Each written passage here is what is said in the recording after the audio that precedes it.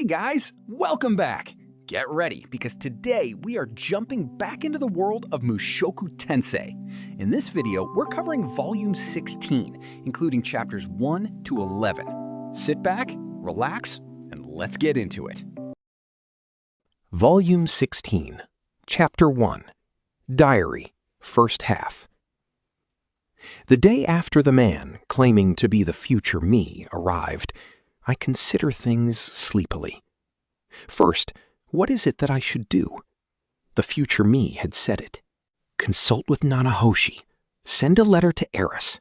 Doubt Hitogami, but do not be hostile to him.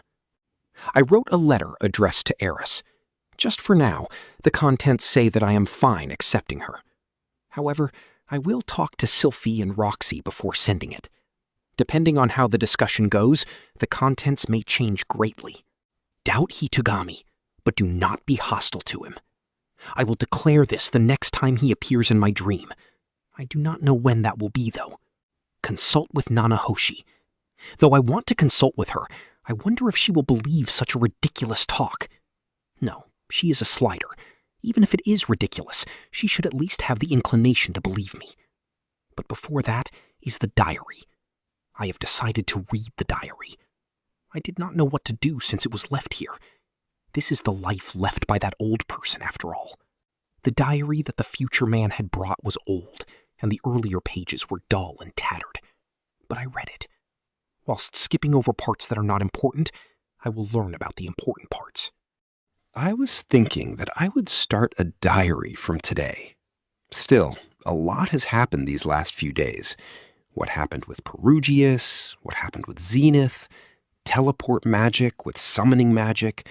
There are a lot of things that I have to do, so I thought to write a diary so I did not forget. In the morning, Aisha was down and said, "A weird mouse died." I wonder if she hates mice. It seems that a cat infected with the magic stone disease has been spotted in the neighborhood. How scary. I had better tell everyone in the family to wash their hands properly. Surprisingly, it seems that Aileen Elise is pregnant. Though Cliff seemed uneasy, Aileen Elise looked happy. I should get everyone together and bless them. Times like these call for a loud celebration. Up until now, it has all been normal diary stuff, like how they were taught summoning magic from Perugius, like how they went around the flying castle sightseeing with Zenoba, like how he found out Roxy's weak points in bed, like how Lucy looked like an angel when she slept and would definitely become a beauty in the future. Each day seemed really fun. Though it had been dated at the beginning, that stopped somewhere along the way. I wonder if it is because it was annoying. Because of that, I do not know how much time passed, but I recall the old person's words, so it is probably within the span of 2 weeks. However, after this point, it changes. Roxy collapsed. Around this time, we thought that it was because she was feeling a bit bad, but she eventually gained a fever. I had better contact the school and tell them she is resting for a while. We try using advanced rank detoxification, but it has no effect. Could it be another incurable disease? I had better meet with Cliff soon. Roxy's feet began turning into a purple crystal. I immediately called for Cliff, and he used his eye of identification. The name of the disease was magic stone disease. It cannot be healed without God-rank detoxification, an incurable illness. To get our hands on God-class detoxification chance, we headed to the Holy Kingdom of Millis using the teleport magic circles. The group members were Cliff, Zenoba, and I. Sylphie had wanted to go as well, but I asked her to look after the house. We arrived in Militian. It seems that the God-class chant was left inside the cathedral. Though Cliff knew the location, it was somewhere that you could not enter unless you were Archbishop level or something. As a result, we decided to sneak in, deep in the night. We will just transcribe it and then return. We managed to enter. However, the God-class detoxification was a book as thick as a dictionary. There was no way we could transcribe it there. We took it with us, but during our escape, we were detected. Right now, we are running from pursuers.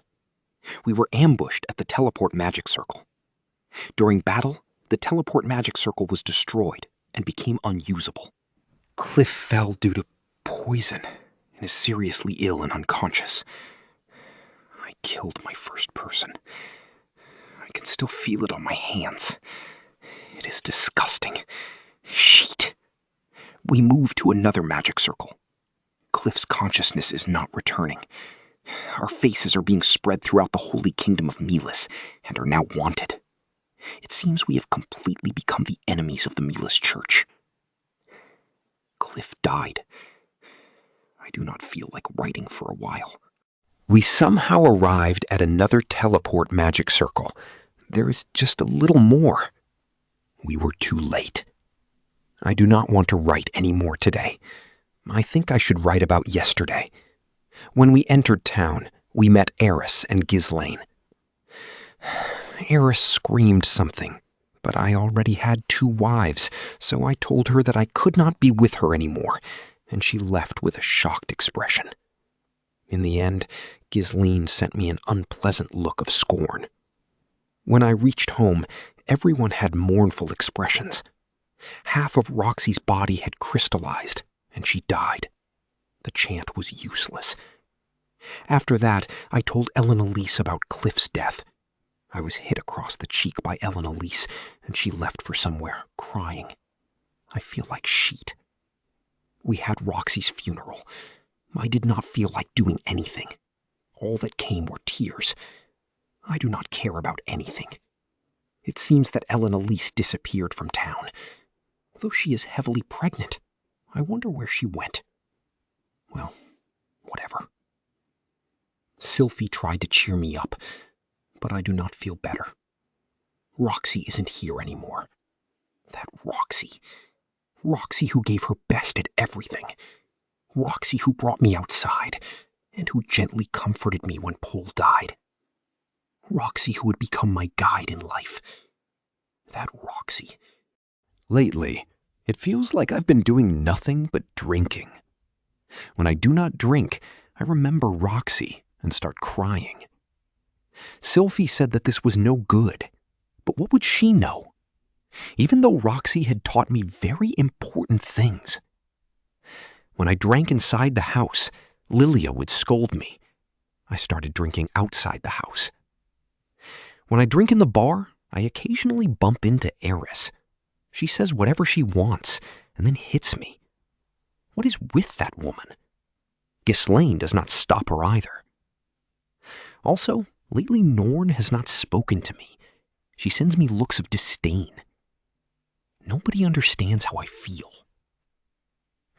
Lately, Sylphie has been openly trying to seduce me.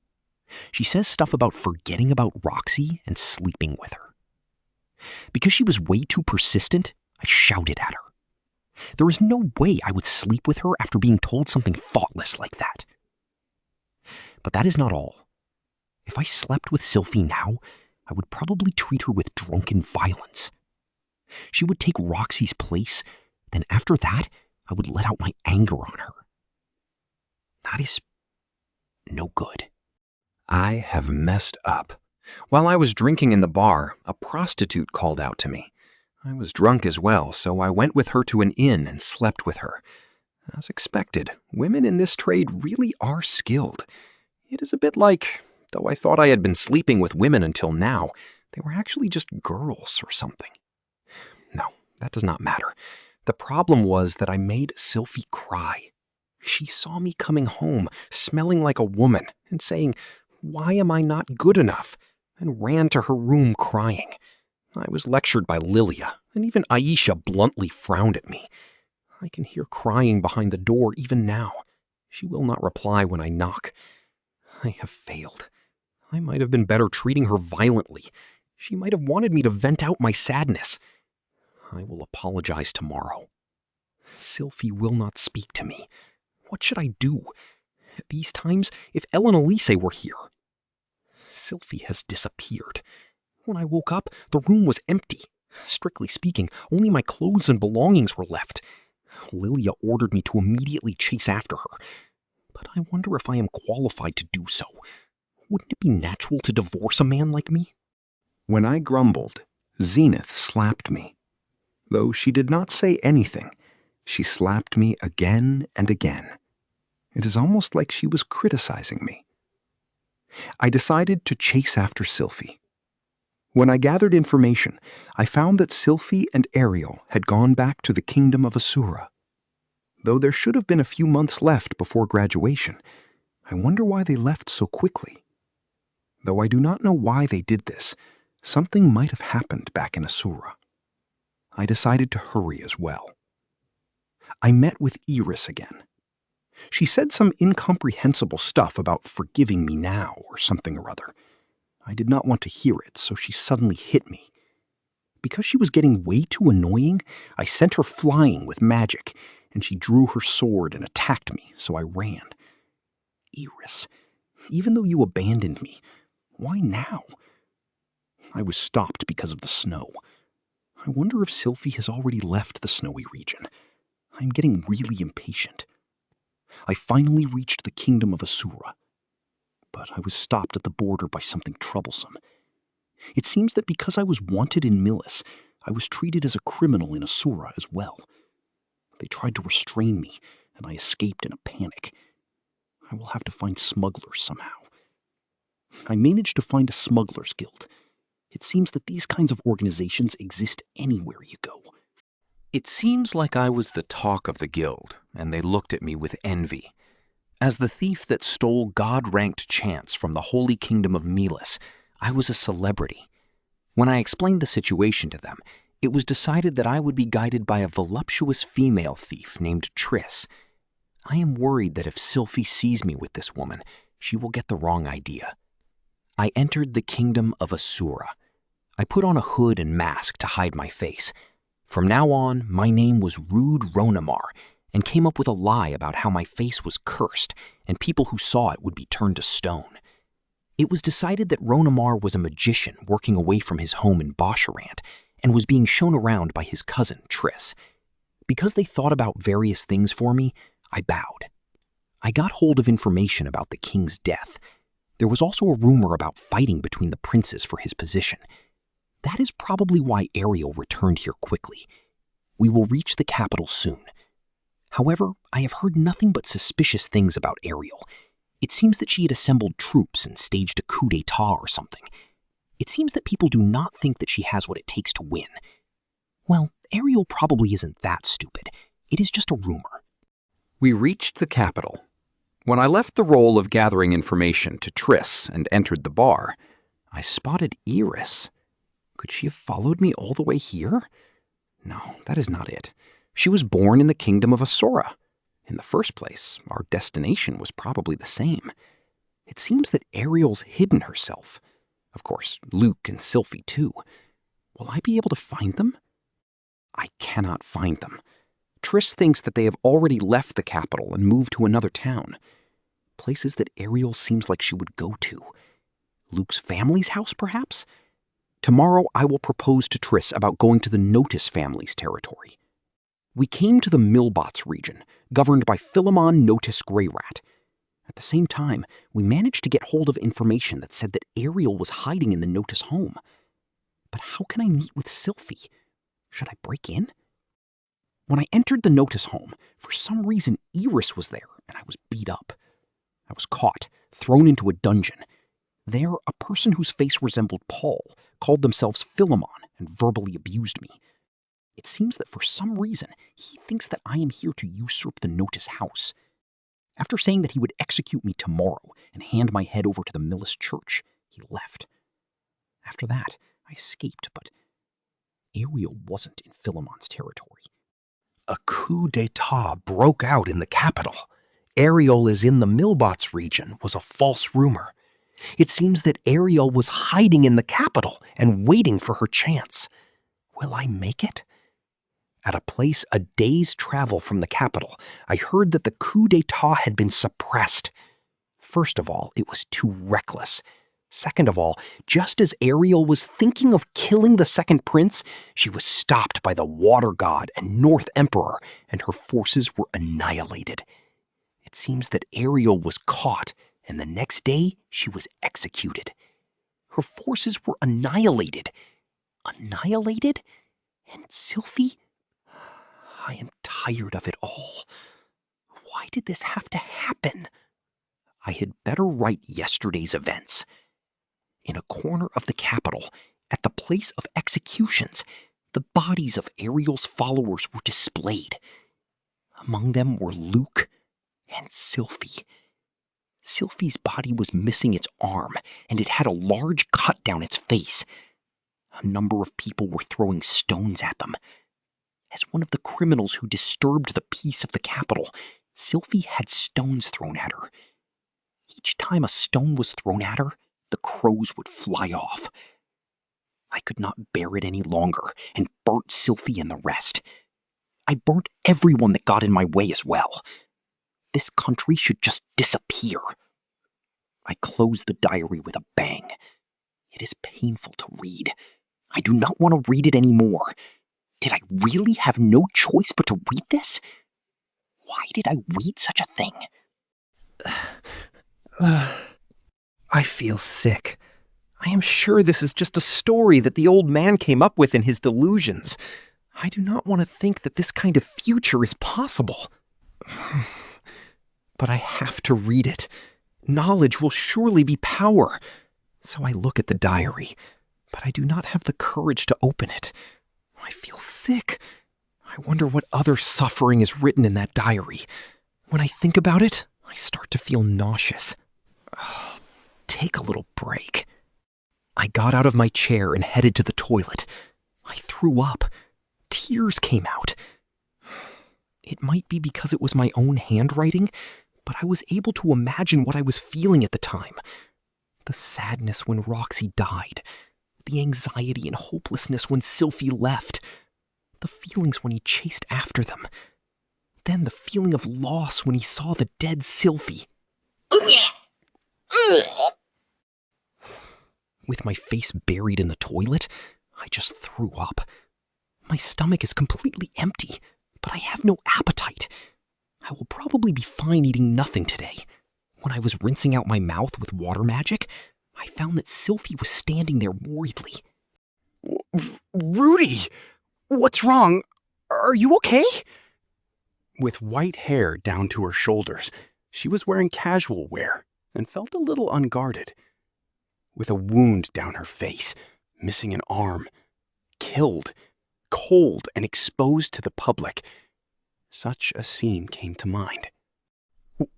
What? What? I embraced Sylphie without a word.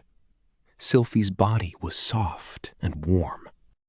Rudy, were you that influenced by the fight with the Tofei? I guess it can't be helped, huh? There. Whenever it gets tough, I'll be there to comfort you, okay? I know that you're not that strong after all, Rudy. Whilst tiptoeing a little, Sylphie pat me on the back. The future me ignored these words. Sorry, Sylphie. It's fine. In the future, when things get tough, I might not depend on you, or do or say bad things. But please don't leave me. If that happens, I might get a little irritated at you, treat you coldly, and fight with you. But we can make up, right?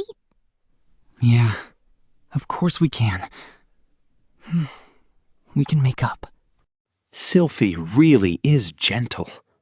I will betray this gentle girl.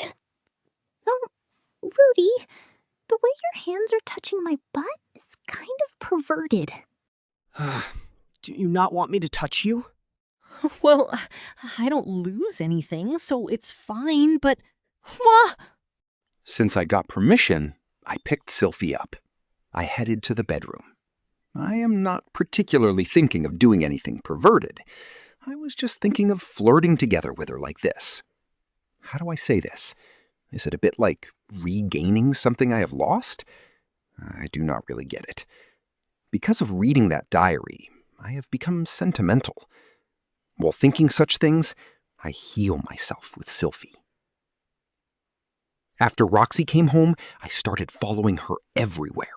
I was sitting next to her on the sofa and playing with the ends of her braids. Enough that I was asked, What's the matter? Roxy? Won't we talk a little? Don't we always talk? Or is there something in particular that you'd like to talk about? Like, in a more flirty way. Well, it's fine with me, but doing that today is no good, you know? All right. I'm just clinging to you a little. But is that no good? It's fine. Roxy sat on my lap and dropped her head onto my shoulder. While embracing her shoulders, I meet her eyes up close. Though I said that, it is not like I had something to talk about. How was your day? Nothing happened at all. It was just as usual. All that really happened was that the principal's wig flew off due to the prank of some students, I guess. Aw, I kind of wanted to see that. After that, Roxy worked the whole day and was tired. Even so, she concerned herself with me. While we were giggling with idle chat, I somehow ended up giving her butt a feel and was instantly slapped away. Even so, because I kept insisting on it, Roxy said, "I guess it can't be helped," and permitted it. After that, we entered the bathroom together, and I cleaned her back and massaged her shoulders. I was almost like a child, showing piety to his parents. You're a bit that today, Rudy. Did something tough happen? no, nothing at all. I was just thinking, I am really so happy that Roxy is alive again. I see. Well, I really did think I was going to die in the teleport labyrinth after all. Feel free to confirm it as much as you'd like, said Roxy, sitting on my lap in the bath. Whilst massaging her slim shoulders, I asked, "Roxy, lately, have there been any weird changes to your body?" I have avoided the magic stone disease, or so I think. But just because I have taken care of that rat does not mean that things are guaranteed to be okay. There is a chance that the investigation by the future me was wrong, after all. I'm fine, you know. Why did you ask something like that? Well, I was just thinking it would be really great if Roxy lived a long life, you see? If you think about the lifespans of races, I'll live longer than you after all. I should be the one asking you to live longer, Rudy. Of course. Saying this, I gently smiled at Roxy. For now, things seem okay. Sylphie and Roxy, the two of them are alive. Things won't become like in that diary. I will definitely avoid it. With this in mind, I have gained the strength to read that diary again. I am ready. Volume 16, Chapter 2, Diary, Second Half, Part 1. The next day, I've decided to read the rest of the diary. Though I say this, it seems that after Sylphie's death, he didn't write anything for a while. The paper quality is different to the place that I read up to yesterday. Did he not write anything for a year? 2 years? Or perhaps even longer? 5 years or 10 years? I don't really know what happened during that period. But I do know that the contents of the diary have become more frivolous. For example, how the breasts of a Nichan he saw in town were, or how her butt was. About how he went around the red light district and which brothel was best. It's almost like the diary of a delinquent. He's written some pretty sleazy stuff. One day he wrote a ranking of all the women he slept with so far. Is this really me? If I lose Sylphie and Roxy, will I become like this? At any rate, I think he lived for a few years with this kind of lifestyle, where he just picked up women. Though it isn't clearly written where he is, Since the names of a few shops are familiar, he was probably still in the Magic City Sharia. Laisha, Norn, Lilia, Zenith, and Lucy. Their names come out strangely little. Occasionally Zenoba or Julie's names will appear, and that's about it. Of all things, one day he had his eye on Julie. He had included Julie amongst those he could vent his lust on. Julie, who had done her very best to follow Zenoba and my teachings. I don't want to think of this as me. No, I guess it's possible that it's me. Were it a situation where I had given in to despair in my lower body, and I had my fame, my body, and my money, then there was also Eris. Around this time, he was running from place to place to escape Eris.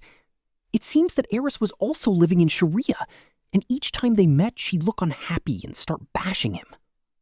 I wanted to catch her one day and mess her up, but I'm scared of her revenge, so she's a no-go. Worthless.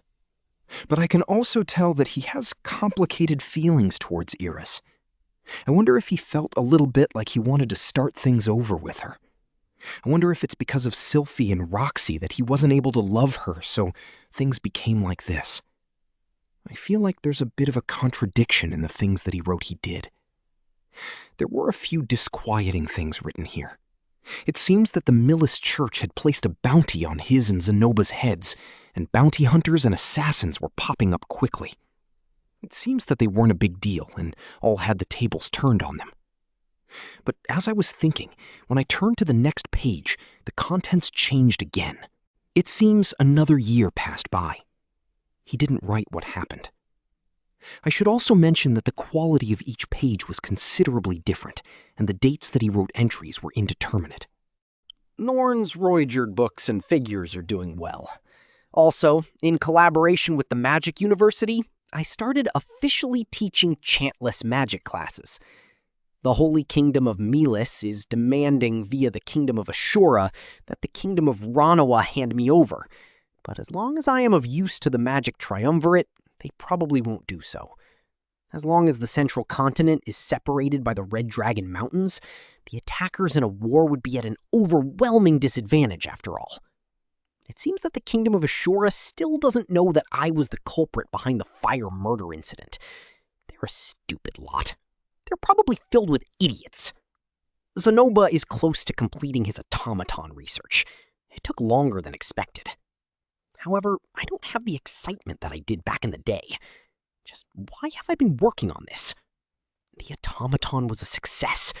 It's an automaton built in the spitting image of Sylphie. She has her own will and acts independently. At the same time, she'll always listen to what I say. She's gentle and obedient and gets a little jealous, so it's like seeing the old Sylphie. But this isn't it. This really isn't it. I destroyed the automaton. I thought that Zenoba would be angry, but on the contrary, he apologized to me. The one who should be sorry is me. I can't be thankful enough to Zenoba. I'll make sure not to betray him at least. We created a doll that was different from Sylphie and Roxy. This one was named 4T by Zenoba. When I asked why that name, Zenoba replied with his chest held up in pride that it was because it was the 14th masterpiece. We mass-produced 4T's sister machines and ended up deciding to sell them to the Magic Triumvirate.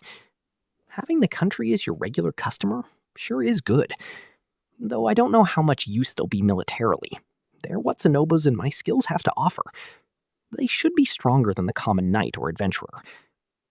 Still, I have no goal now, huh? What should I research next? Though I don't really know why, it feels like I've been motivated for the first time in a long time. It seems that Zenoba's research ended up in success. However, the theory behind the technology isn't written here. I guess there's no real reason to compile a research report. If that sort of stuff were written, I think our research would take a huge leap, but, well, I guess we don't need it anyway. Zenoba's having fun right now, and the process is important too. While I was thinking this, the next page completely changed. Again, the page was wrinkled with tears. Hitokami appeared in my dreams. I can still feel his touch on my shoulder. I loathe him. I really loathe him. I have to get stronger. I have to kill Hitogami. I definitely have to do this. If I don't kill that fucker, Sylphie, Roxy, and Roxy's child won't be able to rest in peace. And I won't be able to feel better. Speaking of which, I wonder if Lilia and the rest are doing well. What kind of kid did Lucy grow up to be? Did she end up as a beauty who looks like Sylphie? Is she studying properly? Is she eating properly? Why didn't I do things better after Sylphie died? Only Aisha returned and cared about me, but even if I write it now, is there even any use? It's regrettable. How can I get stronger? Should I train my magic? Should I look for users of king-ranked and emperor-ranked magic? No. Going by the trend thus far, those above saint-ranked only increase in scale and won't really be of use in combat. The situation is that I have no king-ranked or above magic except the lightning attack. But even so, I'm not lacking in offensive capabilities. The problem is defense and mobility. I can't wear Toki, and my speed and defense fall behind others. What should I do? A certain book wrote about the fighting god. The fighting god wore a golden armor over his body, which meant that his physical abilities were increased manyfold. When I spoke about this with Zenoba, he came up with an idea. Wearing Zarif's prosthetic hand over my whole body. Thinking about it, though I can't use Toki, as long as I fill mana into my prosthetic arm, I can display power greater than normal. If I make the armor myself and make it the absolute hardest, then covered my whole body in it? All right. I gained Zenoba's cooperation, and the full-body armor was a success. It's a little over 2 meters. It ended up quite large. Moreover, the mana consumption is high, and no one can handle it but me. It's halfway to a huge piece of junk. Were Cliff alive, we might have been able to create a more efficient armor, but there's no use in saying that. At any rate, I've copied a certain game and named it Magic Armor. Part 2. After that, a story about me getting strong began. With the magic armor, that is, a full-bodied Zarif's prosthetic hand, I was able to gain power, speed, and defense on the level of the 7 major world powers. It seems that using it for half a day at full power was his limit, but even at 30% output, he wouldn't lose against common enemies. It really was a successful concept, huh? Though, considering that it's written that the fighting god wore similar equipment, this idea has been around for a long, long time, though. Though, I also want a magic armor. Would we be able to create one with our current level of research? No, it's not about being able or not. We'll do it. At any rate, for the names of my other family members to show up so very little, I wonder if they left. Let alone Norn, to even use up Lilia's good graces? Just how far did I...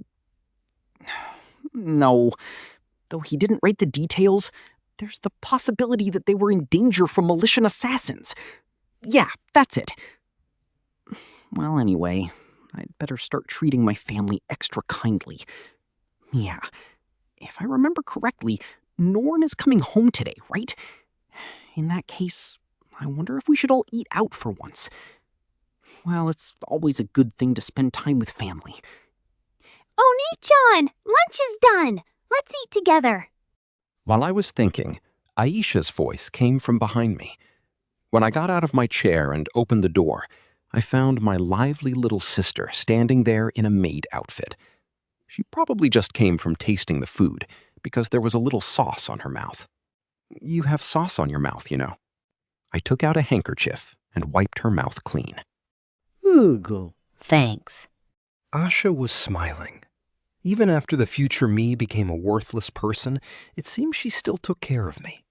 The old man didn't mention Asha, but if she was the only family he had left, she was surely his emotional support. Aisha? Do you have anything you want? Eh? What's this all of a sudden? Since you're always trying your best, I was thinking of rewarding you somehow. No way. I'll feel bad about Norney if only I get something. But, just recently I saw this cute hair clip. Eyes sparkling. Eyes sparkling isn't something you're supposed to say, damn it. Just who'd you learn that off? Well, it was probably me, though. All right, let's go shopping next time. We'll keep it a secret from Norn, okay? Eh? Aisha twisted her body into an exaggeratedly shocked pose. What? Really? What's the matter, Oni-chan? What's your purpose? Huh? Could it be that you're after my body? Would it be better if I cleaned my body and headed to your room tonight, Donna-sama? Ahoon? Yeah. Let's just eat lunch first. It'll get cold after all. Okay. After lunch, I returned to the diary. The future me journeyed the world looking for a way to reach Hitogami. On his journey, he met a great number of people and was shocked at the lack of information. The chance of those who were long-lived having information on Hitogami was high. After realizing this rule, he focused on those who were long-lived. He steadily trained his magic, developed magic, and became stronger a little at a time. Gravity magic, electricity magic, voice magic. He even managed to increase his healing magic to saint-ranked. He concluded that magic was versatile, and as long as he had the right feeling for it, he could do anything. He wrote things like how the mouse was the carrier of the magic stone disease, and how Sylphie's death was possibly at the hands of Hitogami. At a glance, he seemed to be doing favorably, but because he couldn't get even a little information, the future me started to grow enraged little by little. In those days, it seems that he wasn't a very good person. Quarrels would arise wherever he went, and after defeating Small Fry, he'd look down on and scorn them. He did whatever he wanted, and he'd even rape women who passed by. Though I thought he'd know better at his age, I don't want to become like this. Also, Eris would frequently appear. It seems that on his journey around the world, he came into contact with Eris countless times, and because Eris was strong, he tasted defeat countless times. Though you can't tell from the words, Eris may have been remonstrating me for turning into a piece of trash, but because Eris got in his way, he started misunderstanding her as a pawn of Hitogami or something. He arbitrarily decided that Eris was interfering with him whenever something was interfering for Hitogami. There's no doubt that Eris is being manipulated by Hitogami, he thought. As I continued reading, I found that he started hating Eris more and more. It was something without any proof that he arbitrarily decided upon. It probably counts as a type of unjustified hatred. And it seems that Eris gradually became unable to beat him. Was it because he got stronger? Or was it because of age that Eris became weaker? I can't tell from what's written. In the end, that time came. Eris was crying. How long has it been since I've seen Eris crying? I might have overdone it. Could it be that she has nothing to do with Hitogami? No, but if that's the case, then it doesn't explain why she's been wholeheartedly getting in my way the whole time since Sylphie's death. Moreover, when I questioned her during my journey, she would always keep her mouth shut. She knows something. Something. Eris escaped. There were bite marks on the handcuffs. Are her teeth made of steel? Fuck. I'll have an audience with a Tofei tomorrow. Though I don't think that muscle-brained idiot knows anything. As a long-lived immortal demon, the chance that she knows something is high. Even if I have to beat her half to death, I'll question her. Eris died. Ghislaine blamed me. I don't understand. The year 1575. Diary entry. I'll try and organize what happened yesterday. I ended up fighting a Tofei. A Tofei's Imperial Guard. I fought all of them together. I thought I could do it, but as expected, Moore got in my way. I was careless and completely messed up. Even though I should have known that the man known as Moore was a terrifying master of magic. It was because I was too focused on a Tofei. When I was in dire straits, Eris leapt in. She covered for me and died. Ghislaine told me the reason.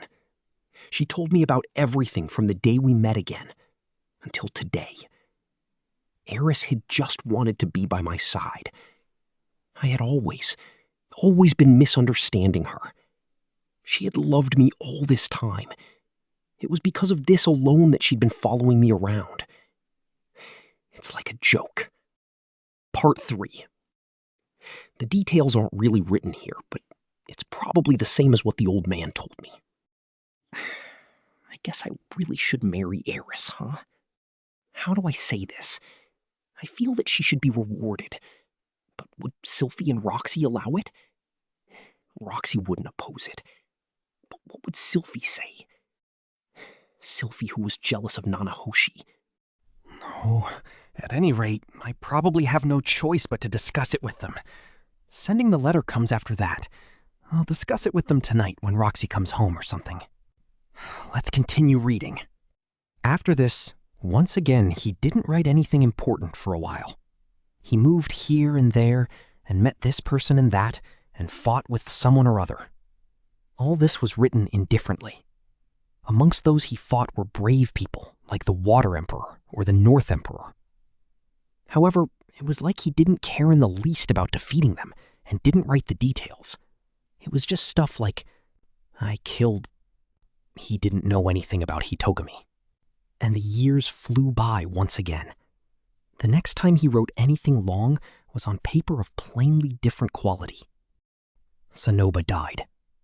At some point, I don't know when, the Order of the Temple entered the kingdom of Ranawa.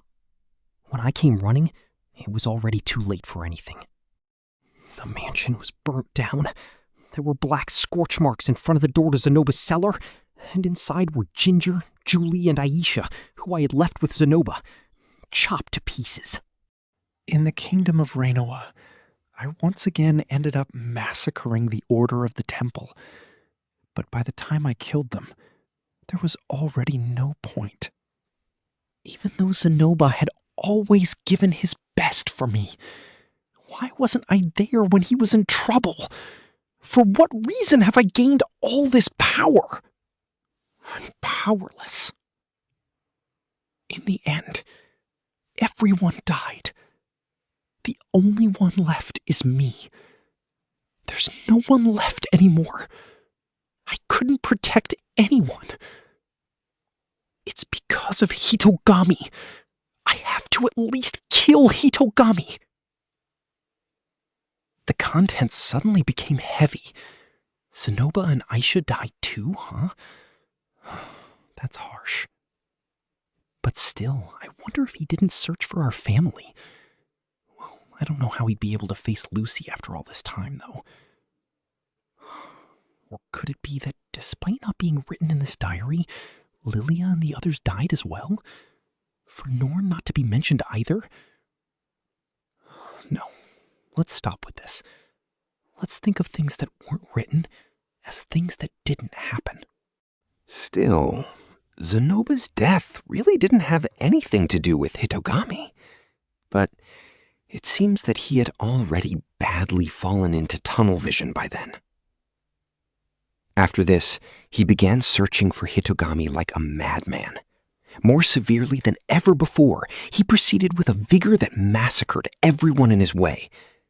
Then, he found it. I'm excited. I'm in the far reaches of the Bigorito continent. In a place that basically no one has stepped before, I found a certain ruin. It's the ruin of the ancient dragon race.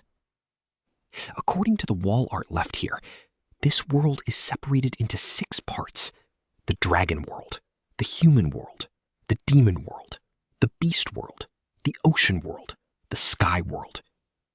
Each of them is like one of 6 surfaces. In other words, they're connected like a die. Inside them, in the interior of the die, is the void world. If you want to travel from one world to another, you have no choice but to go through the void world. But unless you use a certain method, you can't pass through the void world. After this, the wall was broken, so I couldn't read it. But at the very end, this was written. Hitogami is the void world. I finally found him. I think I'll stay here for a while and research what's written here. Written on the wall art is the history of the attempts at reaching the heart of the void world. It seems to be derived from magic like summoning magic or teleport magic that uses the void world as a path. I guess I really should research in that direction, huh? I've studied the entirety of these ruins. It seems that the ancient dragon race built something for the sake of reaching the heart of the void world. But I don't know what it was. The part of the wall art that described it was collapsed. But there's no mistake that it's something related to summoning and transfer magic. When you mention summoning, what comes to mind is Perugius. That guy is informed on summoning magic. If I ask him, he might know something. Perugius didn't know a thing. To start with, that guy didn't even know about Hitogami. Besides the fact that Laplace would become enraged at the word Hitogami, Perugius didn't know a thing. With this, I'm back to the starting point. Though Laplace knew of Hitogami, he doesn't exist in this world anymore. Perhaps Orsted might know something. Rudeus Greyrat. I never even got close to meeting Orsted. I guess I really should research teleport magic, huh?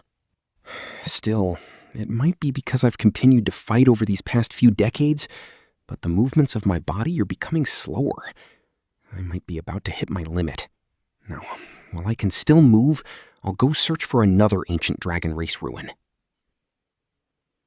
This world is a die, and in the hollow part inside is the void world. And Hitogami is literally in the heart of this world. I see. That feeling of being sucked underground when I'm being transferred, it's because I'm really being pulled underground, and I pass through the void world. Though I say underground, even if I dig into the earth, I probably won't reach the void world. Now then, the continuation is a few years later, huh? That's a diary with a lot of omissions. I found a second ancient dragon race ruin. It's deep in the mountains on the Magic Continent. Just why did the ancient dragon race build their ruins in such an out-of-the-way and dangerous place? This area is filled with nothing but troublesome monsters. Ah, come to think of it, is Perugius's flying castle also a ruin? Well, whatever. I'll conquer the ruins starting tomorrow. It bore fruit. I found a complete version of the wall art that I found a few years ago. This place had the missing parts of the method of reaching the void world that was collapsed on the other one. The ancient dragon race created 5 treasures. Using these, you can reach the void world. Finally, it seems that I'll be able to reach Hitogami. However, I'm already over 60 years old. My body is rickety. Will I make it in time?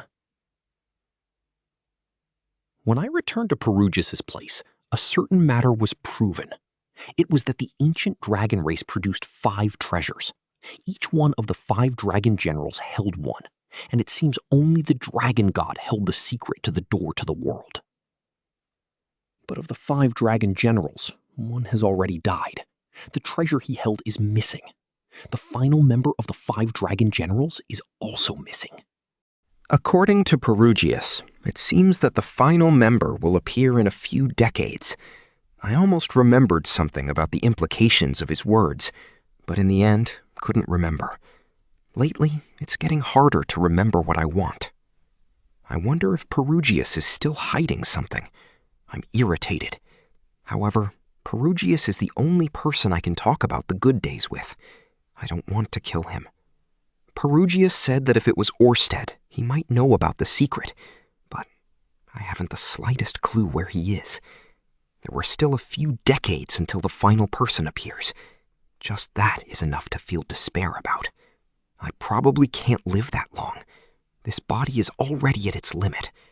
I can feel that I don't have much longer to live. What should I do? I don't have any time left.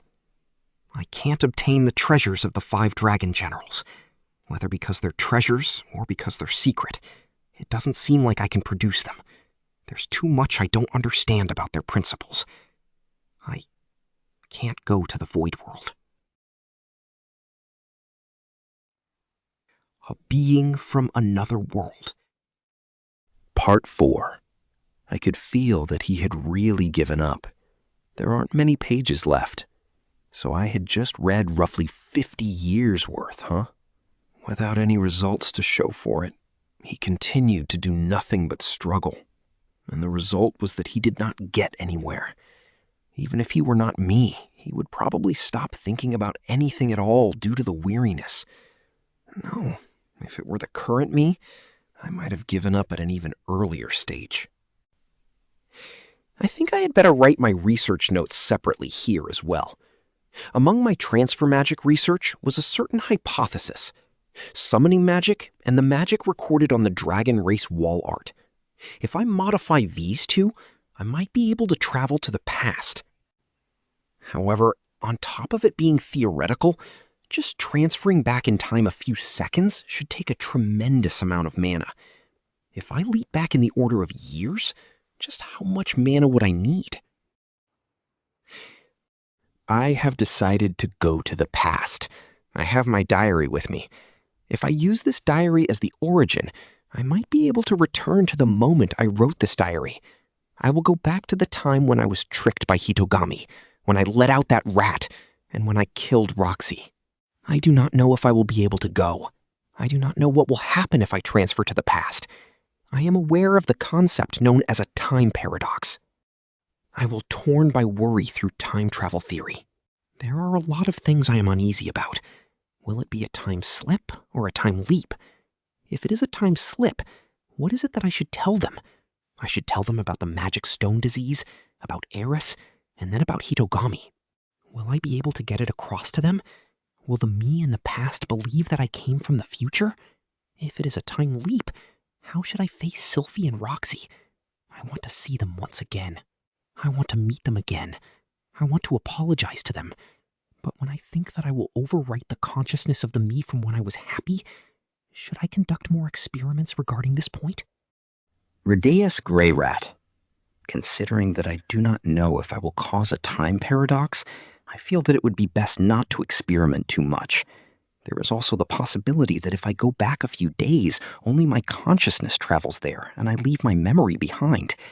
It is possible that I would continue to loop meaninglessly, unable to even die, and continue to live in this world. In that case, at the very least, Sylphie and Roxy one last time. I guess it is fine. Let us stop thinking about the difficult things. I do not have anything left anyway. I could not accomplish a thing. I have become a worthless man. Even if I fail and it becomes the cause for some other incident, I do not care. I am already fine with whatever. But if I manage to succeed, then I might give Hitogami a hell of a shock. The diary stops there. He probably leapt to me after that. He probably realized he did not have enough mana at that point. I do not understand the theory behind his slight failure to leap to the past using teleport magic. In the first place, based purely on what I have read, would he not have been fine with mana consumption had he just leapt to the past bit by bit? I wonder if it is because he was senile that he did not realize that. No, that is probably not it, huh? The me from that time definitely had confidence in his mana pool. The thought that he did not have enough might not have even crossed his mind. But somehow or other, I understood just what I needed to. If I do not want to become like this, I must take action. I've returned. The moment I thought that, I heard Roxy's voice from the entrance. The things that I can do right now. First, I will have a discussion with Sylphie and Roxy tonight about Eris, as well as what to do from now on. Volume 16, Chapter 3, Resolve, Part 1. Recently, Rudy has been acting strange. He locks himself all day in the study, and his face looks pale when I thought he was going to come out. What is he doing? Even though I am worried, he won't tell me even if I asked. Last night when I tried to broach the question, he instead took me to bed. Well, if taking me helps his distress, then that works too. When Rudy asks Roxy about this, she says, Sophia has noticed too. Rudy, when troubled, rarely likes to talk about it. Let's just try to help him when the time comes. So she's worried too. But if this continues, maybe I should take the initiative and try to force him to explain what is going on. With that in mind, after dinner, Rudy pleads with some difficulty. Roxy-san? Sylphie-san? Can you come to my room after dinner? Sylphiette. A strange tone. It feels a little like that time when he had Roxy and I together.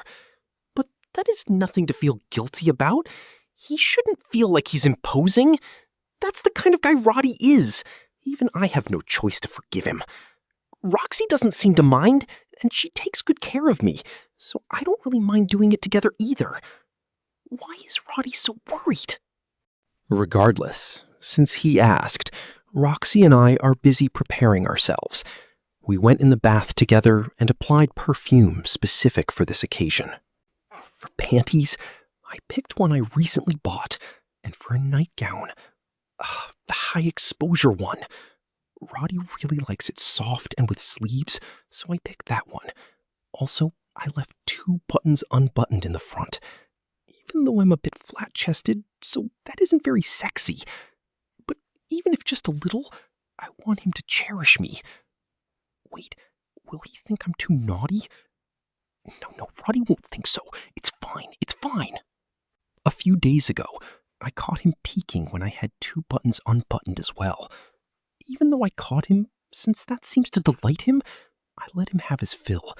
And that night, he took me too. Roxy wears her usual one-piece nightgown, but she isn't wearing any panties.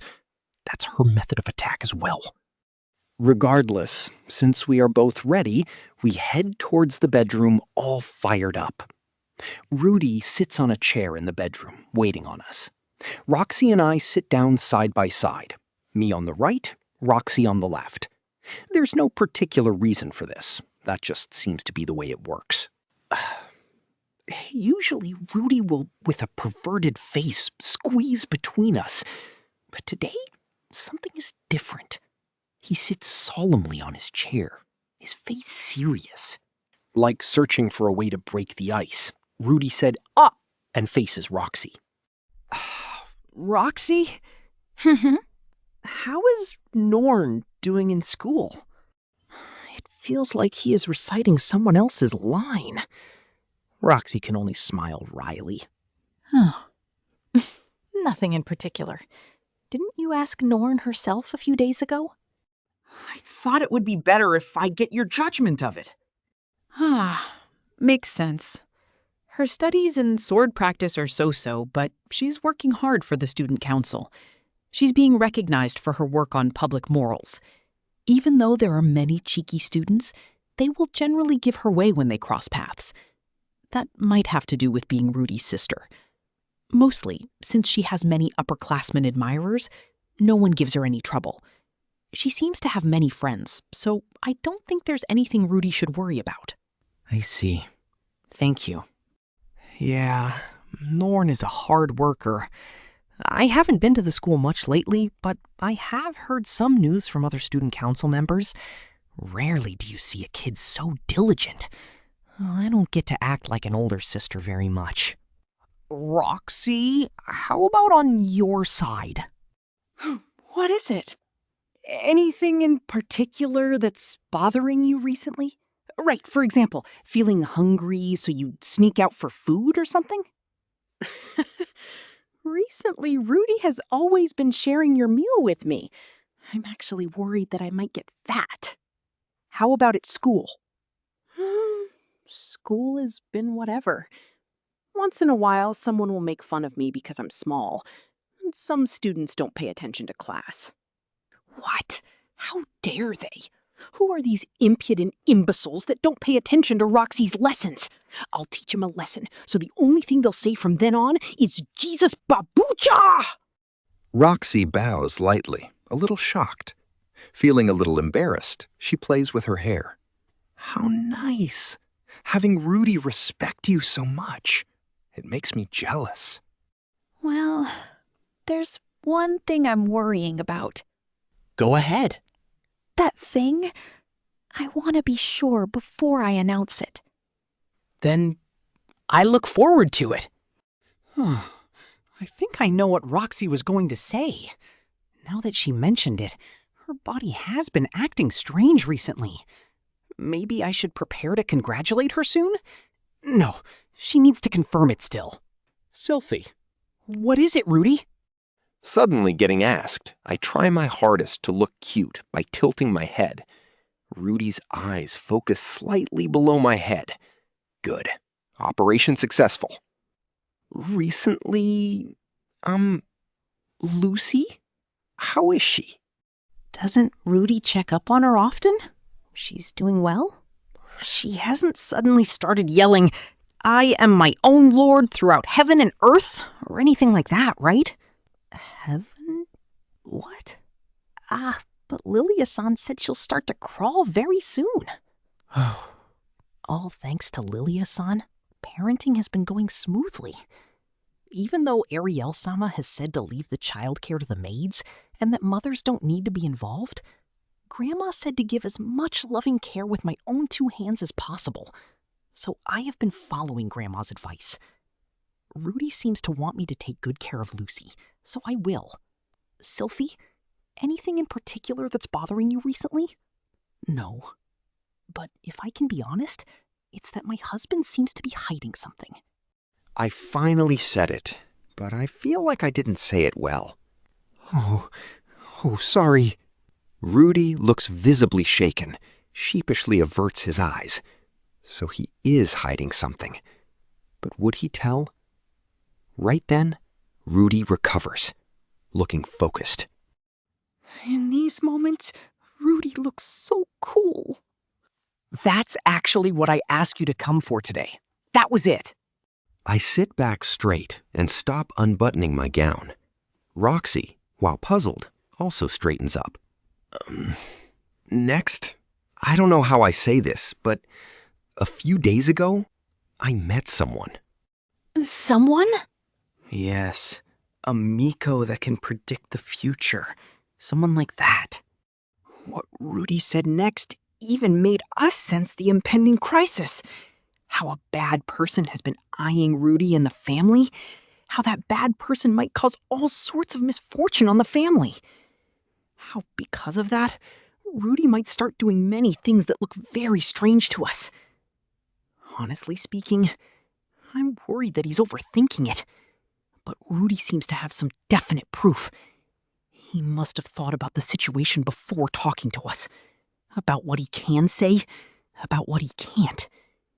Even though some of this doesn't make sense, but it will be too late once something happens. I can understand Rudy's thought process here. I see. Then, is there anything we can do to help? Not that there isn't, but for me, I just want you to stay as safe as possible. That again. Recently, that is all Rudy says. When did this start? Was it when Paul-san passed away? I know he's just worrying about us, but isn't he being too protective? I'm not a kid that can't do anything anymore. But what if Rudy faces danger while we're not looking? It's too early to tell, but it's possible. I don't want that. Rudy was hit hard during the Atofi fight. Even though Rudy is strong, he doesn't actually enjoy battle. Even though he's still traveled far and wide, fighting, dying. Even though I don't want to, I can only stay home and wait for Rudy, comfort him, encourage him. I understand.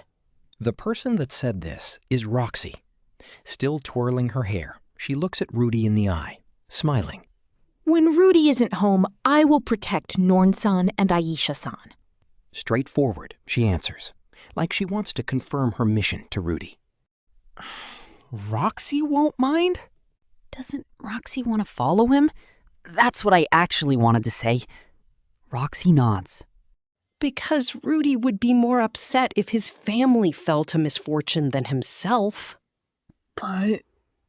Sylphie, Of course, I don't want to just watch on the sidelines if Rudy is in danger. What does that mean? Roxy will stay home? If we feel there's a time we have to lend him a hand, then let's make our own judgment on how to help Rudy when the time comes. Oh, so that's what she means. That makes sense if I think about it. We don't need Rudy's permission to help Rudy. We should do it, as long as Rudy is safe. You're right. I understand. Rudy can only smile wryly at Roxy's words, not with rebuke, but looking at her with eyes of trust. Rudy, don't look back. Please, just do what you think is right. We'll protect you from behind. Roxy said with a smile. Rudy's eyes sparkle. Roxy is amazing. To have Rudy's respect like that? Then, when I have it bad, please come to my aid. With a sigh of relief, Rudy finally smiled. No matter what, as long as it helps Rudy calm down, that's what's important. If Rudy faces danger, I'll decide on my own to help him. Yes, that's right. Maybe it has always been like this for me. Be his support when he's in trouble, and be a good wife when he isn't. That's fine. Then there's one more thing. At that moment, I was clenching my fist with enthusiasm when Rudy said in a meek voice, "Somehow the atmosphere is different. The stuff said earlier was difficult, but was with wording. This time it feels like we're back to the topic he has been avoiding." Is there even a good way to say this? Is it really that bad? Roxy carefully prods Rudy. He nods forcefully. It's hard for me to tell you too. What is it? Now I'm feeling anxious. Is it about Rudy looking unwell recently? Don't tell me he has some incurable disease that even detoxification magic can't cure? I'm not sure yet, but we might have to add another person. Add a person? So, a girl? That's what he means? Even though I told him to not add anymore. No, I never asked him not to. Forget it. But Rudy doesn't keep his promises. What is he even thinking? But I won't ask. I am the good wife. A good wife won't object to her husband. Who? Nanahoshi? I try my best to stay calm, pretending that I'm angry. I think I'm successful. Speaking of the wench, Nanahoshi, she doesn't feel right to me. She doesn't seem to like Rudy. At most, the only thing she feels for... If Rudy pushes the issue, I won't object to her. But just because I won't object doesn't mean I will welcome her. She's not Nanahoshi. Rudy denies it, but Rudy furrows his brow like he feels particularly apologetic. A girl by the name of Eris. Iris? Iris? Who is Iris? I think I heard of her before, but she's not someone from school. I remember her. Rudy was her home tutor at Fortress City Roa back then, right? Quickly, like coming to my rescue, Roxy answers. Now I remember her. She's the one that gave Rudy that illness. Yes, something like that. Has Rudy already forgotten what happened when we reunited? It wasn't clear to me back then, but from how much Rudy changed after we got married, I know now how much that illness destroyed his pride as a man. That pain was that woman. Even though I don't have a solid grasp of her, I know that to be the truth. Even at the start, I suffered as well. Rudy suffered so much back then, yet you still like her? He stares straight into my eyes and said bluntly, "Oh, Rudy is so cool. I want to roll around and yell. If they're still here, I want to go show off to Rinia and Persona. No. Right now, there's this person called Eris. I can't lie to myself." "Then, since she left Rudy, will she still have any lingering feelings and want to make up with you?" No, leaving is my misunderstanding. lingering feelings and such. I don't think her heart has changed. But Rudy suffered so much. Yes. I still remember how savage Rudy felt in those days. Back then, not only could I not forgive Eris, I was even afraid of meeting her. So it's different now? Is this the future predicting Miko's doing? Maybe he gives those sorts of prophecies? Still, something feels wrong. Well, if someone told me, in the future you'll marry a boy named Rudeus and have 5 children, I'd look forward to it. But for these things, how the person in question feels is important. Getting married even though Rudy obviously doesn't like her? How does that work? Rudeus Greyrat was thoughtful and resolute. If Sylphie objects to marrying her, then let's just stop here. But ultimately, I still want to clear the air with her. Rudy said, but he seems to come to some realization from his own words. What is it? But apparently, Eris, for me even till now, has been training at the Holy Land of the Sword. Isn't it pitiful for her if I reject her when she returns? Sylphiette. True, it might be as you said. Always working, but finally get rejected. I can sympathize with that kind of fear, because back in Buena Village, I too was doing the same to chase Rudy. If the metastasis event didn't happen and Rudy never came back to Buena Village, I might have gone to search for him. If I saw him married with another girl, then it would hit me hard. I'm not really objecting. I have never seen her, but, well, yes, I have never seen her either. Because of the way she treated Rudy, I always thought she was a terrible person. But a misunderstanding. In other words, she has always loved Rudy.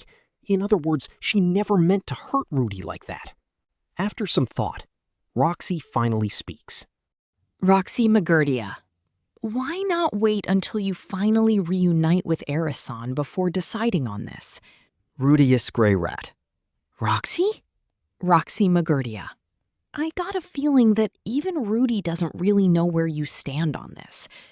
Until you meet with her again, there are a lot of things that you won't know. What is Roxy thinking? A third player has appeared, yet she doesn't show any objection. Yet all I can think about is all my own concerns. After meeting Eris, if I can see no way for this to work, then I might object as well. So that's how it is. The same idea as before.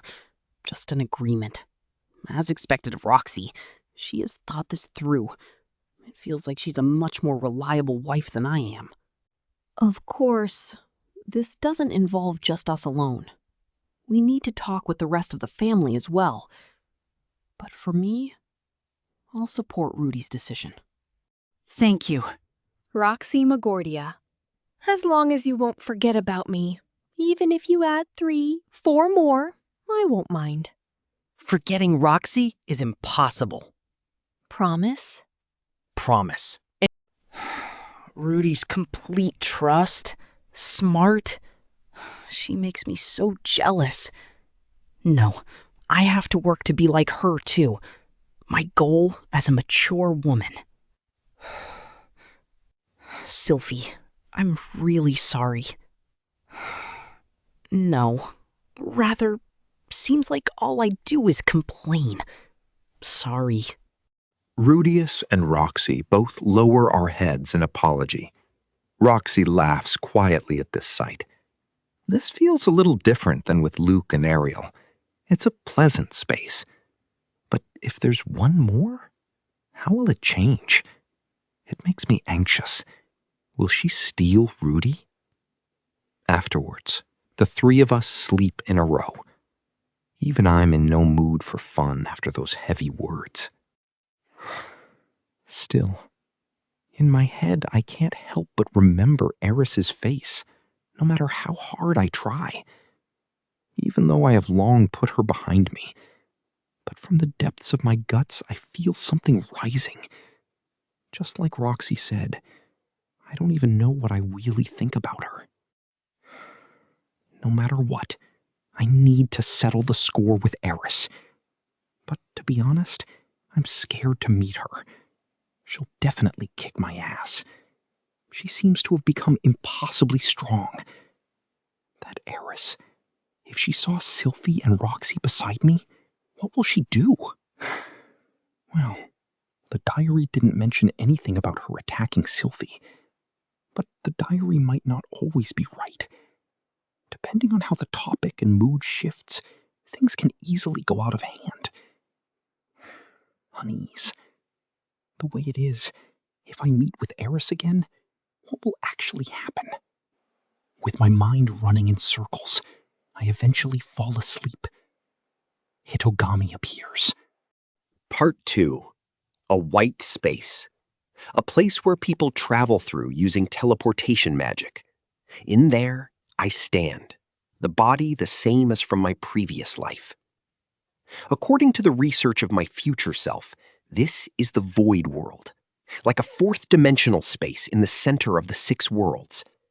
The old man said coming here is impossible. Yet, here I am. What does it mean? Based on my appearance, maybe only my consciousness is here, like a soul summoned. Hitogami standing there, wearing a smile as usual.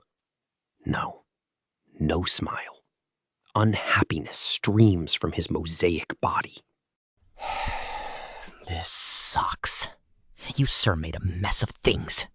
That frustration and attitude is almost completely unimaginable from before. Coming back from the future. Isn't that cheating? Why the hell? Even though I almost won. Looks like from how unhappy you are, everything that old man said is true. You lied to me. You killed Roxy and Sylphie. So my future self found a loophole? Got you in a bind? Are you serious? Loophole? Me in a bind? Really? The future you seems to have misunderstood quite a few things. His words might be full of contempt, but I can hear some helplessness in his voice. I can't let him lead me by the horns. I have to keep him talking. What's this? Keep him talking? Even though you're second-rate, you think you're so clever. Are you done? Even if I'm second-rate, I still have a brain. Hey, you. Tell me. Why my family? Why me? Why do you have to harm us? Indeed. Why? Maybe I just enjoy watching you squirm after killing your entire family. Hitogami is off his game today. He had me playing in the palm of his hand until now, but I made a complete mess of the board without thinking, and now his motivation is gone. Yes, it's all your fault. Not thinking about what you're doing is your fault. Hey, answer me. I don't care about your goal, and I won't go interfering either. My future me has said I can't beat you, so even if I have to suck up to you, I won't make you my enemy. I plan to do that. Up until now, well, I'm just dancing to your tune, playing in your hand, but up until now has been smooth sailing. It's fine if I'm being taken advantage of, or you want me to be your arms and legs. I wouldn't refuse, but at least spare my family. Well, aren't you brave? Since you really haven't done anything to me yet, or at least as far as I know, relationships are important, even though you tried to kill Roxy and her baby, but that was aborted. I can pretend aborted things never happen. Let bygones be bygones. Before I feel I can forgive you, at least we should build a working relationship. Hitogami seems to have thought of something. His mood changed. Then he said, "What if I say my goal is world peace? Will you believe me?" World peace. Very noble. I approve. Love and peace is my motto, and if my sexy time can contribute to that, all the better. No sexy time. Oh. You know that dragon god, that Orsted, right? His ultimate goal is to destroy this world. Really? I can't tell. That guy has been in the background making various moves. When I die, this world will also break apart. That's why Orsted has been working to kill me. Maybe you did something to anger him? Like with me? Kill his family or something? Didn't I say before, I cannot touch him, so I do not recall. Whatever. And then?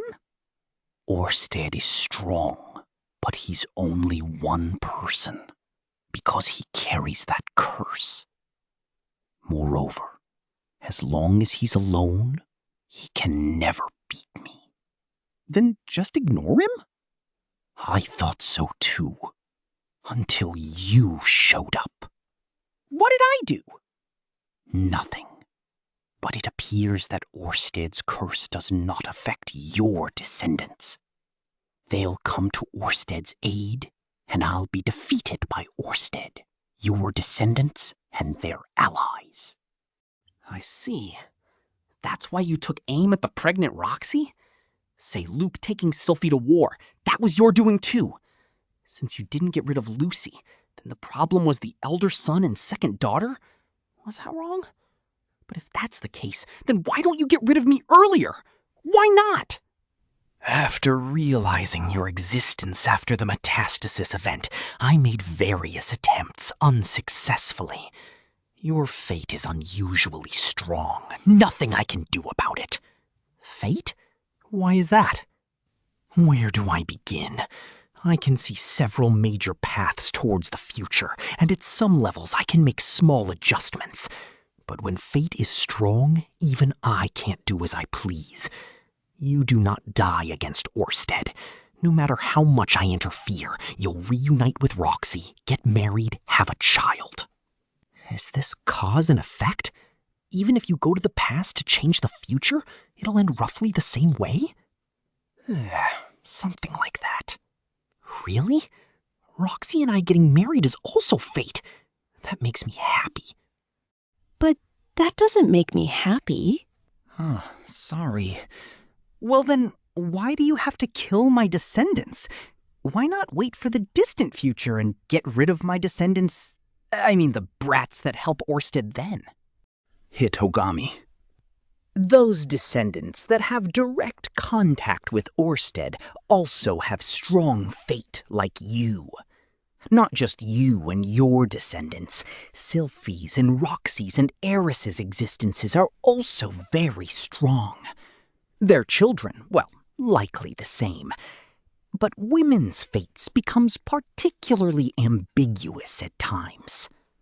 The time when strength of fate turns ambiguous. Don't tell me. Indeed. When they're pregnant with a child. Right now, my entire body is a whirlpool of desire to punch this person in front of me. But I force myself to hold back. Even if I fight him here, I don't feel any chances for victory. But that too was a failure. But why did you kill Sylphie, even though she's not pregnant and had already had a child? Is that what the diary says? Well, I haven't got that far yet, so I don't know either. Maybe I was just exterminating the weeds? Or maybe it had nothing to do with me. Rather, that Sylphie is fated to die if she's ever separated from you. That's why. So she has that sort of fate. My plan was perfect. To bait you who has strong fate bit by bit, and at your weakest use the most effective tactics for the best result. Oh, stay calm. Don't get angry. Roxy and Sylphie are both safe. Good. Just go ahead and say it. You don't really think you'll win like this. Let me be clear. Your children's fate is not as strong as your wives, you, or your descendants. I will not give up. I don't plan to die. So you don't want to die, eh? So that's what it is. But is there another way? If it saves my family, I'll do anything. How about I make it my family motto? Or indoctrinate my children. Something like, Hitogami-sama is great. Dragon God sucks. Useless. That alone won't change fate. Then help me out here. My fate is strong, right? Then there has to be something I can do? You thought of something? No, I'm not even sure if it's possible. But it might. You say you would do anything, right? Yes. Like he just came up with a new prank. Hitogami smirks. Then, kill Orsted. Rudy! It hurts, Rudy! When I woke up, I was tightly hugging Roxy. My throat dry, my body chill, and for some reason, only my back is warm. Sorry. After I let go, Sylphie places a hand over my face and rubs my forehead. It's covered in sweat. Are you okay, Rudy? From my back comes a voice. I turn around to look. Roxy's face before my eyes. From behind, she hugs me tightly. My back feels warm. Sorry. I sit up. It's late night. Was that a dream? No, that wasn't a dream. Without a doubt, it's Hitogami. What's wrong, Rudy? Are you okay? Sylphie sits up as well, wiping my sweat with her sleeves. Still, Roxy has me in her embrace, and now rubbing my chest. It's nothing. Just, it was a strange dream. Kill Orsted. That's what Hitogami said. But what does he mean? What was his plan? I need to think this through. Orsted and Hitogami are enemies. But Orsted is one person. And one person can't beat God? I don't understand why even someone as strong as him cannot beat Hitogami. Perhaps reaching him requires several companions? Thus my descendants become Orsted's companions, and as a result, Orsted finds Hitogami and beats him. That's why Hitogami wants to kill my descendants, kill Roxy, kill Sylphie, to erase this entire line. With that, Orsted can never reach Hitogami's location, and Hitogami wins. Orsted is the mastermind. My descendants and Orsted. As long as one disappears, Hitogami wins. But can I kill him? Hitogami says my fate is abnormally strong, but the same must go for Orsted. Even though he makes Hitogami his enemy and has always been fighting him, why will I kill him? What must I use in order to kill someone as strong as him? Is there anything?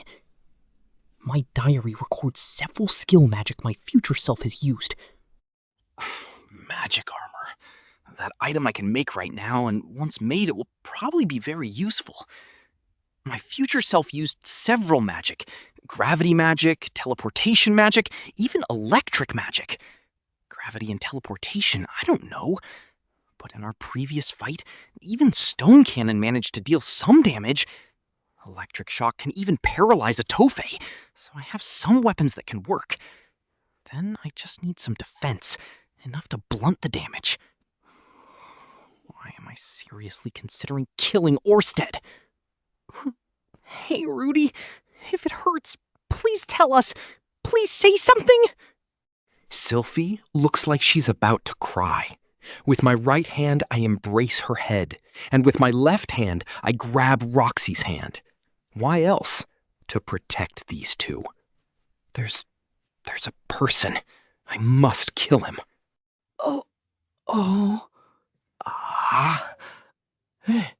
Rudy? What are you even talking about? I did not answer Roxy. Separated from them two, I left the bed. Instantly, warmth disappears. Only chill remains. Sorry. With that, I head out the room. My lights lit, my head heavy, I head to my study. Right now, all I can think of is rereading the diary and trying to find inspiration from that old man's battles. Kill Orsted. Kill him to save my family's life. Even if we're to perish together, even if my family would grieve, I'll do it. Suddenly, I saw the letter I planned to mail together. On that letter, I added another line. Maybe I won't even get a chance to see Eris. Volume 16, Chapter 4, Nanahoshi's Hypothesis. Part 1. My future self said so. Certainly the human god has told me several questionable things. The dragon god plans to destroy the world, or if the human god dies, the world will end. Where do the lies end and the truth begins? There is definitely a lie somewhere. However, I shouldn't start thinking that certain parts are lies while others are truth. If I do so, I might end up in a contradictory situation of falling for his lies. Honestly, I don't think his displeasure is an act. The future me certainly dealt an unpredictable blow to him. Even so, on that point, the attitude he has taken of, "Are you going to turn into my enemy?" has left me no choice.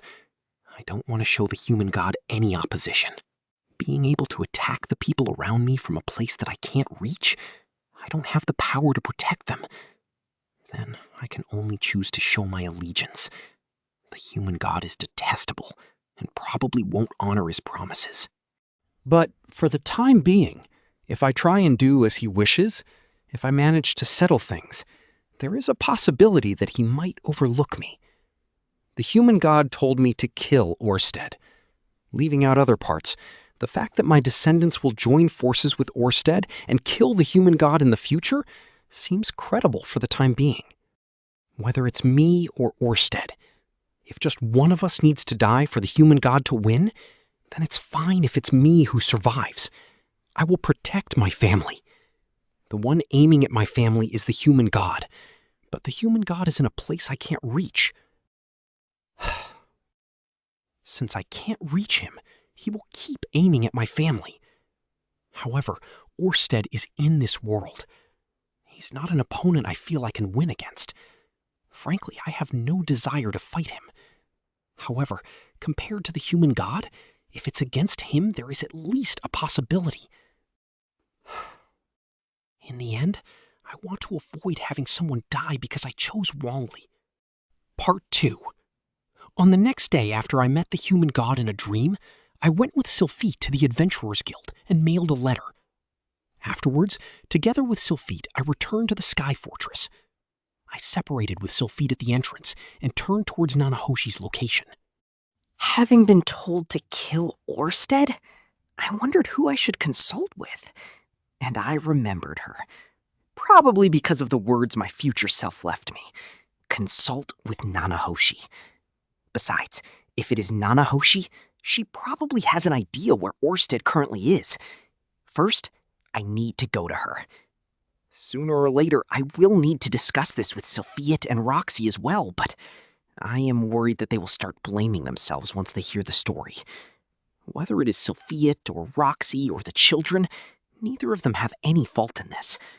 That is why I should choose my words carefully. As for the correct words to say, I have completely no idea, however. Hey! Oh, you've surprisingly returned quickly, haven't you? A few days have already passed, but it looks like Nanahoshi still hasn't completely recovered and is still in bed. Still, her complexion has improved somewhat. Nanahoshi, I've brought some get-well presents. Sorry for troubling you. I put the assortment of fruits I bought from the marketplace on the table. In this season, they were a bit expensive, but if you want to ask a favor of someone, there are certain rules of etiquette that need to be followed, even if we are in a give-and-take relationship. You're making a scary face. Did something happen? I wonder if I'm making such a scary face. I probably am. Surely the face that I have right now is worse than Nanahoshi. It's a bit sudden, but I want you to return the favor now. What do you want me to do? First, I need you to listen. It might sound unbelievable at first, though. I understand. I slowly talked about how my future self came back to the present, what we talked about, the events that will happen, what was written in the diary, and how, as if to support them, the human god appeared in a dream with an irritated face. My descendants that supposedly will cooperate with Orsted to kill the human god. Finally, about the human god telling me to kill Orsted. I told her everything. Pause. After listening, Nanahoshi seemed as if she was brooding, putting her finger on her forehead. Sorry. Let me confirm. Time slip? Right. He said he came from the future. Any proof? The diary had Japanese comments in it, and my true name from my previous life. Your real name. What was it? I don't want to say. If you don't want to. But can you really believe that person? What are you trying to say? It's possible that he's another person who tripped into this world. He's probably pretending to be you from the future. That diary was similar to the same diary I made. It also had similar contents to mine. Even with that, it's possible it was duplicated while you were sleeping. If you keep throwing out skepticism, then there would be no end to it. But I believe he's not a fake. That's fine. But the human god probably sent him with that in mind. Then you were saying he fabricated the diary, and our entire conversation in my dream was nothing more than an act? I won't say that. But is the human god trustworthy? No, he isn't. But you're listening to what he says? But there's nothing I can do about it. Nanahoshi sighed, and then, as if resolving herself, said, To be honest, about the human god, I also heard about him from Orsted by chance. Something like that happened? Yes. Immediately after he almost killed you, he talked about him a little. The rabbit beast. Orsted moved in order to kill the human god. Right now, it was impossible. However, it will become possible in the future. The reason it becomes possible? Is it because of my descendants? Or is it because of the revival of the last dragon general? Whichever it is, the human god wants to prevent it from happening. For the time being, should I go along with his plans? The more I think about it, the more I feel there is some credibility to his words. With that timing and his attitude, would he tell lies? Did he also foresee that conversation between us? I have no intention to see through his lies. No, right now, his objectives don't matter. Well, why did you talk about this to me?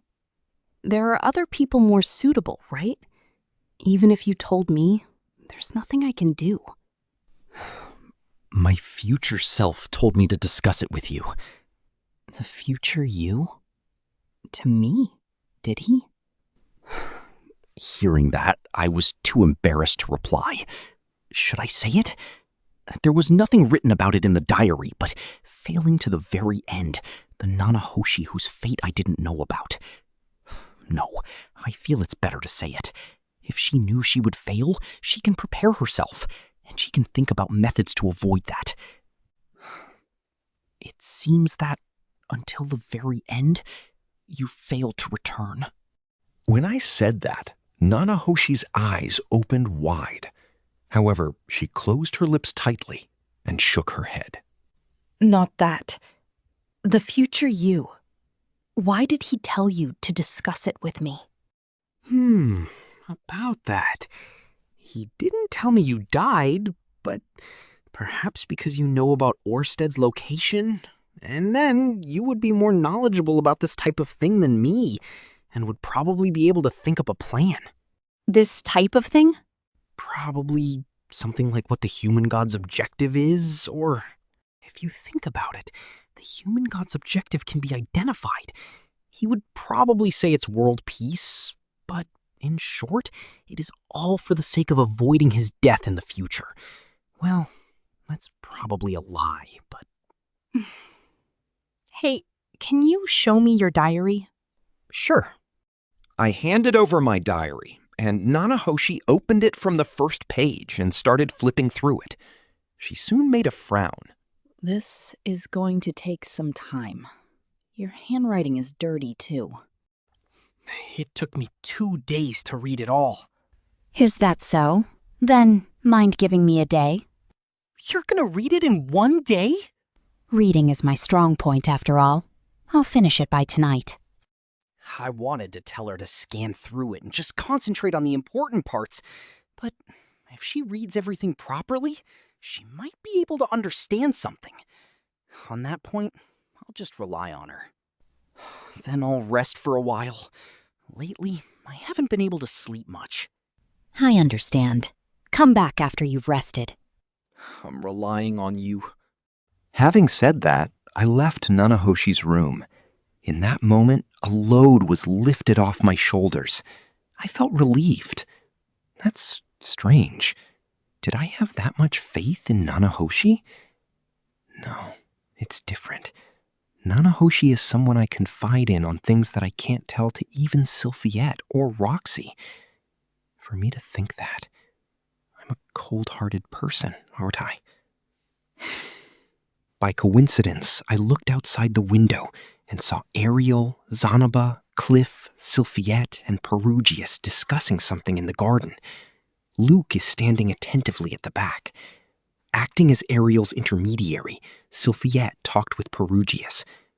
Surprisingly, she has changed a lot from the withdrawn, bullied Sylphiette I knew. However, according to my future self, in the end, Ariel returned to her country without receiving Perugius's cooperation, and then she lost. Sylphiette had joined her and died. Should I lend them a hand? No, I have other priorities. Right now, I need to think about the human god. If I can resolve this, the incident where Sylphiette dies will probably not happen. While thinking that, I arrived at my room. For now, I'll go to sleep. Part 3. When I awakened, Sylphie was already sleeping next to me. A close-up of her usual cute sleeping face filled my vision. I didn't remember sleeping with her. That means she probably snuck in sometime after I fell asleep. Rudeus Greyrat. If I move, I'll probably wake her. She probably wanted to talk to me about the discussion with Perugius. If that's the case, I'm sorry. I unfastened Sylphie's arms that were wrapped around my waist. After caressing her hair, I left the bed. Rudy, let's kiss. With her adorable sleep-talking and looking at her defenseless sleeping face, this is the part where I would usually get horny. Unfortunately, I don't have time to think about erotic things. Fixing my bed hair with my hands, in order not to wake Sylphie, I quietly left the room. Outside the window, the sky was already filled with stars. It has already become nighttime. Since stars also exist in this world, does that mean space as well? Thinking about such things, I walked along the hallway. Where are you going this late at night? Wah! At the corner of the hallway, a man with a yellow mask suddenly called out to me. Arumanfi. This is the time when humans sleep. Where are you going at this late hour? To Nanahoshi's room. Has she already gone to sleep? She just asked me for some pen and paper. She's still awake. Thank you. With my heart beating a little fast, I left that place. I wonder if spirits don't go to sleep. Well, he's not human for sure. A 24-hour security guard that gives peace of mind. If I remember correctly, the conversations inside the castle can pass through the walls, I think. That means the conversation I had with Nanahoshi has also entered Perugius's ears.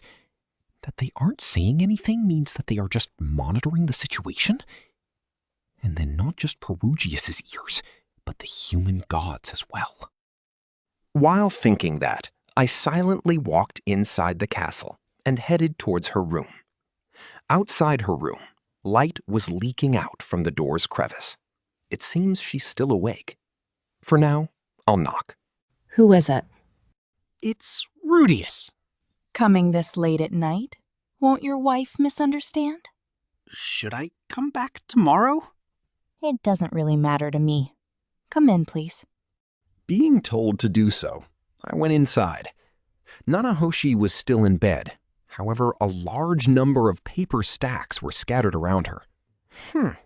It's a bit disorderly, isn't it? It's a result of considering a lot of things. Did you manage to find anything? I asked while picking up pieces of paper and sat down on a chair. For the time being, thanks to your story and diary, I have a hypothesis. Oh? A hypothesis? I've thought about it for a long time. The reason why I came to this world, this place, this era. Did that have any relationship with our conversation just now? I wonder...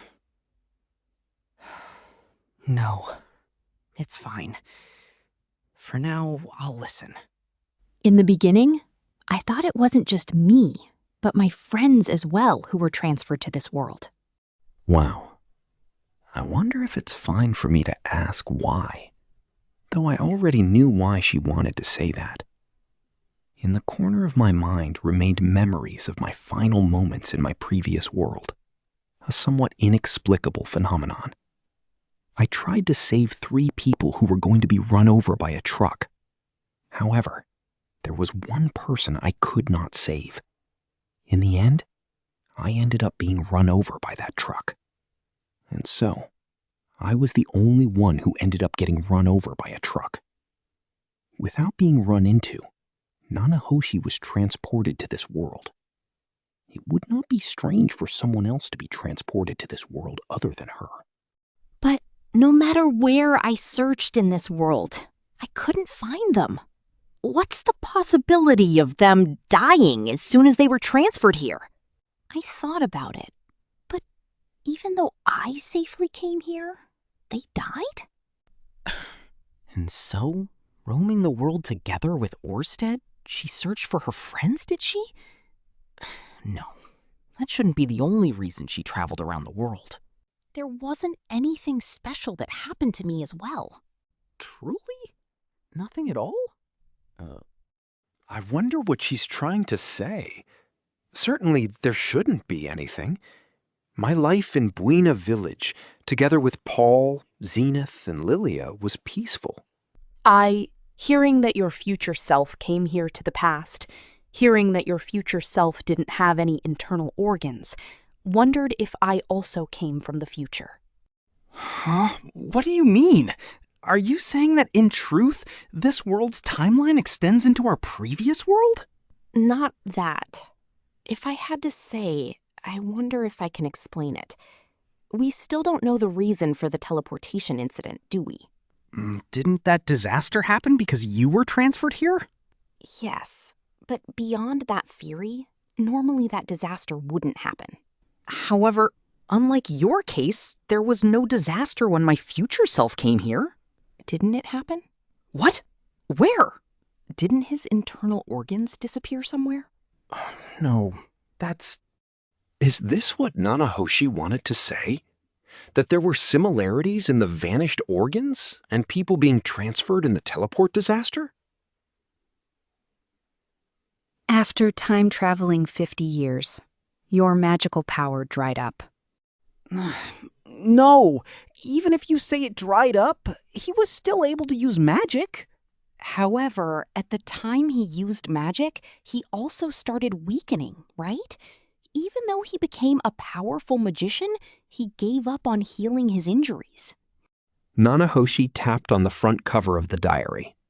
Supposing I came from 100 years into the future, I would need 2 persons' worth of your magical power, right? I realized that Nanahoshi was trying to confirm something. She probably learned something I still didn't know. Your future self, 50 years from now, traveled through 50 years and lost his internal organs. Where did those internal organs disappear to? Did they remain in the world 50 years from now? If the time he traveled was 100 years, would it just end with his internal organs? In that situation, would his entire body remain in the future? It's different, right? The entire body would be sent to the same place the organs disappeared to. Where would that be? I don't know. It's just, until a balance is reached, everything would be tweaked. This world's magical power should also be following the law of conservation of energy. The law of conservation of energy. I haven't researched it in detail, but in that incident, humans probably disappeared by the thousands or tens of thousands. You, after that incident, did you feel nothing wrong with your body? Like your magical power suddenly being drained very low, for example? There was. But then what's the difference between people who disappeared because of teleportation and those who didn't? Nanahoshi, as the human gods said, there is probably a relation to how strong their fate is. It looks like those who had strong fates didn't disappear. Is that your guess? That and everything else. All of it was conjecture. Didn't I say it was a hypothesis? It looks like I have a strong fate, and it seems the same could be said for the beautiful females around me. Both Sylphie and Eris survived. In hindsight, my family also had strong fates. In short, you're telling me you also time-traveled from the future? For sure. In the future, a situation in which the human god is defeated will occur. Would it? Yes. That's why the human god, in order to avoid that, made contact with you. Hey, when did you meet the human god for the first time? Do you still remember? The first time I met the human god was... Right. Immediately after the teleport disaster. No, but I feel he said something like watching me even before then. Was that also a lie? He said he saw me at the teleport disaster. From which part did he start lying? And where does it end? Whoa. Before the teleport disaster, didn't you see anything that bothered you? Something that bothered me? Nothing. Wait. No, there was something. In the Fedoa region, inside the room that Grandfather Sauros used for sex, from that tower, I saw a red sphere. That's a clue, right? Do you still remember when it first appeared? When? There's no reason I would know that. No, wait. I feel like Grandfather Sauros said something about it. Remember, this body has a good memory. I should be able to remember it. It should be... It was discovered just 3 years before, around the time I was 5 years old, I think. When you were 5 years old, did anything happen? Did you encounter anyone? If it's when I was 5 years old, that was the time I met Sylphie. After that, someone else who's special? Suddenly, something in my head connected. I met with Sylphie and became close to her. As a result, Paul pulled us apart, and I met with Eris. And then, on my 10th birthday, I almost did it with Eris. The teleport incident happened the next day. And then, immediately after the teleport disaster, I started to have contact with the human god. In short, the future where the human god dies was born because of that? Nanahoshi. Originally, you're not someone who should have existed in this world, right? Yeah. What do you think is the reason you transferred to this world? I don't know. I believe that holds some significance. Significance? Like what? Someone, in order to change the future, sent you and me into this era. Surely, someone from the future. Someone who wants the human god to die. I don't understand this. Then is she telling me that I'm being manipulated by someone? I don't understand. In the end, what are you trying to tell me? I'm saying that in order for the world where the human god dies in the future to exist, the two of us are necessary. This has become complicated. I was probably summoned to this world in order to create a method for your descendants to kill the human god in the future. That's why, as long as I don't create that method, I won't be able to return to my original world. My return magic will fail. Why would that happen? Because that's the reason I was called to this world. In short, my existence is a time paradox. Hypothesis. The reason the human god dies is because my descendants and Orsted will kill him. In order for that to happen, I need to make children. The moment I met with Sylphie, it was established that I would make children with her. Looking at the time that the human god was fixated on Roxy, probably with Roxy too. The teleport incident happened during a time where I could have done erotic things with Eris. She's probably connected as well. After that, it seems the human god can't be killed with just my descendants and Orsted alone. In order for that to happen, there is something important that Nanahoshi needs to do. And so, Nanahoshi was summoned. That's why she said, I came from the future. Was this done because someone intended it to happen? Or was it some prank of causality? We don't know. Nanahoshi's hypothesis is that as a result of what someone did in the future, we were created in the past. Did the future come first? Or was it the past? Did the egg come first? Or the chicken? I understand your hypothesis. I'm sorry for being bad at explaining, but I'm glad that you understood. It was an interesting conversation. What comes after is an uninteresting one. In short, my descendants, together with Orsted, will kill the human god. That extent is believable. Well, it seems that way. Then, let's return to our original issue. Original? About killing Orsted. That's... Nanahoshi knitted her eyebrows. Even if your hypothesis was correct, the human god is aiming to avoid that future. Practically, he's already done that once. Even if our fates are fixed, the future can still be changed. I think it's better if you stop.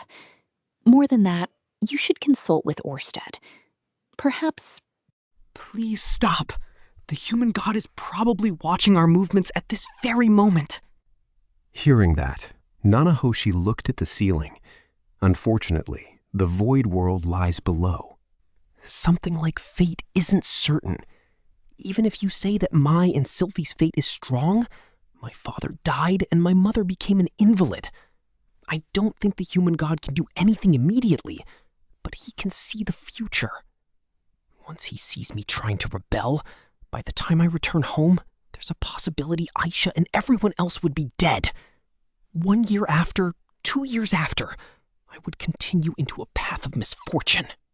But the human god shouldn't be able to just lay his hands on whoever he wants, right? I wonder about that. If you think that way, then it's also possible he should be able to. It wouldn't be strange for him to hide how powerful he is. I can't deny that. Besides, in the end, Orsted can't win, right? If you can believe the human god's word, that is. If my descendants don't help him, he'll lose, right? Well, if we based it on what we know, then yes. I will protect my family. The one aiming at my family is the human god.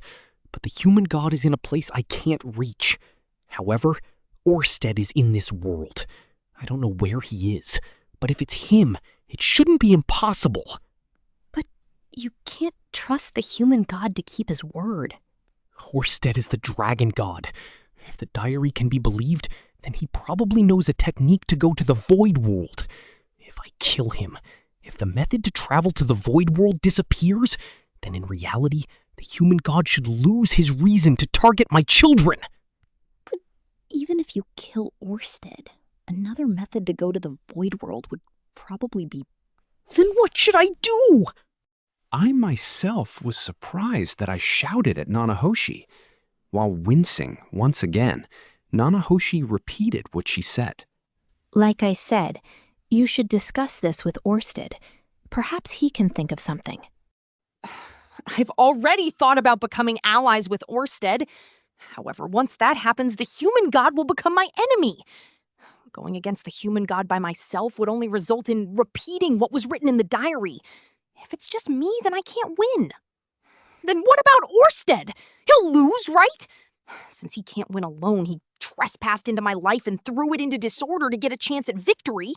And so, in order to avoid a future where he's defeated, the human god interfered with my life. Do you think someone like that would truly have the flexibility to protect my family? Would he even have enough power to do that? Since I don't know that, why should I make the human god my enemy? Taking on a losing battle and losing everything? It's too late for that. But even then, Orsted is more trustworthy than the human god. I wonder about that. I've been told that Orsted would destroy this world. Well, even I wouldn't believe in that entirely, but the human god deceived me. He guided me into misfortune with his advice. Are you sure Orsted isn't deceiving you as well? That isn't something I can say for sure. Once again, I looked at Nanahoshi's face. Fear has been mixed into her facial expression. Whether it's the human god or Orsted, I don't believe in either of them. All I know is how powerless I am. Even if I go against the human god, I won't win. I believe those words that my future self left me. I can clearly imagine a future, similar to that old man, where I lose everything and die miserably. If I fight with Orsted, I can't imagine a future other than becoming a tattered rag. However, the human god told me my fate was strong. Possibly, he saw a future where I defeated Orsted. I'll place everything on that one strand of hope. Nanahoshi, since you told me to discuss this with Orsted, then you know a method to contact him, correct? Yes, that's right. And cooperate with me on killing Orsted. I also received help from Orsted, you know? Nanahoshi became flustered and turned her gaze away. When Nanahoshi came to this world, the first person she met was Orsted. And from there, she was probably saved by Orsted numerous times, in a manner similar to how Rudeus saved me when I fell into the magic continent. She doesn't want to betray him. I also feel the same way about Rudeus. Even if she dies, she wouldn't betray him. Even I can understand to that extent. Hey, Nanahoshi. Nanahoshi Shizuka.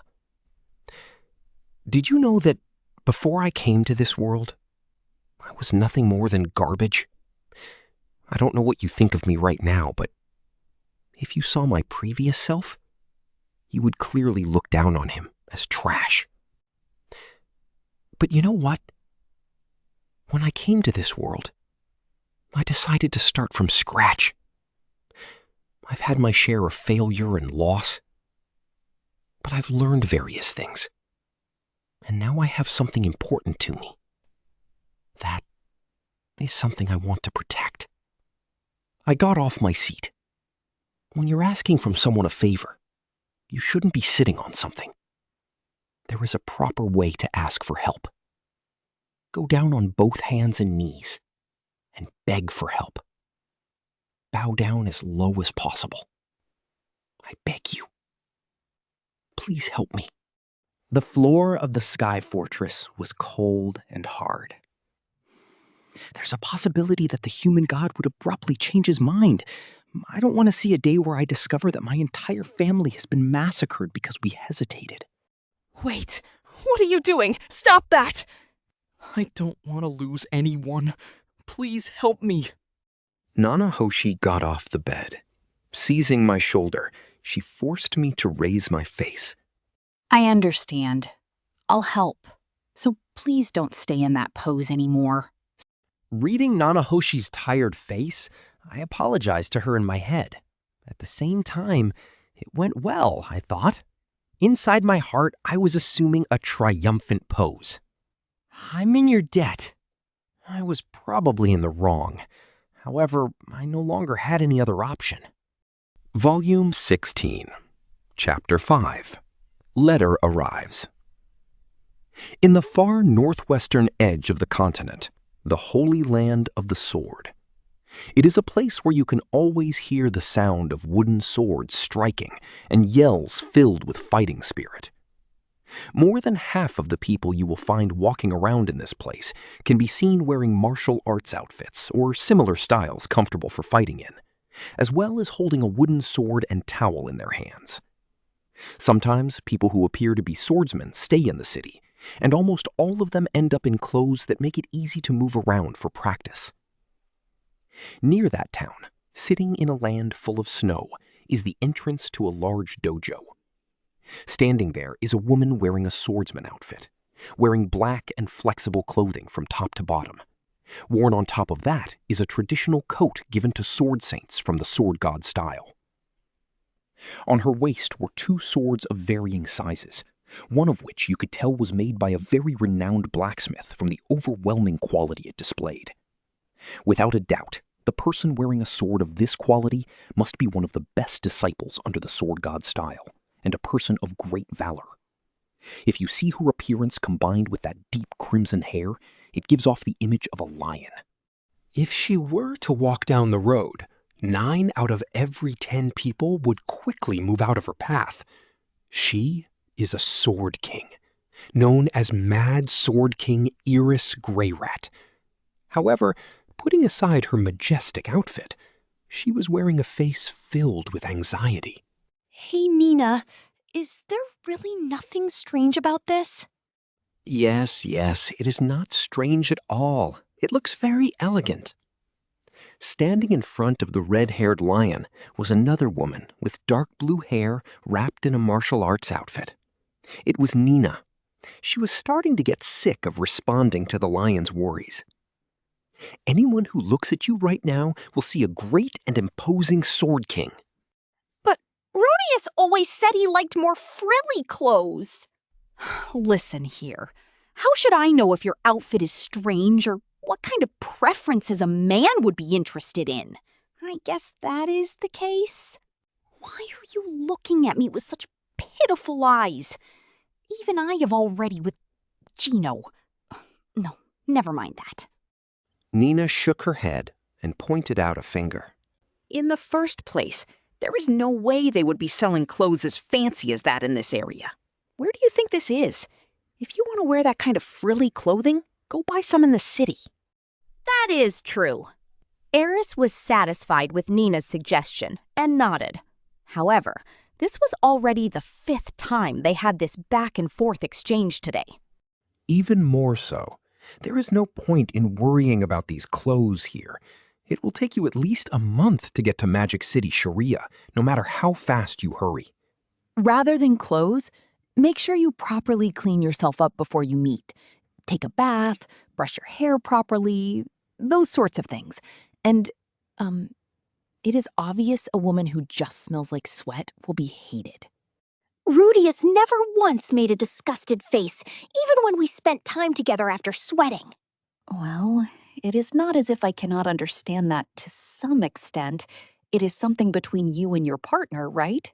Instead, he seemed to be rather happy to smell the scent from my sweat-soaked underwear. Isn't he just a pervert? Rudeus isn't a pervert. He's just a bit etchy.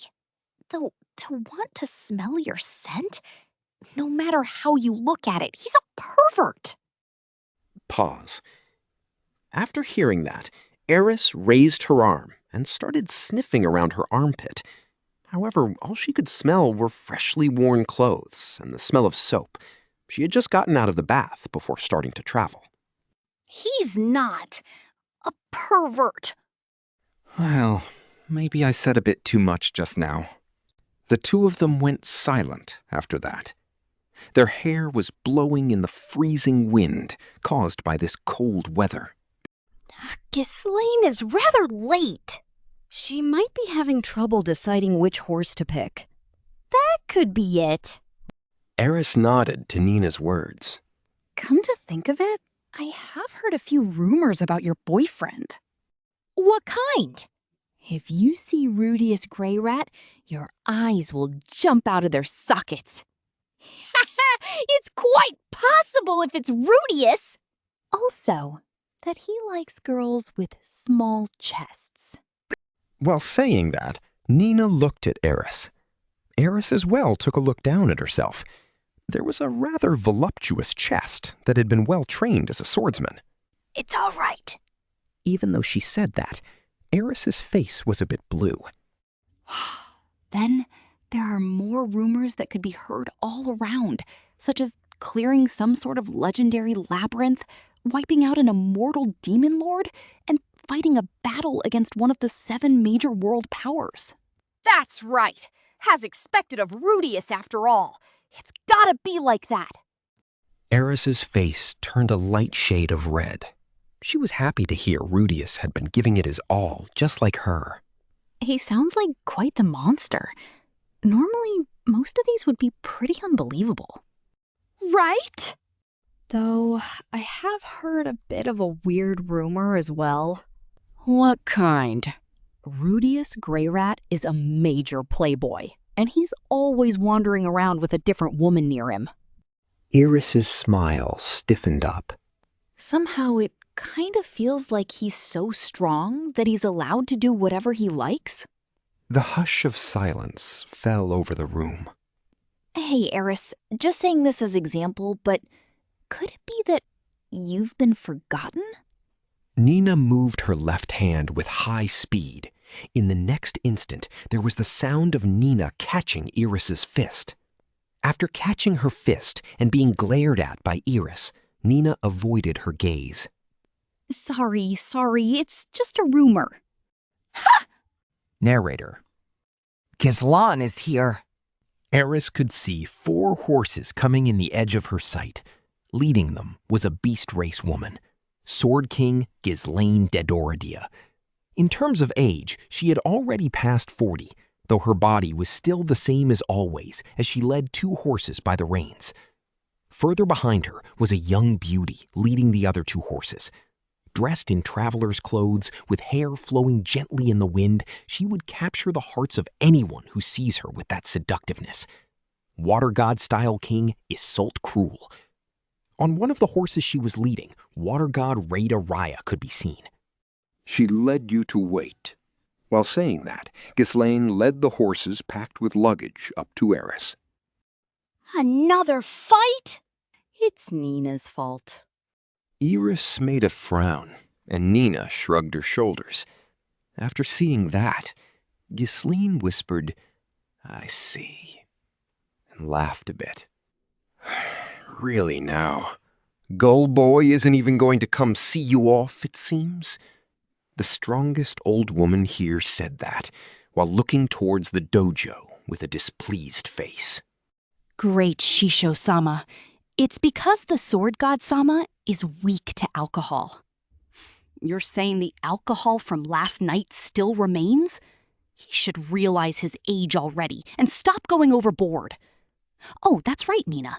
We might be able to win right now, so how about we try challenging him? The old lady said something to try and incite Nina, but she smiled bitterly. No.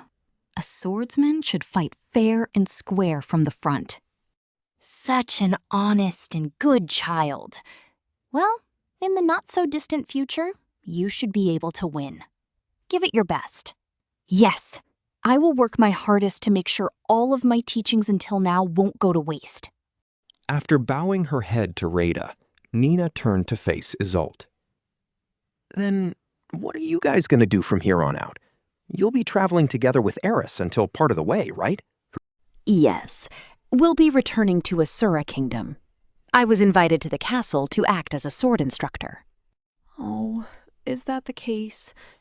It'll get lonely, won't it? Nina, if you come to Asura Kingdom as well, stop by and pay us a visit.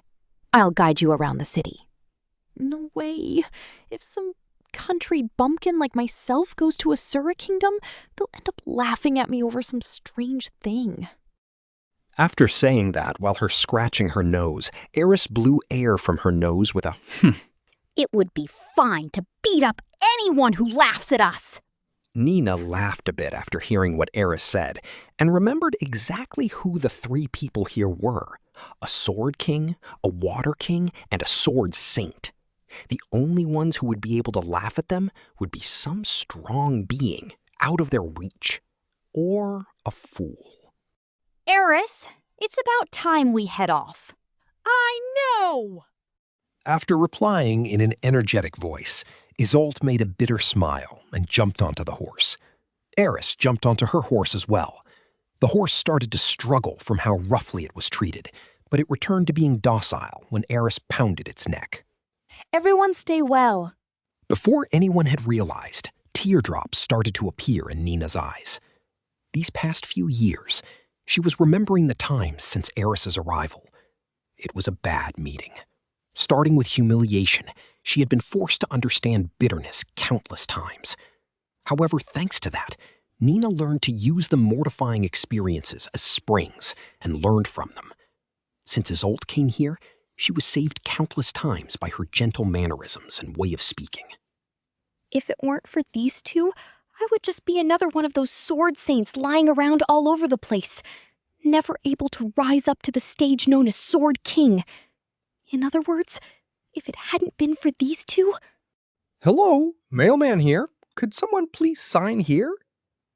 Then they heard a voice from out of nowhere. After brilliantly destroying such a moving moment, Nina was a bit irritated and faced the voice. There was a man wearing heavy winter clothes. He made a face as if he didn't understand what was going on with the people gathered here, and then took out a single letter from his bag. Jeez, who is it for? Eris Boreas Greyrat-sama? After hearing that, Eris raised her eyebrows and then opened her eyes after hearing the next words. From Rudeus Greyrat-sama. Rudeus! Eris immediately jumped off the horse and stole the letter from the man. Then, the moment she was about to tear open, the letter was grabbed by the man. Just a minute, please. Sign. If I don't have that, I can't get the compensation. Where? Please, wait just a second. The man then took out something like a receipt and a board out of his bag and handed it to Eris. Eris took the board and thought for a few seconds, trying to remember how to write letters. Then, with bad handwriting, she wrote the name Rudeus Greyrat. After looking at those letters for a bit, she nodded and said, "All right." Yes, thank you very much. It's a pretty good job after all. After the man confirmed that, he quickly headed off and returned to the north.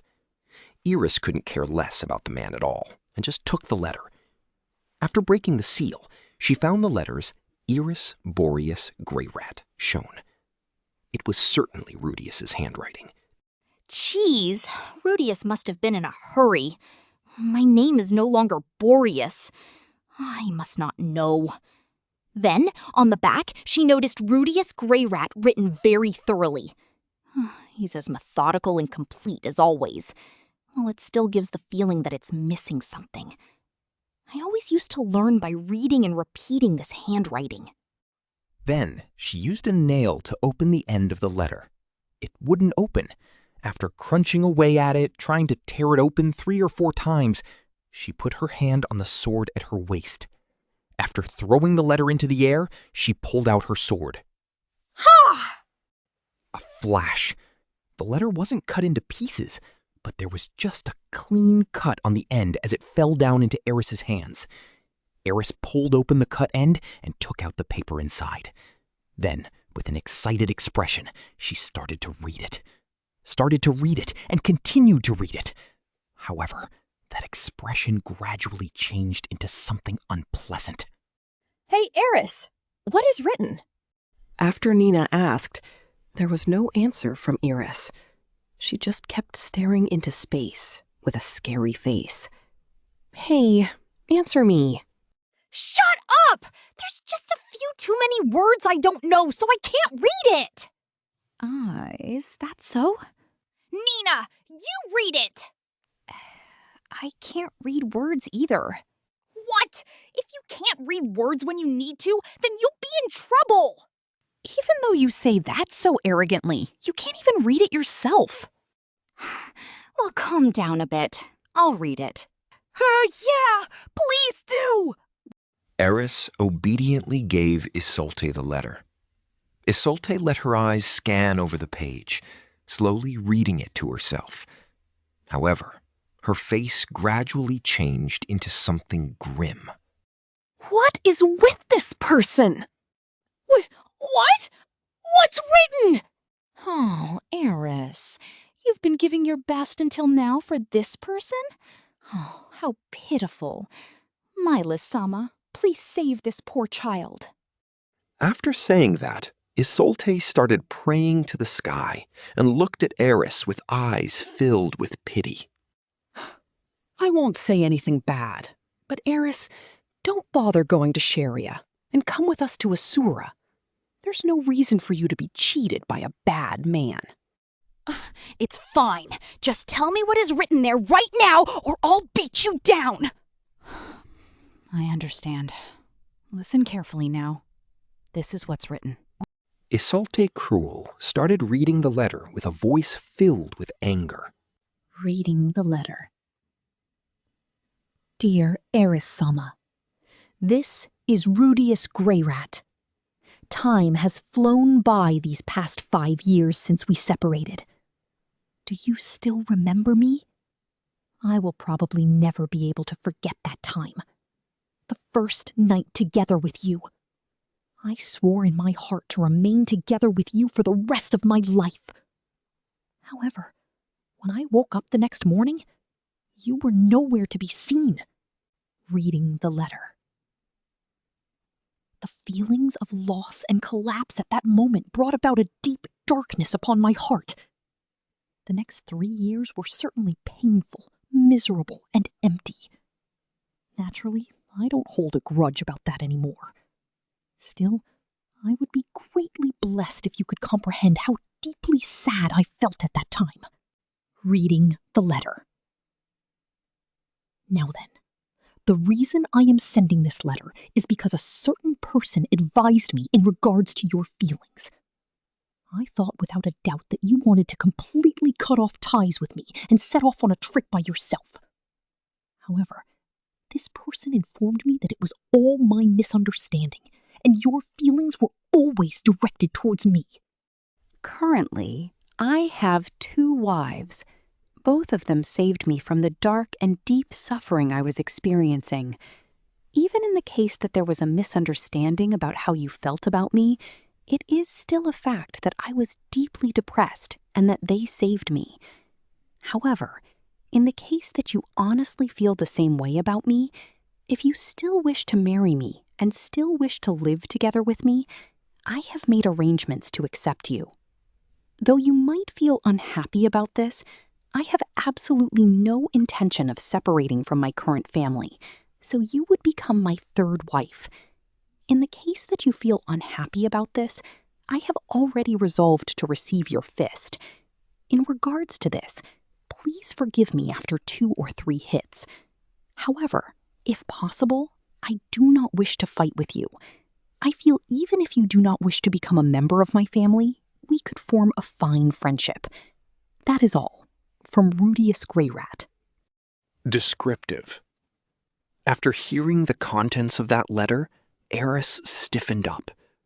After seeing Eris stiffen up, Iseult started spitting out words in disgust. He's a cruel man, isn't he? He already has 2 wives and takes the attitude of it's fine if you become the 3rd. I can't help but think he is looking down on women. Is that right? I think he put a considerable amount of thought into writing it. Consideration? It's the first letter in a long time and not even a single word of love is mentioned? That's not all. Talking about somehow or other accepting her as if he's looking down from above. I can't bring myself to like this Rudeus person. It's written that he thought he was thrown away by Eris and experienced 3 years of suffering, isn't it? I think Eris has some responsibility for neglecting him as well. That is obviously just an excuse. He's clearly just after Eris's body and her skill with the sword. No, if he's only after that, isn't it a bit risky considering that it is Eris? Iseult swelled up in anger, and Nina groaned. Eris stood in a pose with her arms crossed, staring at the sky. There was no longer a single thing reflected within those eyes. The sky is blue, and the heart is pure white. Oh, there was one more piece of paper. Then, Iseult found another piece of paper in the letter. After taking it out, she started reading it aloud. Postscript. I am about to challenge the dragon god Orsted to a battle. I don't know if I will be able to kill him. I may no longer be in this world by the time this letter reaches you. In the case that I am able to return home alive, let us continue this conversation. By the time Iseult had finished reading it, her face had completely stiffened up. Nina had also stiffened up. That expression was filled with fear. They felt nothing but fear towards the words, "Challenge the dragon god Orsted to a battle." However, a smile appeared on Eris's face. Those eyes had already regained their light. They were filled with the flames of madness and resolve. I'll be late if we don't hurry! After saying that, Eris jumped onto the horse. Only one thing remained within her mind at this point. Ghislaine, we're going! Eris yelled while taking off on the horse. The horse kicked away snow while running forward, and Ghislaine followed after that. The two took off in the direction of the man who sent the letter just now, and in no time at all were too far to be seen. Nina and Iseult just continued to see them off, with nothing but a dumbfounded expression. Volume 16, Chapter 6, Preparation, Part 1. A month after the conversation with Hitagami. Killing Orsted won't be a cakewalk. He is the world's strongest. Obviously, that means he is even more overwhelmingly powerful than Rufujin, Atofe, and Perugius. I can't even beat them. Then how am I going to beat Orsted? Thus, I come up with 3 plans. 3. Everything comes in 3s. 3 little pigs, 3 good luck charms, etc. 1. Develop magic armor. 2. Find a partner. 3. Research battle tactics. First things first, develop magic armor. If what's written on the notebook is to be believed, then with that armor I can obtain Superman-like physical ability. With that, the future me becomes incredibly powerful, so that's a must. First, I purchased a small house near the edge of Magic City, Sharia. Originally, I wanted to borrow a space at the Sky Castle, but Perugius refused. About how the conversation went with Perugius, I'll talk about it later. I requested the help of Cliff and Zenoba. Even though I didn't explain in details, they accepted my request. I asked Cliff to expand the Zarif's arm system, and Zenoba to design the body structure and locomotion.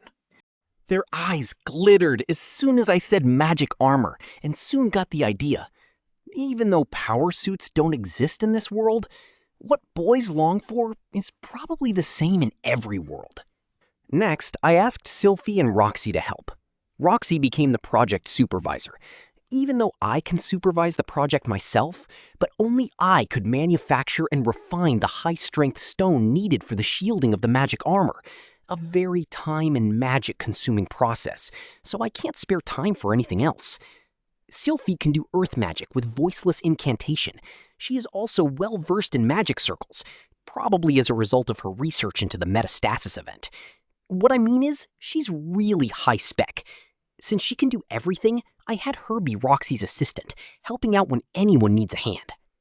Soviet, you can count on me! Somehow, it feels like ages since Sylphie was this happy. Maybe she has been tolerant. She put up with a lot of things recently. I'm sorry. Anyways, in parallel of the above, number 2 was find a partner. Initially, I thought about fighting alone, but I don't have the skill for that. Unlike the future Rudeus, I lack the combat experience. But I couldn't find a partner of that caliber either. But Dijidi is missing, Ruijerd isn't here, and Perugius obviously refused. Perugius said this: "In this world, there are 3 people you should never fight: Technique God, Fighting God, and Dragon God. Among those 3, Dragon God Orsted is the strongest and the most ruthless. Even though I respect your determination to protect your family, and I'm curious of that human god, I do not want to get involved. Until Laplace revives, I don't plan on dying. Even though I was hoping to trick him into helping somehow, but that looks to be impossible. On this side, I should just be thankful that he isn't going to interfere. Thus, outside of Perugius, I couldn't find anyone else capable of standing up to Orsted. Even though I can bring Zenoba, but if a Tofei can deal that sort of damage on the Miko, then there's no question that Orsted could as well. I don't want Zenoba to die. He is my closest friend. Same goes for Cliff and Ellen Elisa. I don't want them to die either. When it comes down to it, there's no one that can fight with me." Suddenly, I thought of Eris. I don't know when she'll come, but according to the diary, she was a match against me even when I wore the magic armor. If she arrives in time for my preparations and we were able to settle things, then maybe I can beg her for help. I might be too selfish. For now, number 2 will have to wait. Finally, number 3, research battle tactics and simulate the attack. A solo fight to the death? There are plenty of ways about it. Since there's no chance of collateral damage, as long as I can keep the distance, I can employ plenty of area of effect spells. As long as the range is large enough, there should be no way to avoid it. A direct strike spell like lightning might deal more damage, but a person like Orsted would probably avoid it somehow. In that case, then my best chance is to stand at range and just keep throwing area spells one after another. You can't use Magic Disrupt if the opponent is beyond your field of vision. If I sneak attack Orsted in a moment of negligence, then maybe I might break through his defenses. Thus, my best bet might be to set up a trap, lure him into somewhere empty, put something there for him to pick up, and hit him when he does. The problem is, how do I lure him in? Maybe I can take Nanahoshi hostage. Or maybe I can use Hitagami. Anything, as long as it works. Next, of course, just range attacks alone won't be enough to take him. Well, maybe I could, but it's better if I plan for the worst. Afterwards, it's close combat in the magic armor, but this is uncharted territory. Can my mind even keep up in a high-speed fight? This I won't know until the magic armor is ready. Thinking like this reminds me of when I just came to this world, when I busied myself with tactics to beat Paul. Even though I wanted to beat Paul at least once, I never ended up getting my wish.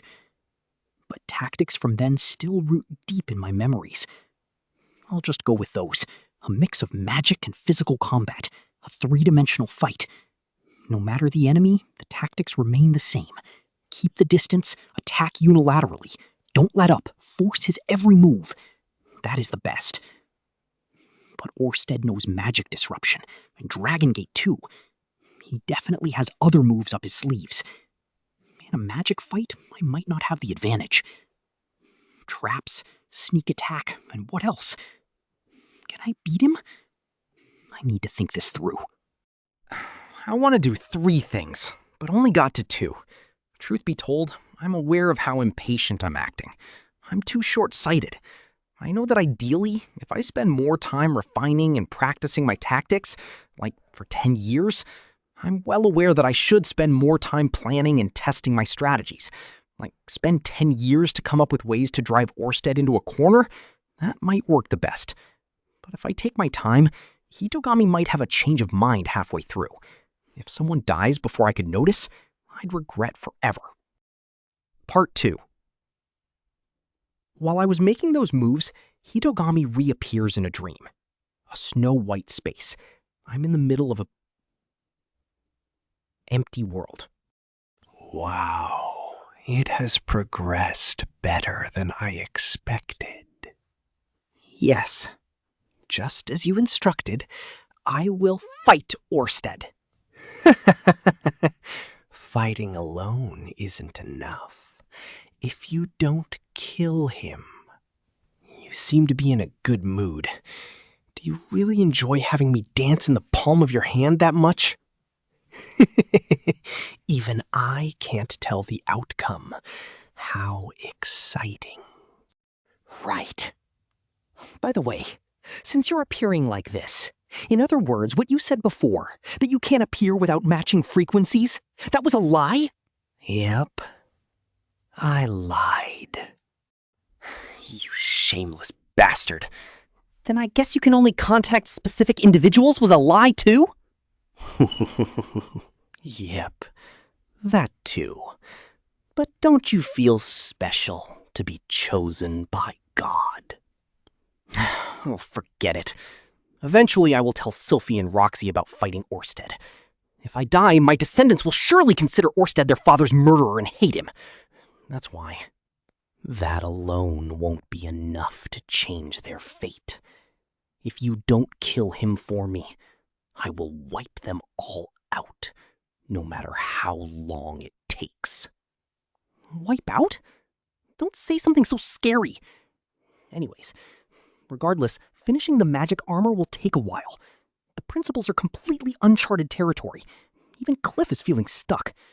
I'm putting my all in development as well, but it would take at least half a year more. Cliff, let him concentrate on magic circles needed to strengthen the armor core. You just focus on the necessary stone shielding and joints. For magic circles for rest of the body, use the Aristar method instead of Vindo ones. That should do it. Also, get Zenoba to design it a little bigger. That way, the consumption increases, but you can lay a redundant magic circle layer under the first one. With the two layers repairing each other, you can still move even with major damage. Hey? Aren't you well informed? Of course, I'm Hitogami. Since I know about fighting God's armor, I can give you some pointers. Hitogami. Say, people of this world call you Human God. What's up with that? Is Hitogami your alias? Human God is just a nickname. Hitogami is my real name. Somehow or another, the Human God name becomes known instead.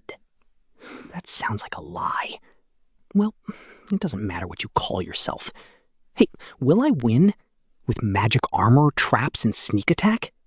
Well, your magic equals Laplace. If you put in the effort, who knows what might happen?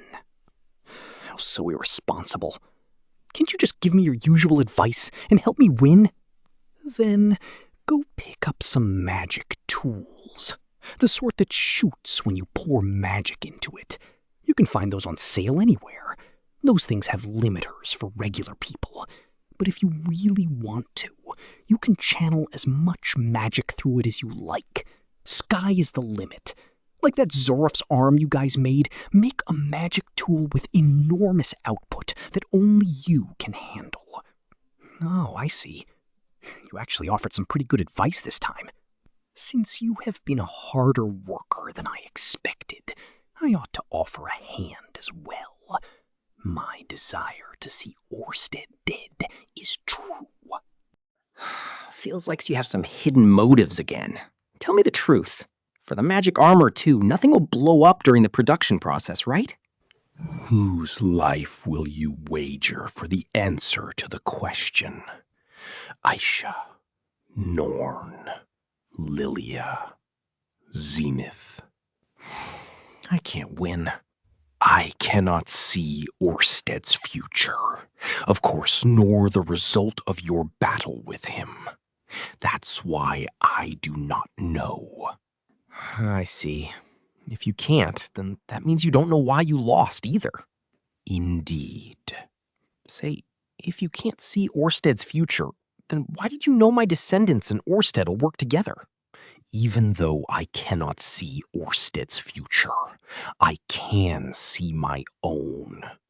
Your descendants and a man I never saw before had me surrounded, with Orsted present in that moment.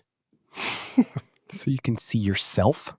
Then what happened? You got your ass kicked? Resists in vain and brutally murdered. By the way, what did you do to Orsted anyways? Must be something awful for him to want you dead. What can I say? I don't remember anything about him. Don't want to tell me, or you really don't know? Well, whatever. Your words are full of lies. Whatever you say, there's no way to trust them. How rude. I should have you know, my only lie against your interests was the basement. So all the suggestions up till then was to build up to that one time? Just as you said. But if Roxy and you don't leave a child, I won't have to lie in the first place. Then you should have just told me not to have a child with Roxy. Why do you have to go through all that trouble? The child will be born. No matter what I say, Roxy will have your child. That is fated.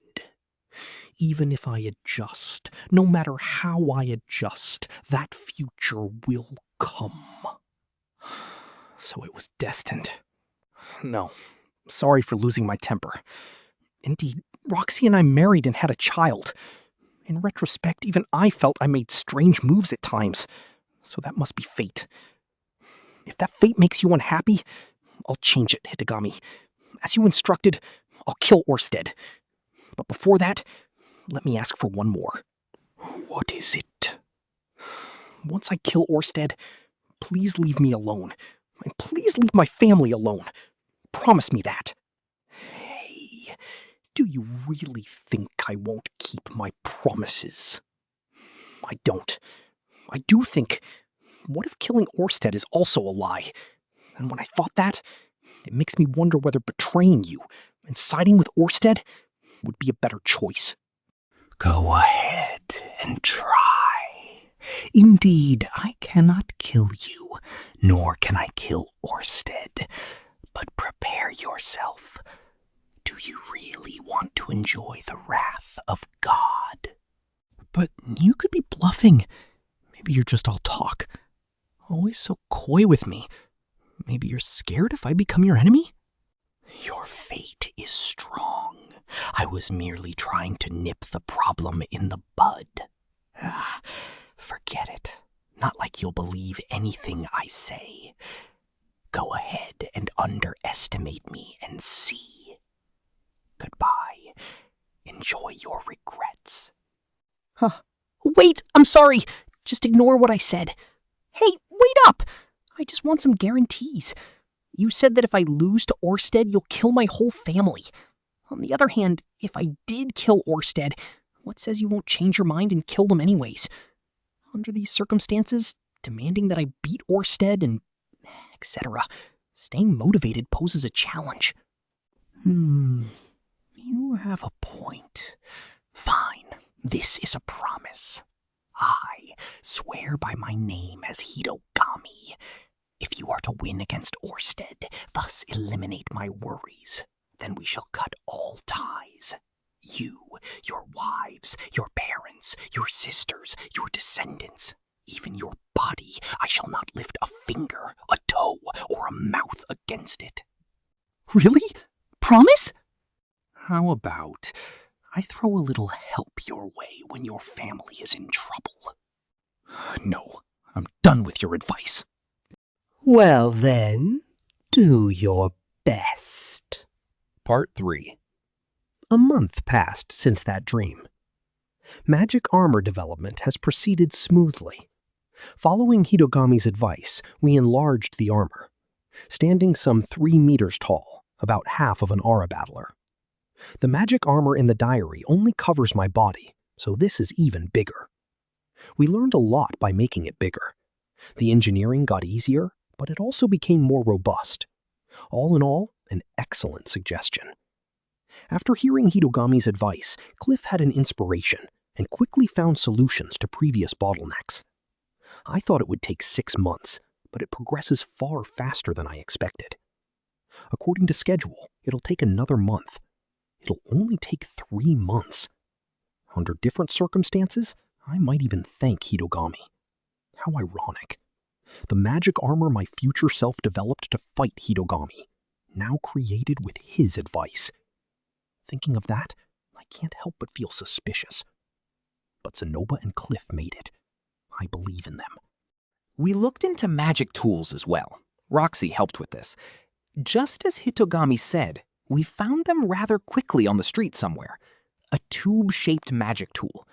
On a fire command, it can shoot off basic magic. For a magic tool, it's relatively popular, but not a particularly powerful one.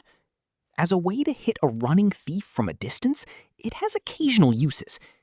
According to Hitogami, if we modify this so it can handle my magic power, then I should be able to use it to fire off my standard stone cannons.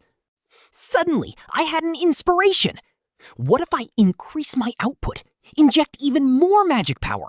If I tie like 10 of them together, then maybe I can rapid fire? Maybe with that, my typical stone cannon can evolve into something like a Gatling gun. When I said that to Roxy, she only nodded with a deadpan expression. Rudy's magic is strong, but even you can only fire 1 shot at a time. Good idea. I know a magic tool maker. Let me get in touch with her. After saying that, Roxy went to contact the magic toolmaker she only recently met. She's a long-ear race, not often seen in this region. Even though long-ear race are all born beautiful, her nails are covered in ashes, her face caked black. A true professional. She was shocked by the idea. Say, if I make it to your specifications, then the magic consumption each time would be enormous.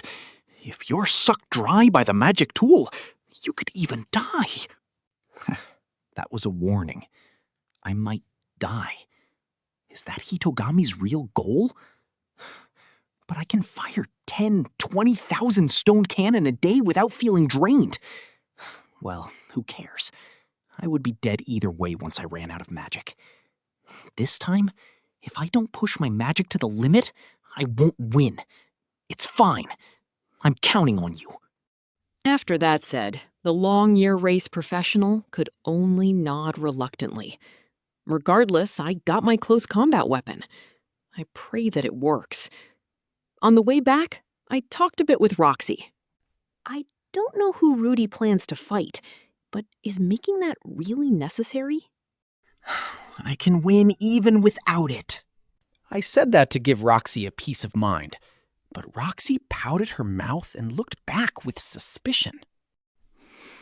Rudy used to be a good kid that never lies, but recently there's nothing but lies and secrets. Hearing that from her really hurts, but lies and secrets?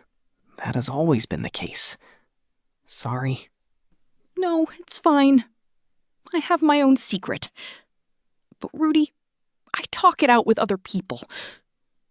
I don't mind if Rudy doesn't tell me, but please talk to someone. Don't try to carry everything by yourself. Don't worry. I have some idea of Roxy's secret. Recently, she has been avoiding sexy time with me. Even though I haven't really pushed the topic, but I think she's intentionally avoiding the subject. She hasn't had any morning sickness yet, and her appearance looks the same. But she's probably pregnant. When will she finally announce it? After the first trimester? Or she's gonna stay silent until my things are settled. No matter what, I hope she will announce it before my Orsted fight. I want to host a grand party for it, because it might be my last. Part 4. Next day, I went to visit Nanahoshi. I thought I would be refused entry, but I was let through. Perugius might fear Orsted, but he's rather lenient here. I thought I would be barred. Perugius is generous towards those about to die. Of course he'll allow you to say your last goodbyes with Nanahoshi. Silveral answers like a matter of fact to my question. They really consider me a dead man walking. I guess this is just fulfilling my last wishes. Well, that's fine. I accept their generosity. Nanahoshi has since regained her old energy. Seems like she brought out a few more personal items in her research lab. It feels less sterile than before. A rouge-eared figure decorates the window. Must be a present from Zenoba. And the cross must be from Cliff.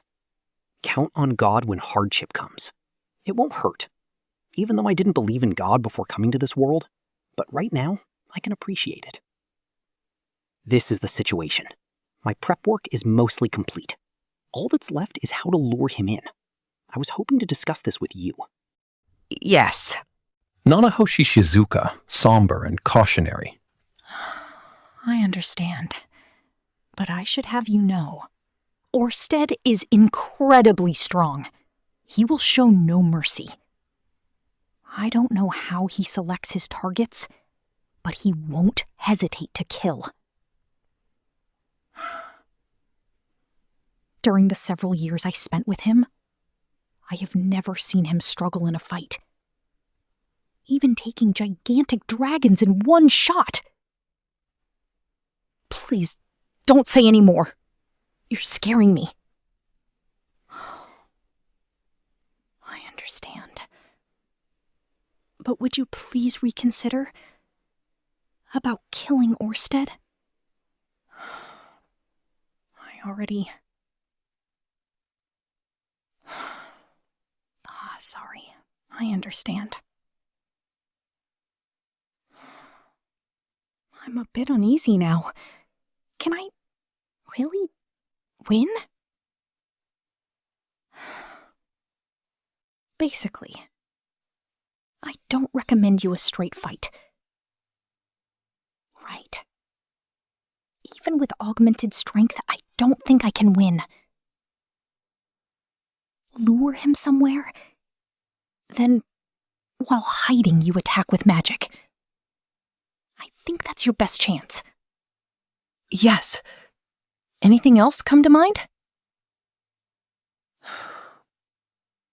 Let me think. I only say this because I want to help you. Go ahead. Nanahoshi swallows before continuing. Poison. It might work. Poison. Even though detoxification magic exists in this world, but there are poisons and diseases that those magic cannot treat also. I don't know how well versed Orsted is in this area. Still, it won't hurt to try. If I ask Ariel about this, will she help? As royalty, she should be familiar with this. War, traps, and attack from a distance? Oh yeah, Nanahoshi, will you be my hostage? Hostage? That's not impossible, but whether Orsted will actually come for me, I don't know. That's true too, and if he found out you're in on it, then even Nanahoshi might get in trouble. Yeah, right. I haven't thought of that. Oh, forget it. Looking from her perspective, right now I'm basically acting like Hitogami would. Even though I know it might be effective, I don't want to give the other side too much motivation. In battle, suppressing the enemy's morale is important too. Any other ideas? Let me see. In our old world, how do fights against a strong opponent in manga usually go again? Don't bother. I doubt consulting manga will get you anywhere. Pause. After meeting with Nanahoshi, we come up with a few ideas. Even I thought they're rather sly. Although I don't think these little tricks would really work on Orsted. No, even if they're basically pranks, but enough of them together might do something. I don't think they'll all be pointless. Well, then, do your best. Yeah, if you don't come back, I might not either. Part 5. I went to Ariel to ask for help. She looks bothered when I ask for poisons that can't be detoxed. Regardless, she still introduced me to a shady organization she has contact with. That organization started off as a thieves' guild. Roughly speaking, they're basically a gang or a mafia. They traffic anesthetics and bootlegs and even poisons for assassinations. I was taken to the basement of a rundown house somewhere in Magic City, Sharia, a room with overwhelming fragrance. Waiting there is a one-eyed man in charge. Well, welcome, Rudeus-san. Nice to meet you. So what do you need? The slow kind? The fast kind? The kind that numbs the legs? Or the kind that keeps magicians from using their tongue? Or maybe the kind that would make your woman soaking wet if your nights have been a bit dry? Why not give that a try? All of it. Oh, well, fine with me, but it's a little pricey. That's fine. So you have someone you want dead. Even the aphrodisiacs? Want that? Well, suddenly poisons won't work on Orsted. That thought flashes in my mind. A poison that detoxification doesn't work on. Anyone would have thought of that. Since Orsted was cursed to be hated, he should also have been subjected to assassination attempts by poison. Maybe he has built up a tolerance? Or maybe has a universal antidote of some kind? That too. Even you want to see that straight-laced wife of yours go wild sometimes. My wife is playful in bed. That silent fits, I can't imagine. Well, I don't know what good aphrodisiacs would do, but I have some expectations. If it can affect the body just a little, it's worth a try. Thinking that, I bought the drugs. At the same time, I've been picking my battlegrounds. Since I plan to fight solo, it needs to be far from the cities. Far from the city, not a soul in sight. Then set up my traps there. Collect information from the Adventurers Guild, and once obtained, check out the location in person. Also, on trap making, via Elinalis, I was introduced to an adventurer to tutor me. He was originally an assassin. Because of that, he knows how to construct traps for men. Traps using psychology. I tried a few traps myself.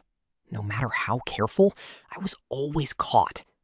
Even though I doubt their effectiveness against Orsted, but they're better than nothing. I also was tutored in close combat by Elinalis, though her talent lies in group combat, so in 1 versus 1 she's a bit lacking. But after living for so long, she has her share of experience. Until now, she has fought many difficult opponents. Even though strength-wise she's middling, she still survived until now. In my heart, I really wish I could consult Bodygotti or Roygerd for this, but complaining now is pointless. Perugius won't help either.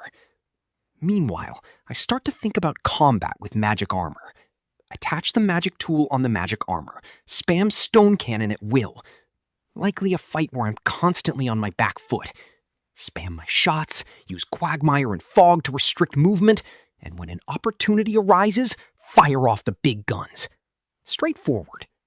Finally, I lift the band to the basement to pray for victory at my shrine. 2 months after killing the rat, I can trust my future self. After so long, any germs from magic stone disease should have died off. But I still forbid Roxy from entry, and anyone who enters must do a thorough cleaning. Mostly for my peace of mind. While I was there, I dug around for anything useful against Orsted. The magic tools in the basement are all junk. They're soaked by Frost Nova, but luckily they still work. A hat that produces water after you wear and remove it. A hat with a gemstone that glows when worn. A flashlight replacement. A box that produces heavy smoke when opened. A short sword that turns sticky when it strikes an opponent. A really smelly shoe when worn. Lots and lots of junk.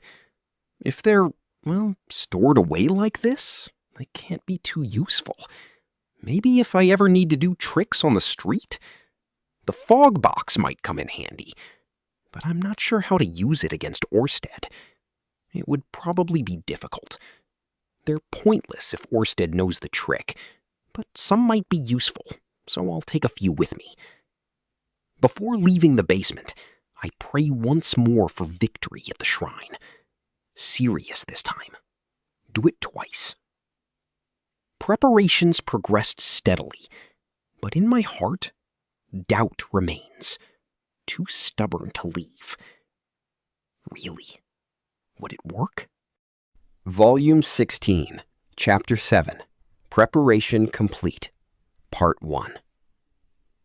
Another month passed. The magic armor is complete. In only 3 months. Halfway through, I began to throw around large amounts of money, employing workers to complete menial tasks to finish it in time. It came out roughly as planned, about 3 meters tall. Since the fight will be inside a forest, it was painted black and tea-colored, a dark green shade. From top to bottom, it is colored in my specially made rugged plate armor, fat and round, not an ounce of sportiness. Suit up from behind. A man-sized hole opens up in the back of the suit. It fits like a glove. Once activated with magic, it moves like part of the body. There's also a separate armor plate on the back. A magic circle is inserted on the back plate. In case of emergency, I can quickly activate it with a simple chant to escape. The magic Gatling cannon is installed on the right hand, made to fire stone cannon. When I use my full power, it can fire up to 10 rounds a second of my highest level stone cannon. It can turn typical magic beasts into minced meat instantly. Designed specifically to counter Orsted's magic disruption. On the left hand, I installed the magic absorbing stone. I don't know whether Orsted will use magic or not, but in case magic disruption fails, it should come in handy. Since it can counter already completed magic, better if I have it installed. For hand-to-hand combat, I have a weaponized shield. Although I have some sword skills, but they're probably useless against Orsted. Thus, I decide to focus on defense. Compared to a dull sword, brute force and blunt trauma should be much more effective. Defense is the best offense. In other words, the law of the tank. While I was at it, I installed Paul's sword on the shield's peak. Not the one he always had, but the Tonto that can ignore armor. Although I have my doubts against Orsted. As a result, it ended up rather pretty majestic, but that might be the wrong word for it. Gatling cannon and a rough shield with sword attached, a complete mismatch with this world. This monstrosity currently rests on the outskirts of Magic City, Sharia, lying flat, too heavy to stand. Oh, cool! Not bad. A bit heavy, but quite nice.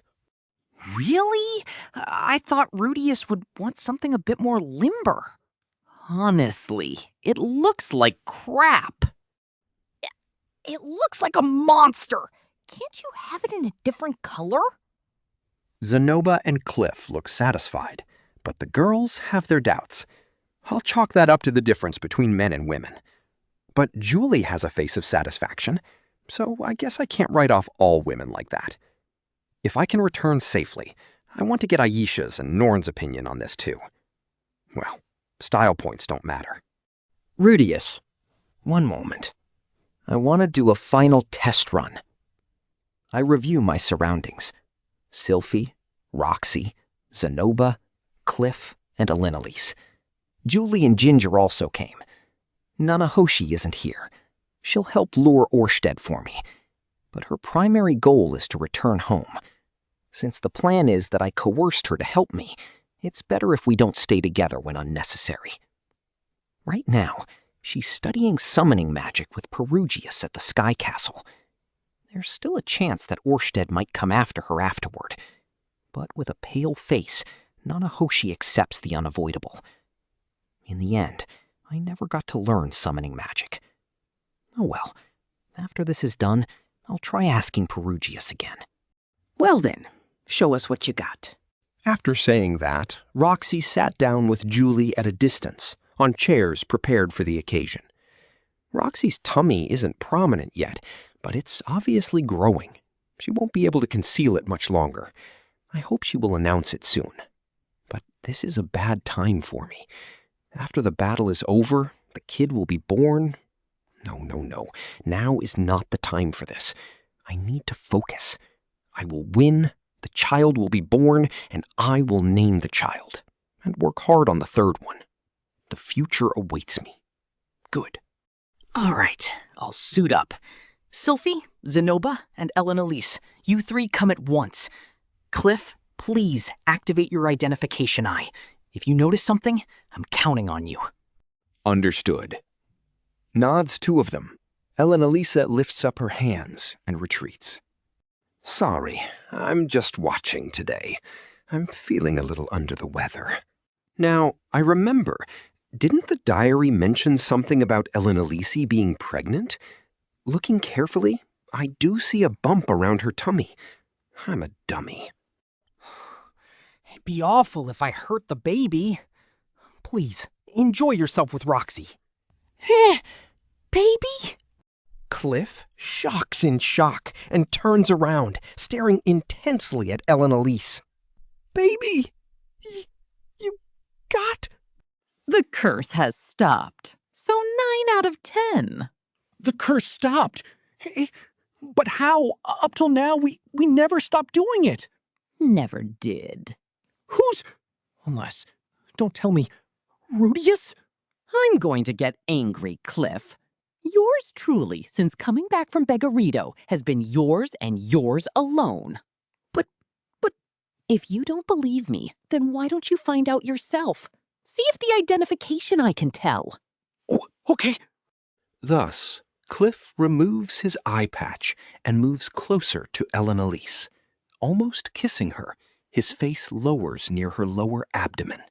Feels like he's seeing through her uterus. Still unsure, Cliff slowly raises Ellen Elise's skirt. Yeah, Cliff. Honestly, not in public. Shh, be quiet. All right.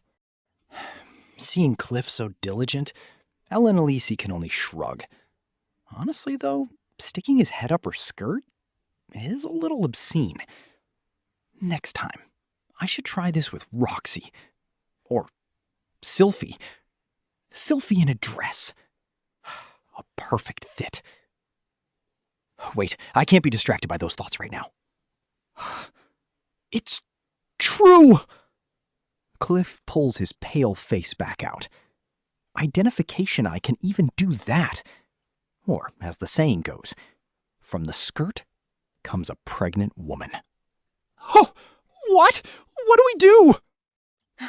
Don't do anything. But you'll have headaches, right? Oh, for a woman, pregnancy and birthing is... Cliff, I've been around the block a few times already. Don't worry. Let me handle it. I'll definitely give you a lively child. Oh. Cliff looks blue, stunned by this news out of the blue. Rudeus, seriously? Did Roxy give it away? No, I just thought it might be like that. Oh, really? Now that it's done, it can't be helped. Okay.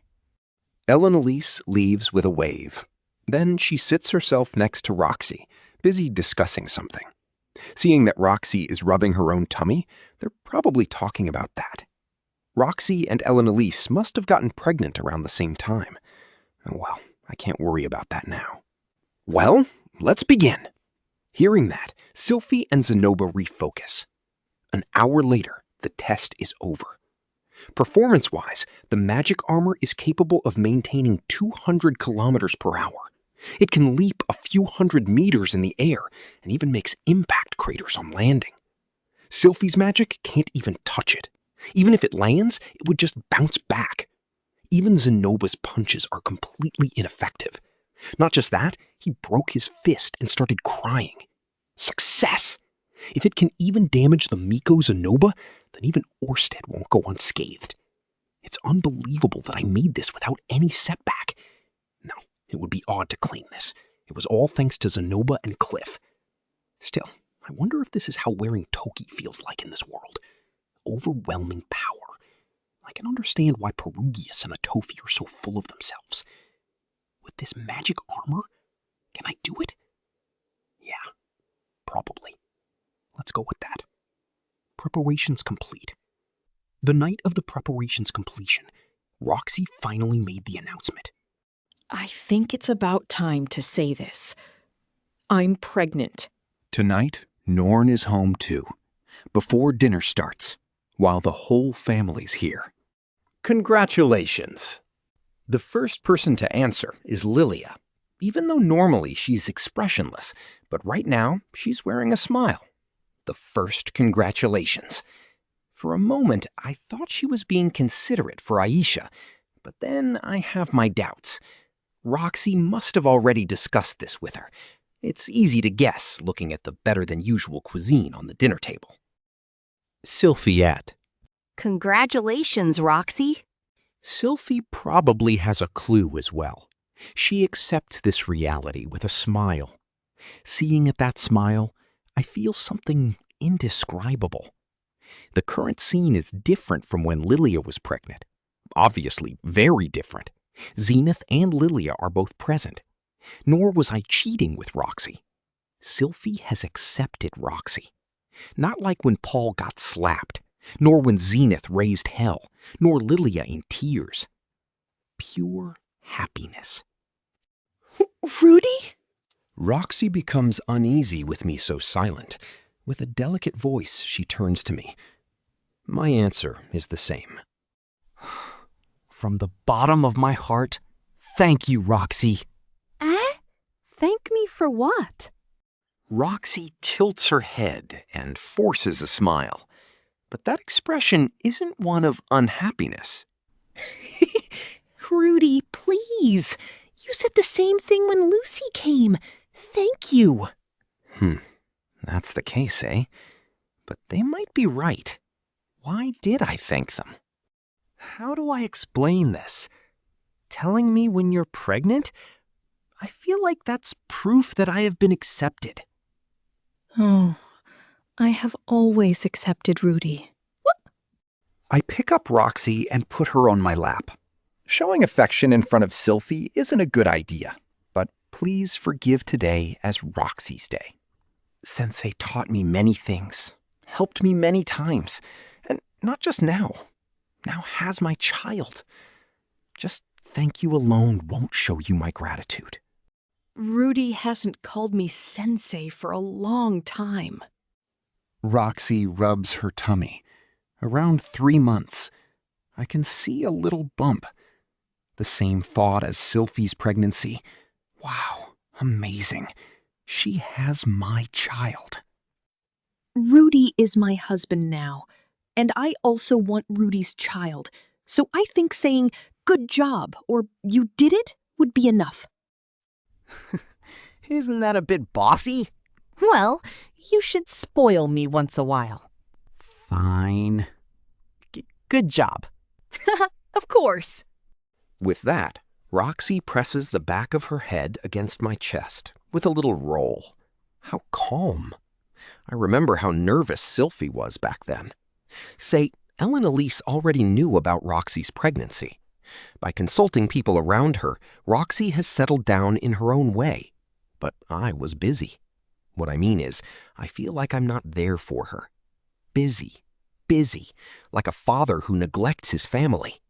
Well, I am a father, and I'm not even busy making money either. Thinking that, I hug Roxy tightly, burying myself in her hair. Roxy's scent smells wonderful as usual. Calming. Nissan, please don't flirt so much during dinner. Once in a while is fine. For Roxane, it's service. Today only. Naughtily, she kept her elbows on the table, holding up her face. A full smile on that face. Nornane, are you raising a fuss because Oni-chan hasn't been paying attention to you?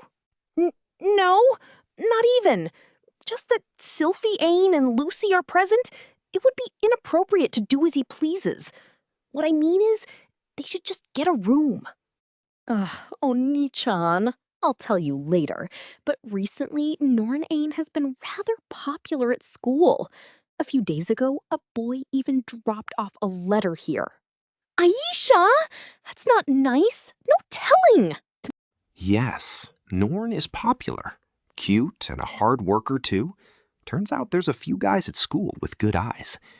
Norn will eventually find a boyfriend, get married, and move out. When that happens, I have no choice but to support her. But I will not allow anyone superficial to touch her. Norn won't bring someone with dyed hair, earrings, and a teardrop tattooed under his eyes home that says, "Please allow my true love with your sister," right? If that happens, I'd go crazy. Someone I like? No. Now that she does have someone she likes, I shouldn't press him.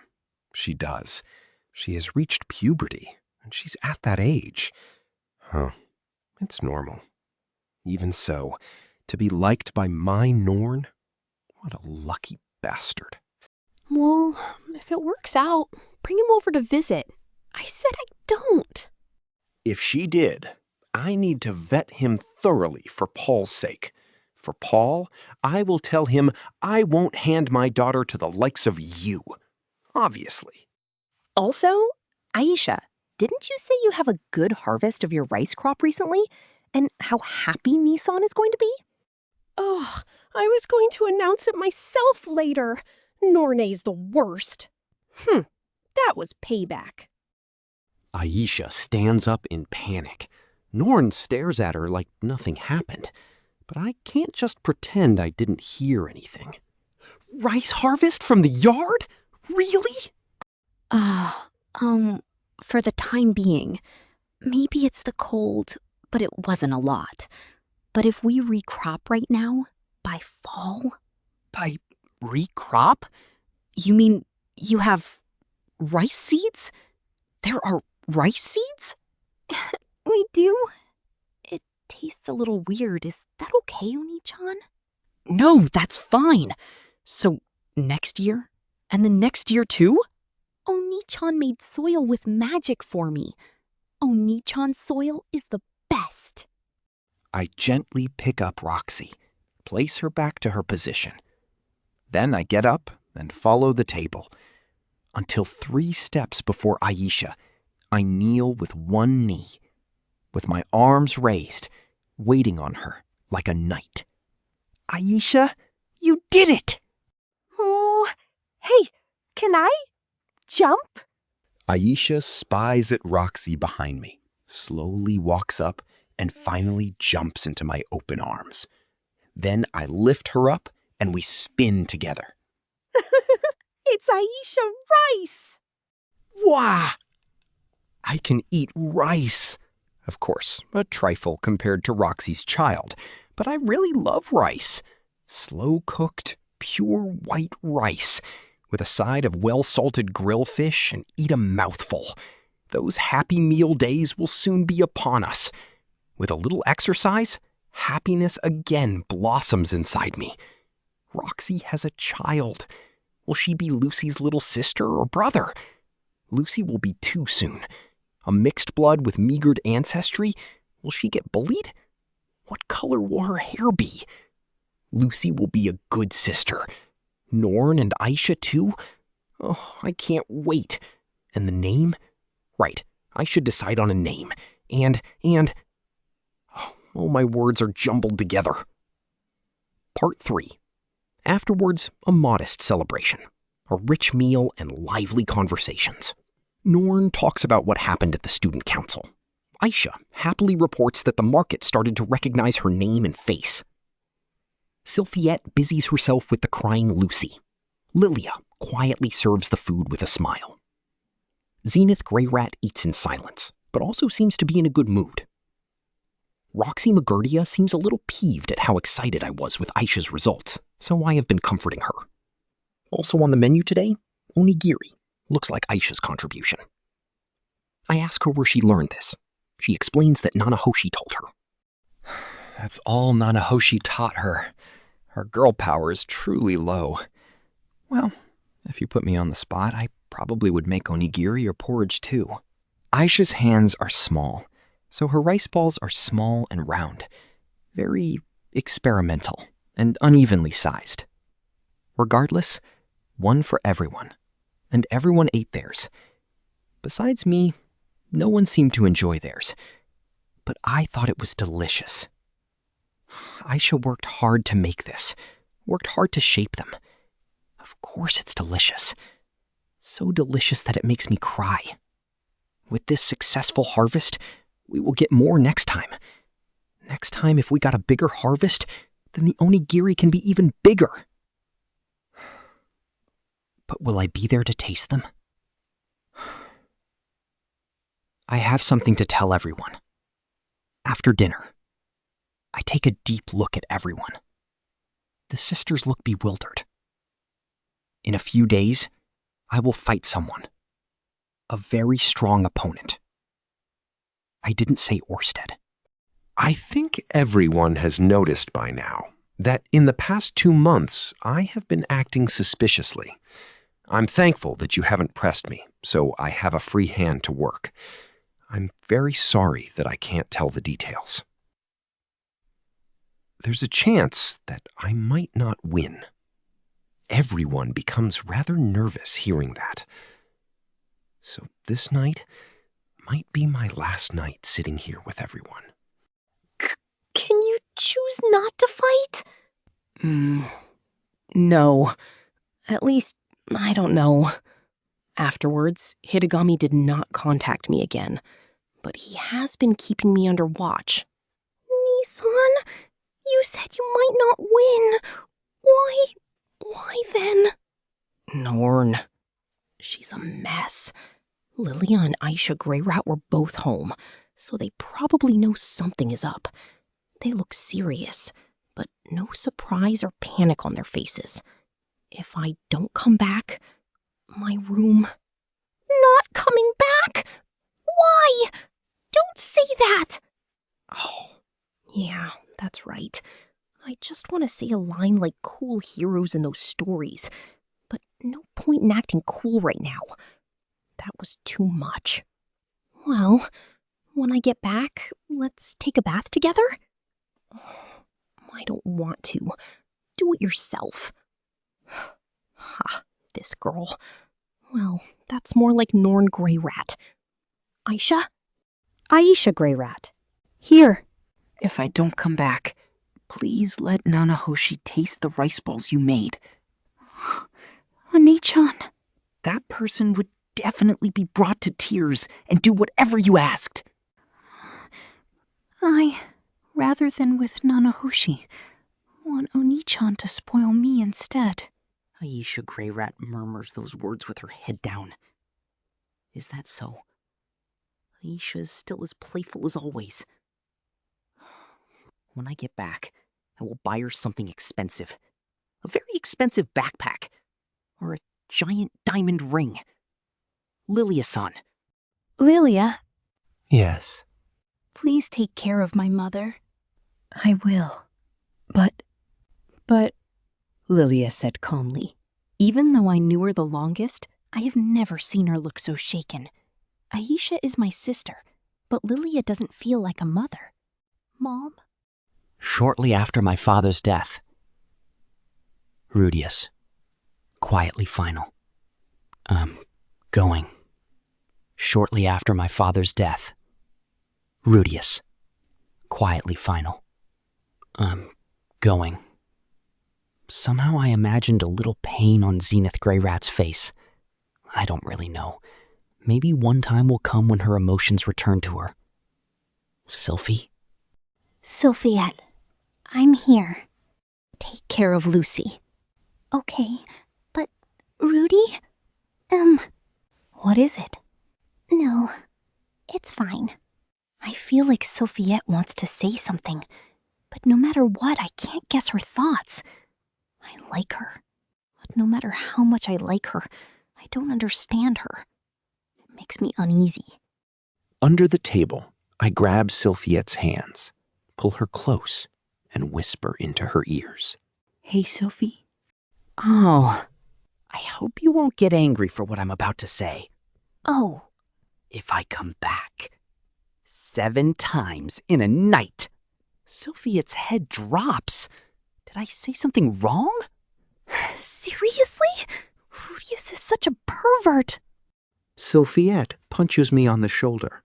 I grab that hand and drag Sylphiette over. Somewhat forcefully, I kiss her. Sylphiette froze up, but accepted me anyhow. Cute as usual. No matter when, she's always so cute.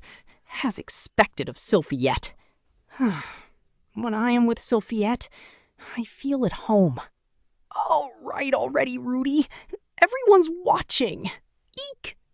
Since I'm here, I licked her ear, licking that pointy fairy ear and delicately bit to leave a mark. I'll come back. Wait for me. Okay, please take care. Sylphiette, face red, can only nod. Finally, I turn back to Roxy Magurdia. Roxy. Tonight, let's sleep together. But the baby in here. That's fine. Okay. Even though a little hesitant, Roxy Magordia nods to accept me. Part 4. That night, after a bath with everyone, Roxy and I head to bed, hand in hand, walking intimately to bed. Last year, every time was full speed ahead, but not today. Be gentle. No, today's fine. I put up a hand to stop Roxy from stripping her nightgown. Roxy grabs the hem of her shirt and tilts her head. Anyways, please, sit down. I have Roxy sit on her bed. I sit on a chair rather than beside her. The basic situation. In case that I lose, I want to discuss it with Roxy. Just me? What about Selfie? 1, 2, 3. You would tell me and Nanahoshi, but won't tell Selfie? How did you know that I talked with Nanahoshi about this? Because Sylphie asked me to. She said you probably talked to Nanahoshi. Rudy, why won't you tell Sylphie? Why is that? Why? I don't know. But for some reason, I don't want to tell Sylphie. It's not because I don't want her to worry. Why? I don't know. Maybe this too is fate. From my point of view, I'm happy that you come to me for help, but I feel bad for Sylphie. You're right. Then I'll go call her. Okay. Roxy is so reliable, as usual. Thinking that, I left the room and head to Sylphie. I freeze just as I reach for the doorknob. Say, while I was busy with Roxy, I haven't been watching Sylphie. Maybe she's crying right now. She said I can like other girls, and she even forgave me for Roxy. But looking at Nanahoshi, her jealousy runs deep. Maybe she's crying. Maybe she's pricking a voodoo doll with pins. Maybe she's biting the edge of a handkerchief and crying about that slut? No, it's fine. My lovely Sylphie would never do something like that. Right. Hey, Sylphie, I have something I want to... Sylphiette bit my ear. My ear! And said 7 times a night? Eek! What's going to happen to me? Will I be messed up like our first time? What do I do, Lucy? You might have a new sibling soon. Squeaking, the door opens, and before my eyes is Sylphie rolling on her bed, hugging a pillow, her legs flopping about, rolling back and forth like an adolescent girl. Although faint, but with the door open, I heard everything. She doesn't look like the mother of a child, but super cute. So much so that I want to dive right in. By the way, Lucy isn't here. She's in Lilia's room. But the room isn't soundproof, so it might get noisy. No, Roxy is waiting. Our sights met. Sylphie facing up and suddenly froze, like a painting on a wall in a similar pose, a happy, self-satisfied smile. I quietly closed the door. No one wants to be seen in their private moments. Oh, wait, No, Rudy, wait up! Don't leave! Rapidly, Sylphie got up and sticks her hand between the door. No, I'm not leaving. I just thought it might be better if I opened the door again. Again? Why? What's the matter? Isn't today Roxy's day? Oh, is she feeling sick? Am I a bat? About my opponent this time, and what happens afterwards, I have some things to say. Please come over. Hearing that, Sylphie stayed silent for a few seconds and nodded with a serious face, and perhaps a hint of happiness, too. Somehow, I feel a little relaxed as well. Part 5. The explanation did not take long. Those two listened quietly the entire time. The enemy is Dragon God Orsted. I talked about the existence of Hitogami, his revelations, and that I have to fight Orsted. Then, that if I were to die, that Orsted is the enemy, but never confront him. Never believe in revelations from the one who calls himself Hitogami. These 2 points are to become our family motto. If I were to die, tell the rest of the family the truth and protect each other. Basically in those words. We started talking sitting up, but somewhere along the way, we ended up lying down together. And if I lose, disaster might await Roxy's child and Lucy. Disaster? In other words, the one called Hitogami will do something? Yeah. I see. So that's why Rudy has been constantly telling us to protect the family. Sylphie nods like she understood something. Maybe she got lost along the way. She might just be patronizing me and telling me not to worry. I know, but Rudy, I can protect myself. And even if you don't tell me to, I will protect Lucy with my life. Me too. I can protect myself, just like I always had. That won't change in the future. I might be weaker than Rudy, but don't underestimate me. What? Not even a little discouraged? Roxy and Sylphie are really great. Sylphiette? Still, Orsted is one of the 7 major powers. A big deal. Do you have a chance? That I don't know. I only fought him once. Back then, what happened? I could do nothing. Just remembering my initial meeting with Orsted makes my knees weak. Ruijerd was dropped to the ground. Eris was sent flying. He even shoved his hand straight through my body. Terrifying. Rudy, wouldn't it be better if we all go together? No, I must go alone. Only with that do I have a chance. Hit him with my strongest magic. It will work out somehow. But Rudy, you're shaking. Oh, wait! Rhodey, quit touching weird places. I wasn't touching to distract her. I touched because I want to. If I die, then I can't touch here anymore. So I can't touch here, then how about there? No good. How about here? No good. How about there? Stop! Really? We're talking about serious stuff right now. Oh.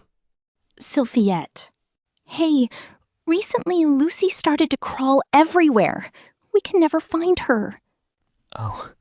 Lilia said that reminds her of when Rudeus-sama was born. Soon, she will start talking, and in a year, she'll start to walk. I haven't taken care of Lucy too much. I left her all to Lilia and Sylphie. But Sylphie, you really are so cute. I can't wait. Oh. If you're about to lose, please run. Oh. Even though I don't know if I can escape, I will do that. Lucy, you probably don't understand yet. But if I die, then she won't even remember how her father looks like. What is she thinking? If I ask Lucy, will she tell me? Rudy. From my left, a voice. It's Roxy. My hand reached for her breasts. She caught me. Ow, she's really strong. Sorry. I'm sorry. Serious topic. Well, I thought after meeting Rudy, marrying Rudy, now having Rudy's child, how I'm the happiest girl in the world. Right. But because of that, if you die, then I will become the most unfortunate girl. Right. Well, this is a little embarrassing to say, but please, let me be happy. Indeed. I'm doing nothing wrong. Roxy and Sylphie, I fight for them. Nothing wrong with that. Fight for the sake of them. Come home. That is my decision. That night, I slept soundly, more than I have for a long time. A few days passed. All set to go, I left Magic City Sharia. Alone. Volume 16, Chapter 8, Quagmire vs. Dragon God, Part 1. A full 2 days north-northeast of the Magic City Sharia, there was a deserted village buried in a forest. The forest expanded due to a calamity 40 years ago that was caused by an abnormality in magical power. The village was immediately overrun, and those who lived there were forced out of their homes. Since then, those who visited this forest had essentially only been monsters or adventurers who have business with monsters. A single man walked toward that village. He had silver hair and golden pupils, wearing a white coat made from some kind of hide while vigilantly looking around, not riding a horse, just walking. He walked through the forest in a detached manner while checking the compass in his left hand that he gazed at with sharp dot-like pupils. No monsters attacked him. Although their eyes shined from gaps in the deep forest's thickets, whenever the man approached them, they would flee like small animals. Here, then. Looking at the deserted village pointed to by the compass, he halted his footsteps. Why a place like this? While grumbling that, the man slowly walked into the deserted village. A place that used to be a road was covered in weeds, and a place that used to be a field had become a forest. Buildings that used to be houses were pierced by large trees, or turned into masses of green by ivy. He walked through the village that had been overrun by the forest, but then his feet stopped before a certain place. It was the center of the village, where there probably used to be a well. In that place was an obviously suspicious building. A light brown cylindrical building, and the only one that wasn't surrounded by vegetation. A stone structure that one couldn't help but think had been constructed recently. The door looked brand new. He looked at the compass in his left hand, confirming that where he was heading was that tower. And then, although somewhat cautiously, he laid his hand on the doorknob. Nanahoshi, are you there? The tower's interior was simply made. There were no windows or corridors. The floor was slick, painted with something like oil. Next to the wall had been set incense, and a jute bag tightly packed with something. The source of the strange smell filling the air was probably that incense. What is this place? Looking around, he identified another door right in front of him. He grabbed the doorknob, this time without hesitating. At that instant, he felt pain, as though something had pricked his hand. I wonder if that was just my imagination. He looked at his hand, confirmed that there was no blood, then went inside. On the other side of the door was another room with the same layout. Seeing how the floor slanted, it seemed that the building itself had been constructed underground. While puzzled by those thoughts, he proceeded toward the interior without being particularly wary. En route, he became more wary due to the uncanny posters reading, "Please take off your footwear here," and "Guests, please put on this hat," and the like. but he ignored them all. While remaining watchful of occasionally trivial traps set on the doors that seemed intended for mice, he slowly continued inward. The place he finally arrived at was a strange space. It was a cylindrical room and an atrium. The wide open sky in place of a ceiling was roundly cut off. It felt like being inside a chimney. What is this place? He furrowed his brow and confirmed that the compass's point indicated the center of this space. In the place that was indicated lay a single box. A single piece of paper had been placed out beneath the box. He carefully approached it, then looked at the paper. Letters had been written on the paper. Hitogami. He immediately picked up the box and opened it. Moo. When he did so, smoke started to pour out of it. As he dropped the box, now on guard, he heard a metal sound. Right next to the box, which continued to spew out an incredibly large amount of smoke, a silver ring had fallen to the ground. It had been in the box and flown out when he dropped the box. The ring was faintly blinking red, and his compass pointed to it. Nanahoshi? As he went to pick up the ring, the following instant, the sky shined. He immediately kicked the ground strongly and tried to dodge. But the oil-covered floor didn't allow him to do that. The sole of his foot quickly lost its grip. A thick bolt of lightning fell toward him, toward Orsted. Upon high ground which overlooked the deserted village that Orsted had been lured into, I lay in wait there, and the instant I saw the smoke rise, I sent a full-powered lightning toward the target site. It should have hit him. I practiced over and over again for this day. I even made sure to cover the floor in canola oil for the sake of him not being able to avoid it immediately before it hit. But this wasn't the end. If he could be taken down with this, he wouldn't be called the strongest instead of a Tofei and various others. I stood my staff upon the ground and gathered magical power. I imagined a giant cloud, a supercell, the Saint-class water spell, Cumulonimbus. The sky instantly became covered with dark clouds as lightning and heavy rain began to fall. I gathered even more magical power. I sent magical power into the staff, not trying to oppose the sensation of it being dragged out from the depths of my body. What I visualized was ice. Centering on the deserted village, I stopped the movement of every molecule. I steadfastly lowered the temperature. Frost Nova! I loaded the maximum scope and maximum force into the spell I'd used countless times and released it. The downpour of heavy rain steadily became frozen. The ice layered and stacked up. Once the ice had become like a mountain, I stopped casting. The next move. I loaded magical power into my staff. I created a rock in the sky above the deserted village. I focused all my magical power into increasing its size, creating an inescapably large rock, directed its acceleration downward, then fired it.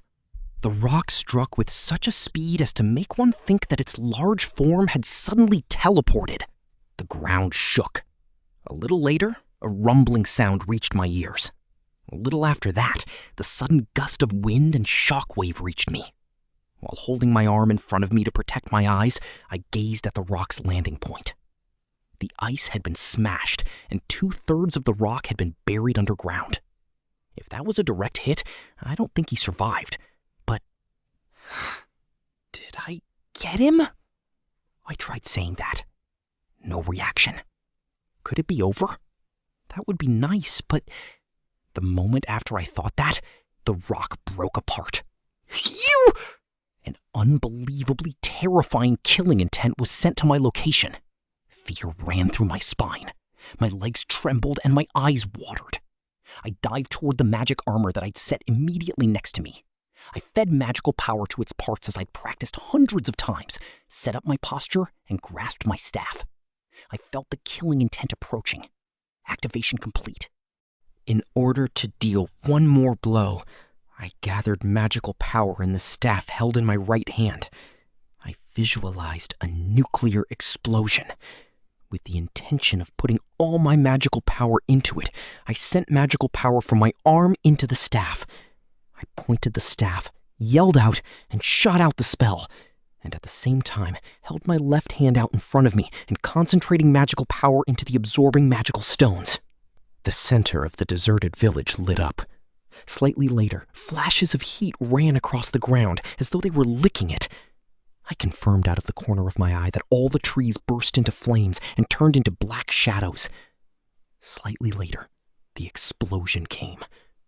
But this magic armor that contained my magical power weighed several tons. I withstood the blast without flinching. After carefully waiting for the destruction to settle, I lowered my hand. An enormous mushroom cloud had risen from the center of the deserted village.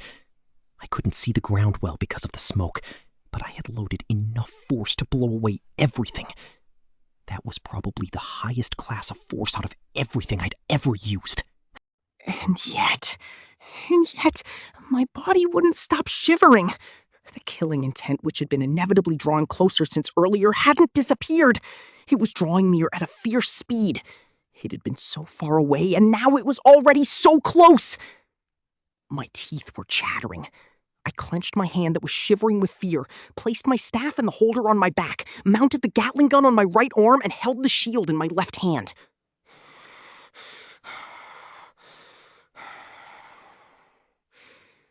I took a deep breath. My throat trembled. Forcing down the anxiety and terror that rose from my abdomen, I faced toward the densely rising smoke and prepared my right arm's Gatling gun.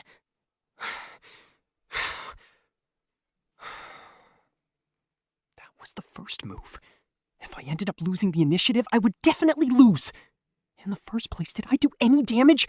Was there any effect from the poison set on the door, or the narcotic that was set to burn, or the traps on the way there?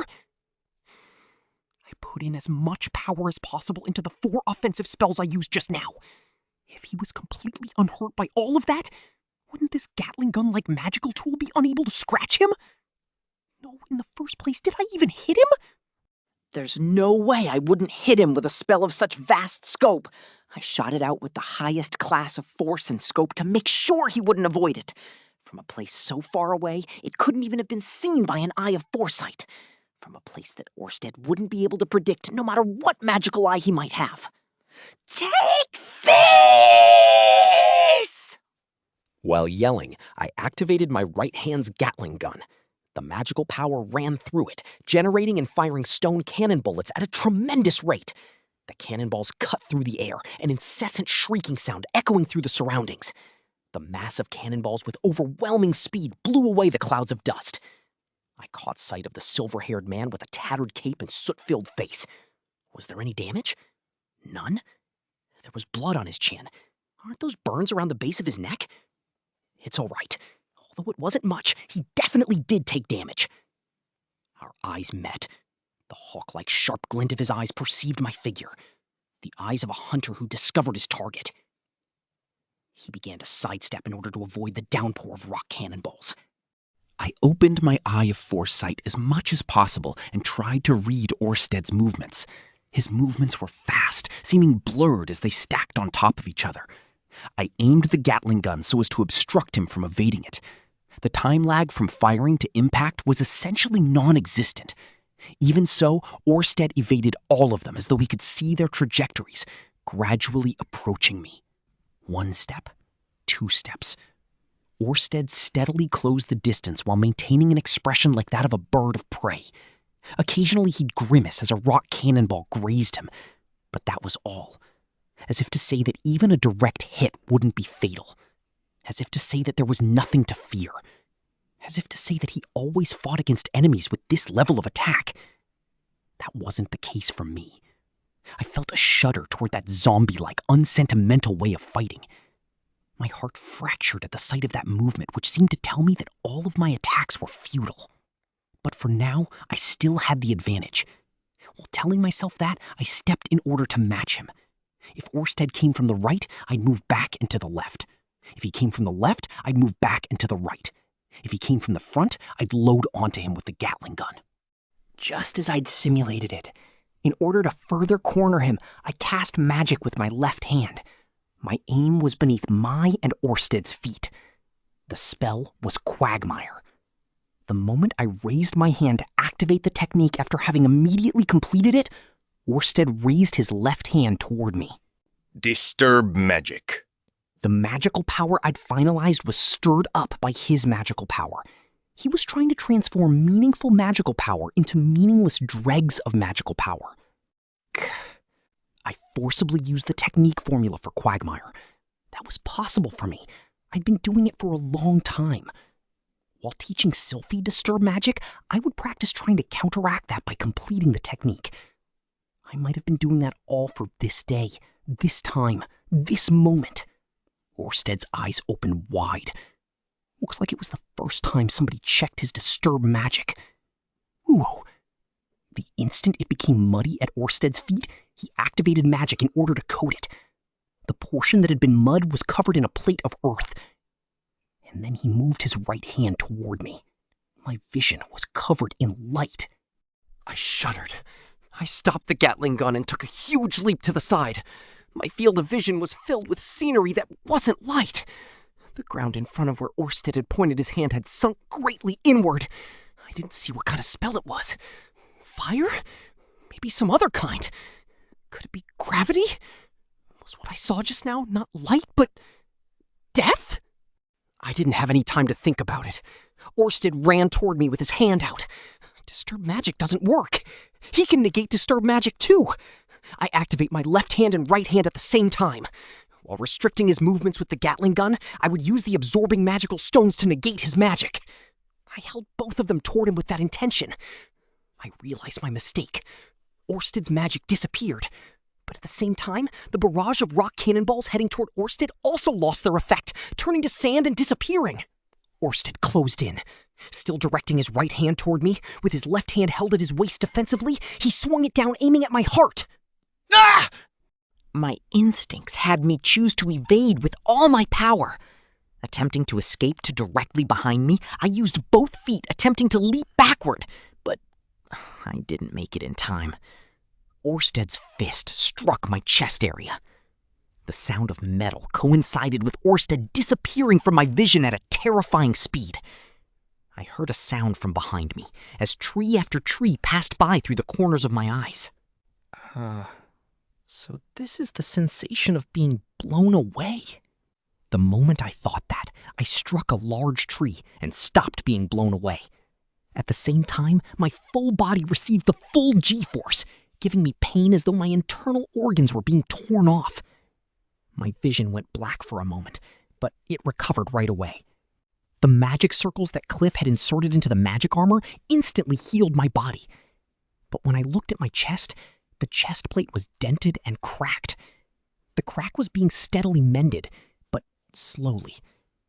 In any case, I withstood a single blow. I'm so glad that I made that part of the armor particularly thick. The killing intent followed me. He chased straight after me and arrived in front of me. I activated the Gatling gun. I pointed it toward Orsted and let out a barrage. But Orsted once again brought his right hand toward me. No good. At this rate, it'll be a repeat of what just happened. The armor is in this state from one hit. If it's hit over and over, the armor will eventually be pierced. What should I do? Magic doesn't work. Even if I block disturb magic, Orsted has a technique to resist it just like Moore. I'll believe in the power of the magic armor and hit him hard. Ooh! New. I charged at him with a yell while shooting out a barrage with the Gatling gun.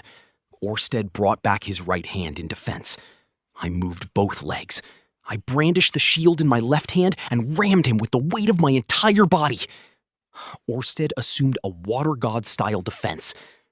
The instant my eye of foresight grasped that, I pointed the sharp end of my shield at Orsted, in order to stab Orsted with the sword whose force increases exponentially proportional to the strength of the enemy's defense. Our bodies clashed. The heavy sound of metal rang. I felt the lingering sense of having struck something very heavy as Orsted blew backward. Orsted's arm scattered blood in midair as he gazed at me like he discerned something annoying. I can do this.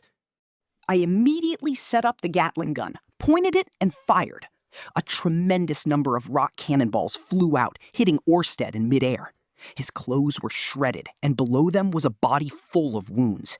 There were burn-like scars, cuts, and scratches. Orsted made a huge sound and fell to the ground. I can do this. He'll be killed. If the rock cannonballs land a direct hit, he takes proper damage. His skin repels them, but it breaks and blood comes out, in which case he'll eventually die. Right now, if I deal as much damage to him as possible. No other choice, huh? Amid the sound of the rock cannonballs cutting through the air, I heard that voice. In an instant, the atmosphere changed. A chill ran through my body, which made me feel like it had become winter instantly. At the same time, my eye of foresight lost track of Orsted. Feeling an indescribable terror, I tried to twist my body and jump to my right. I heard a sound from my left arm. When I turned to face it, Orsted was there. He was there, swinging a katana-like sword. And then, the left arm of the magic armor made a large noise as it fell to the earth, displaying the cleanly amputated surface.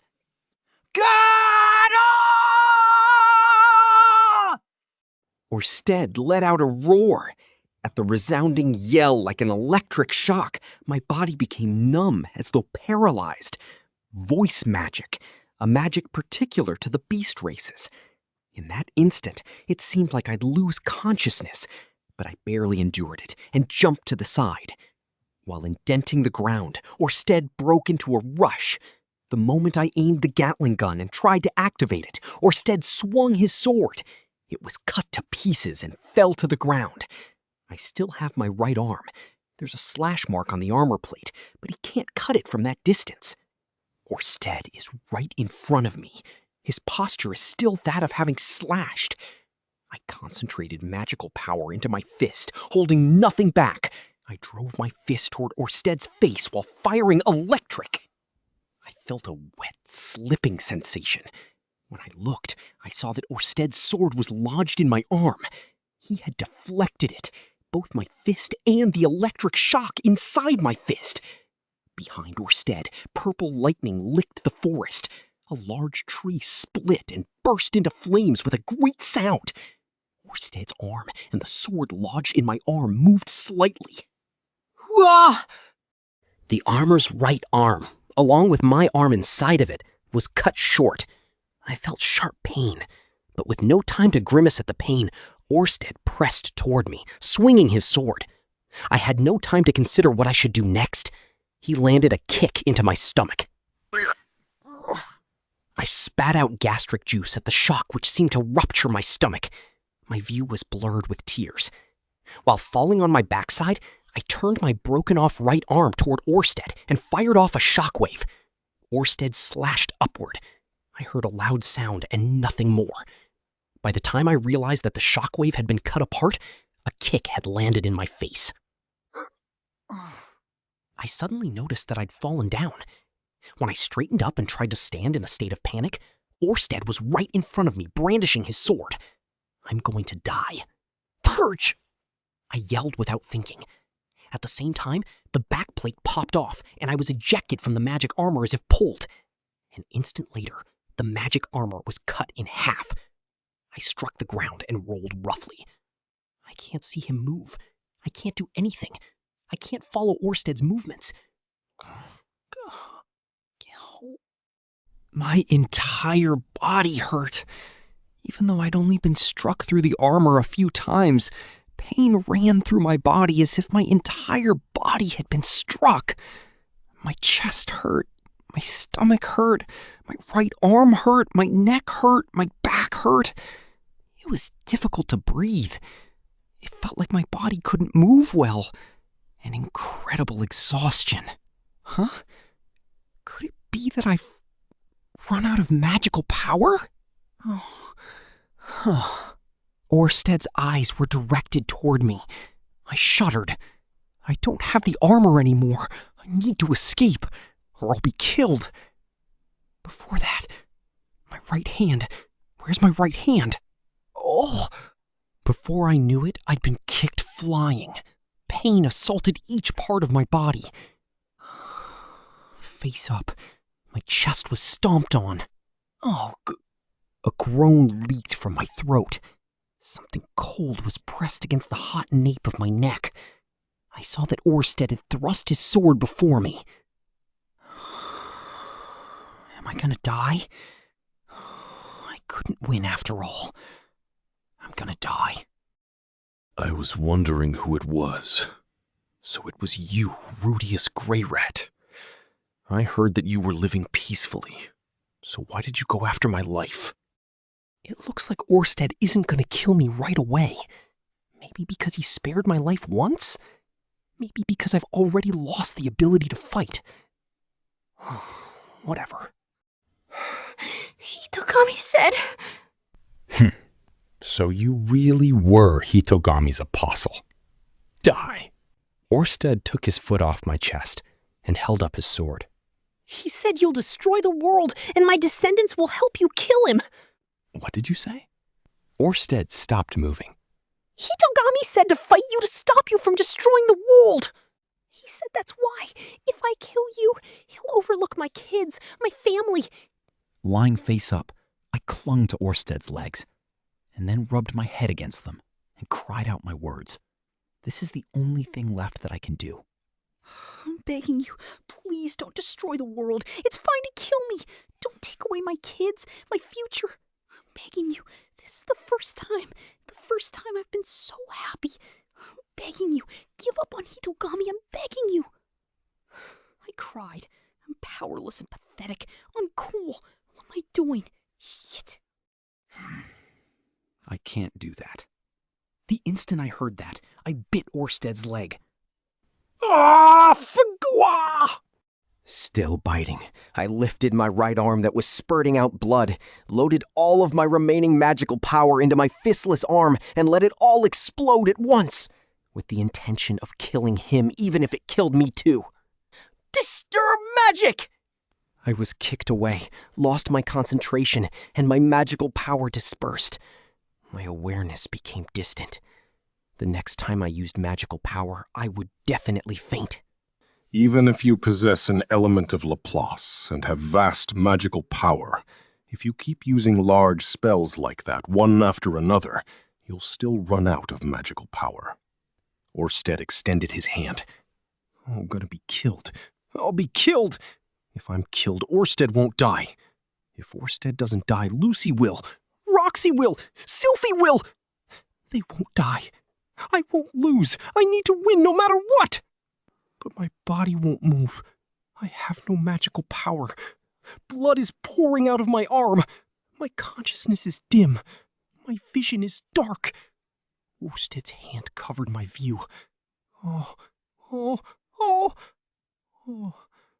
I should have at least decided on a name. Oh. Orsted jumped aside. Before I knew it, a single human was standing there, as if to separate me and Orsted. She was a tall woman. She wore dark clothes and a stylish coat. In her hands was a single-edged sword with a seemingly transparent blade. I was looking at her from behind, so I couldn't see her face. Oh, but I know that hair! That wavy hair long enough to reach her waist. Deep crimson hair, as if someone had thrown unmixed paint on it. Looks like I kept you waiting, Rudeus. Rudeus Greyrat stood there. Volume 16, Chapter 9, Mad Sword King versus Dragon God, Part 1. Explaining why Rudeus Greyrat appeared before Orsted isn't difficult. A few days ago, 2 females arrived at the entrance of Magic City Sharia. A female of the beast race with gray hair, and a female of the human race with majestic red hair. The female of the beast race was 1 head taller. Wearing similar tunics, both of them had swords hanging from their waists. Rudeus Greyrat and Ghislaine Dedirudia. They have finally arrived at their destination after a long journey. The journey wasn't easy. In order to meet with Rudeus as fast as possible, they chose a shortcut through the forest and got lost. While lost, they stumbled deep inside a goblin nest and ended up fighting. When they finally exited the forest and entered a nearby city, they got into an argument with hoodlums. As a result, a large number of enemies appeared, ensuing into a brawl. And so they lost time fighting while leaving the city. As a consequence of constantly getting involved in battles, even though they managed to get to Sharia, it took considerable time. In any case, both of them were adventurers. Along the way, they gradually regained their bearings. Once they entered Renoa Kingdom, the journey went smoothly, and they finally arrived at Magic City Sharia. Inside Magic City Sharia, everything went smoothly as well. When they went to the Adventurers Guild to gather information, there were a lot of people who knew where Rudeus lived. In this city, almost everyone knew the name of Rudeus Greyrat. They were told that a rare magical beast from the Begarito continent and a suspicious tree ant cultivated from the Magic continent could be seen from the gates, so it was easy to recognize. Their destination was easily located. If you compare the Rudeus estate to Eris's former home, there is a world of difference, but it is still large enough to pass as an inn. The garden was so big that you could even use it as a training area. While conversing with Ghislaine, in a rare case for Eris, she hesitated to go inside. She silently stood still for a while in front of the gates. Imposingly, she stood still before it. Raising her chin, she silently looked up at the house, as if by doing so, Rudeus would notice her and come out. What was inside Eris's mind were the rumors she heard about Rudeus while traveling. Rudeus Greyrat, the Quagmire, defeated a stray dragon, repelling a demon king, holding the title of strongest in the Magic University. Feared by those around him and displaying an overbearing attitude, he was still an ally of the weak. Along with comical rumors that continued on and on, it looks like he was a magician that wasn't hated, a strength that couldn't be described with words, delighting Eris each time she hears it as if it was about herself. In all the rumors about him, what caught Eris's attention most was not related to Rudeus's strength. It was the comical parts. For example, Rudeus was a devoted husband. Returning from school, he would go shopping with his wife. Or, while shopping, he will start caressing his wife's butt and get scolded. Or, he married a girl who looks like a child. Or, he married twice, a disgrace to all Millis believers. In other words, it's the rumors about Rudeus's wives. Each time Eris remembers it, her eyebrows would meet and a deep wrinkle would form on her forehead. Around the time she entered Renoa Kingdom, she also found the names of the two wives, Sylphiette Greyrat and Roxy Magordia Greyrat. When the time comes to meet those two, Eris doesn't know what to do. She learned about them from the letter and heard rumors about them while traveling. She had thought about several things during the journey, but when the time comes to talk, she didn't know if the conversation will go accordingly. To the Eris who stood still in front of the gate, the one who called out to her was a single maid, Aisha. Is that Eris? You're Eris, right? While answering her own question, she was already prepared to immediately respond when Eris knocked on the gates. However, after waiting for nearly 1 hour, in order to save Eris the effort, she moved instead. For Aisha, Eris was her benefactor. Although there was none she respected as much as her brother Rudeus, Eris was definitely part of the group that saved her in Sharon Kingdom. A debt of gratitude should be repaid, is something her mother taught her. At the time she heard the conversation of the three, she privately thought that if Eris loved her brother, she would support her. With Aisha's lead, Eris quietly went inside. She was warmly received by both Aisha and Lilia. While Aisha went out to call Sylphie and Roxy, she heard about Rudeus's situation from Lilia. Lucy, who is Rudeus's daughter. While looking at her, Eris wore a complex facial expression, but realized no unpleasant feelings occurred. If it's children, she can also give birth. A boy, if possible. She was able to have such composure because of Aisha and Lilia's support. After Sylphie and Roxy returned along with Norn, the meeting went calmly. While Rudeus's two wives shuddered at the sight of Eris's well-bred breasts and butt, they displayed no signs of lunging at Eris. It was thanks to the mood that Aisha and Lilia created. But in the first place, with Rudeus gone, there were a lot of things to talk about. Norn also had an unsympathetic attitude, but she soon joined the conversation and didn't show any antagonism. Both understood that Rudeus planned to accept her and intended to respect that. As Eris started speaking, her love and respect for Rudeus was such that even with a bitter smile, the mood was still pleasant. Having someone they loved to be praised and admired, anyone would be happy. However, it was only calm at the beginning. When Eris asked, "And so, where's Rudeus?" the atmosphere changed. He went to kill Orsted. Hearing their response, Eris blinged them. "Why did you let him go alone? Do you want to kill him? If you're both living with Rudeus, then you should have gone and fought with him." Towards the adamant Eris, Sylphie replied while crying. We wanted to, but he told us not to follow since we would just be a burden. While Eris was shocked at her tears, thinking deeply, she remembered how she trained in order not to be a burden. And so, with no one helping Rudeus while she was gone, having a letter written to her, towards the women in front of her, she felt, together with a small amount of jealousy, a feeling of superiority. Part 2. And so Eris is here, hurrying to her destination, almost passing by, then turning back after seeing a huge explosion. Hearing the sounds of a battle, she searched and continued to search in a frenzy. After finding Rudeus on the verge of death, she jumped, right in front of Orsted. Eris confronted Orsted, raising one of the sword god's 7 swords, Phoenix Elegant Dragon Sword, above her head. "Like Rudeus! Oh! But I shouldn't hurry. First, I need to buy some time." Eris told herself she couldn't defeat Orsted alone. She realized that the moment she confronted him. She naturally understood. In the past, she wouldn't have recognized it as beyond her. Simply looking up a tower 100 times higher than her, crudely thinking it was just tall, believing that it was climbable. But now, she was different. She recognized the gap between Orsted and her.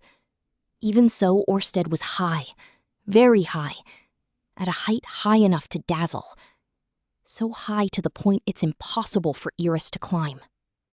Orsted. Eris Boreas Greyrat, huh? Is he that important to you? Someone who isn't Luke? Luke? The man fated to become your husband. I don't know anything about that. Eris ignored Orsted's words. She didn't know anyone called Luke. The only one important to her is Rudeus. Rudeus. Just that one person. She doesn't need anyone else. It seems so. Orsted didn't take a fighting stance. He observed Rudeus, who was being healed. His stance is full of openings. Eris understood. He was showing a lot of openings. On purpose. While doing so, he was waiting for Eris to move. Eris was reminded of her last meeting with the Sword God. Part 3. Sword God Gulfarian invited Eris to his room, lined up 3 swords, and said, "Which do you want?" Eris tried them one by one. Before, she would have said the sword she received from the magic continent was enough. As her body grew, however, the sword no longer fit her body, and she started wanting a longer sword. Moreover, that sword would probably not be effective against Orsted. Relying on swords, you don't have enough pride as a swordsman, is something a master swordsman would probably say. However, Eris knew. Just having pride is worthless. This one!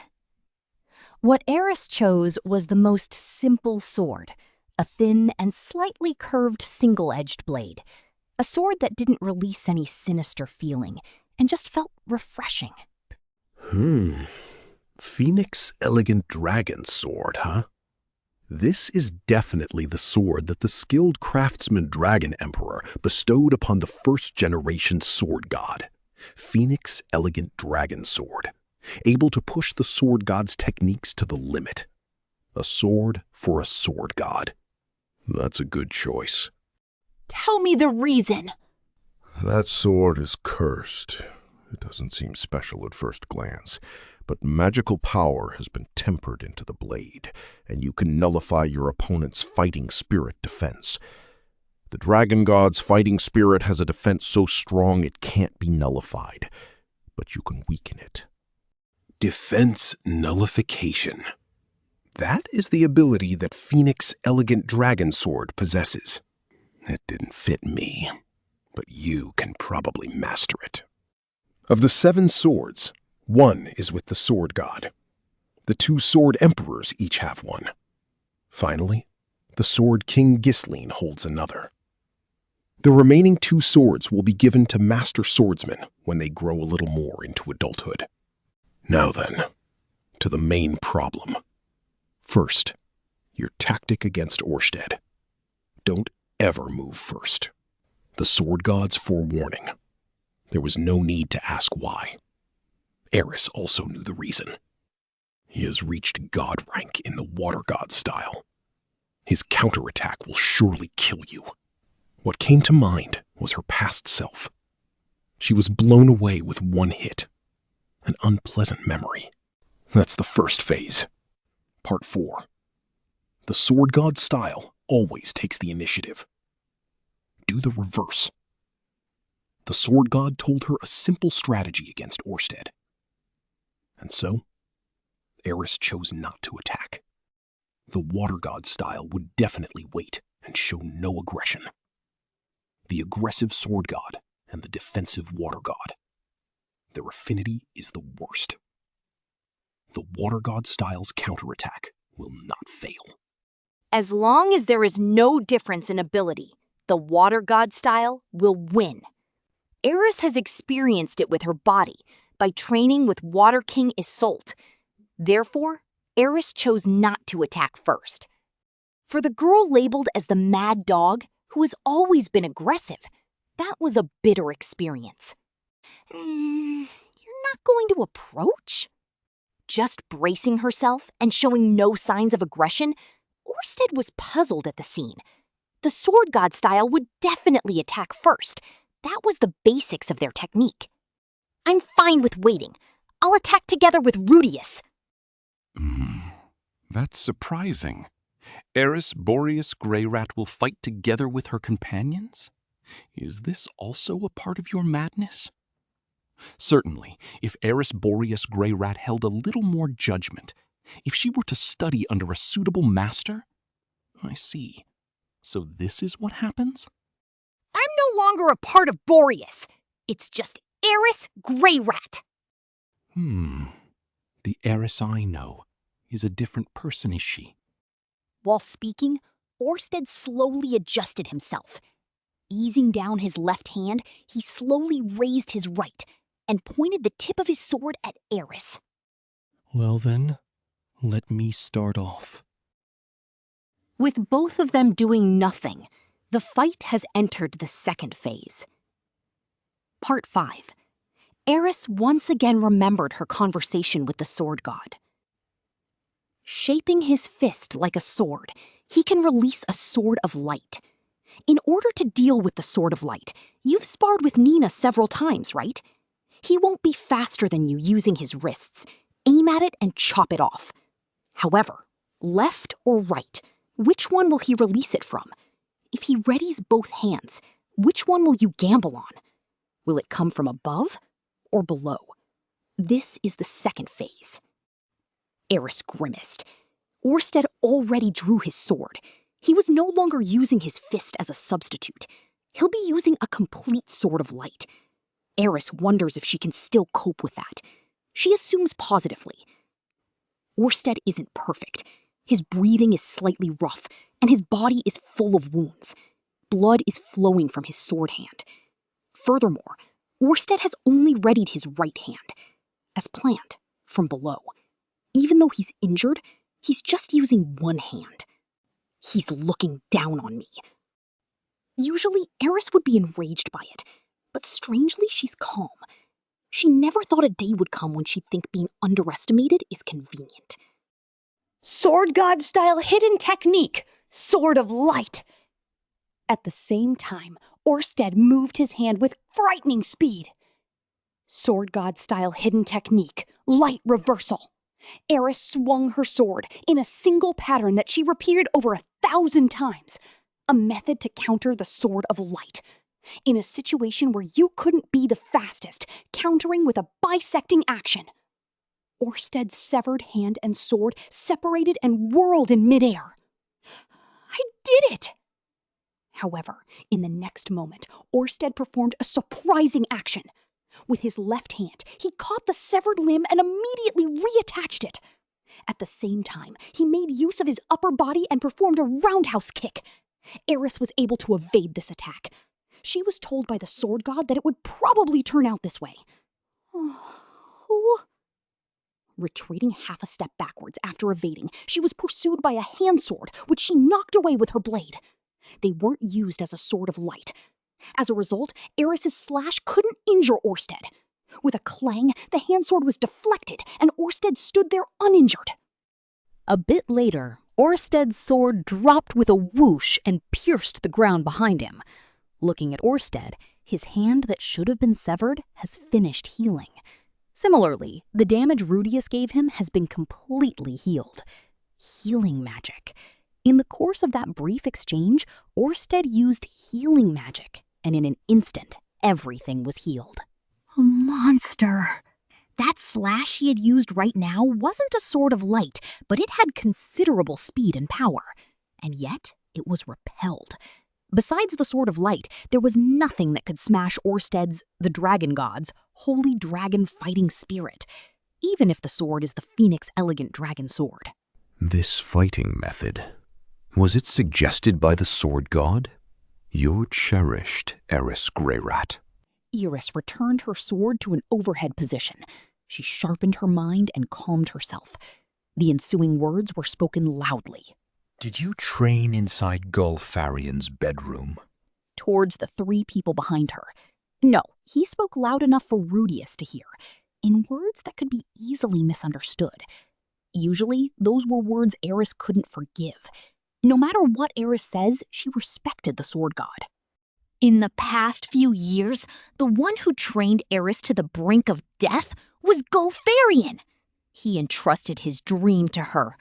Their relationship wasn't that of a man and a woman, but of a master and his student. A teacher and a student with a similar objective.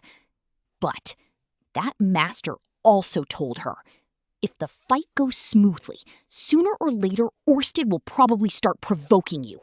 Will you let him?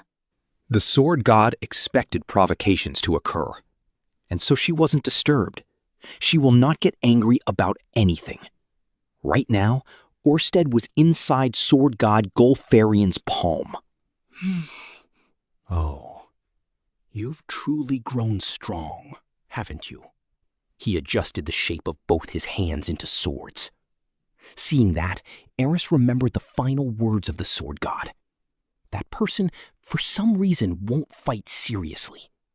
Even though he knows sword techniques and magic, he'll limit himself to just fighting spirit and bare-handed techniques whenever possible, especially when he knows his opponent's skills. Fighting spirit and bare-handed techniques, if these aren't enough, he'll use magic. He'll try to win as efficiently as possible. But in unfamiliar situations, seeing a technique for the first time, he will try to study it. That is probably his weak point. Eris visualized the first time Orsted and Rudeus fought, as if tormenting a weak mouse. The childish actions of Orsted. He didn't finish him off and just toyed with him. Grrr. While Eris grinded her teeth, she removed her left hand from the Phoenix Elegant Dragon Sword. Her aim is the beloved and inscriptionless sword she received from a town in the Magic Continent, placed on the left side of her waist. The Phoenix Elegant Dragon Sword raised overhead with just her right hand, the inscriptionless sword still stored in its scabbard, an irregular two-sword style. But the sword god style didn't have any dual-wielding techniques. Only the North god style had a dual-wielding pattern. Still not enough. It's still not enough. No matter how strongly the Phoenix Elegant Dragon Sword is cursed, she couldn't release a sword of light with just one hand.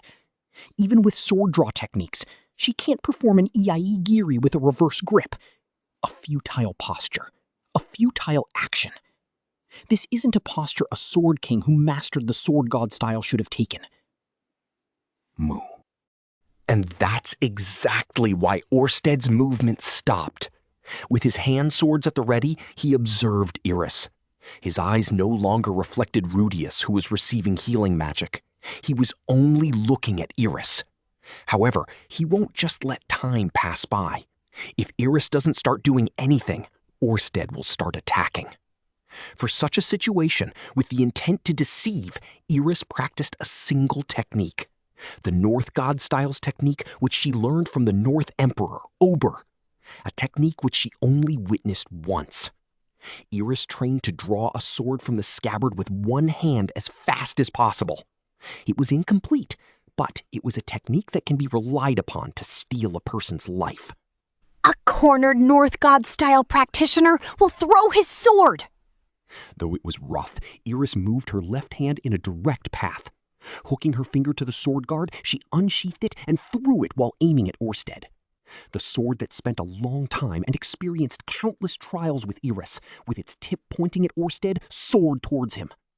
Iris's left hand, without slowing its throwing momentum, continued to the sword she held in an overhead position. As fast as she could, she moved her left hand towards Phoenix Elegant Dragon Sword. Upon reaching it, the sword was held with two hands, and she instantly released a sword of light. Having released a long sword of light, Eris clicked her tongue without repositioning herself. Orsted deflected her sword, the sword she had thrown seriously. Even though the nameless sword hit Orsted's body, his holy dragon fighting spirit repelled it and sent it rebounding far behind Eris's back. Better than expected. But is this all you have? No! Before the nameless sword could fall down, before Eris could look behind her, Rudeus was already standing. He has already finished healing. We're just starting! Eris turned around, his figure reflected in her eyes. Rudeus is there. His lower eyelids have turned completely black. His bright brown hair looked white. With legs that trembled, a pale face, violet lips, and looking like he could die at any moment, he stood up while being supported by Sylphie and Roxy. What do you mean, just starting? Even as a compliment, Rudeus was in no state to fight.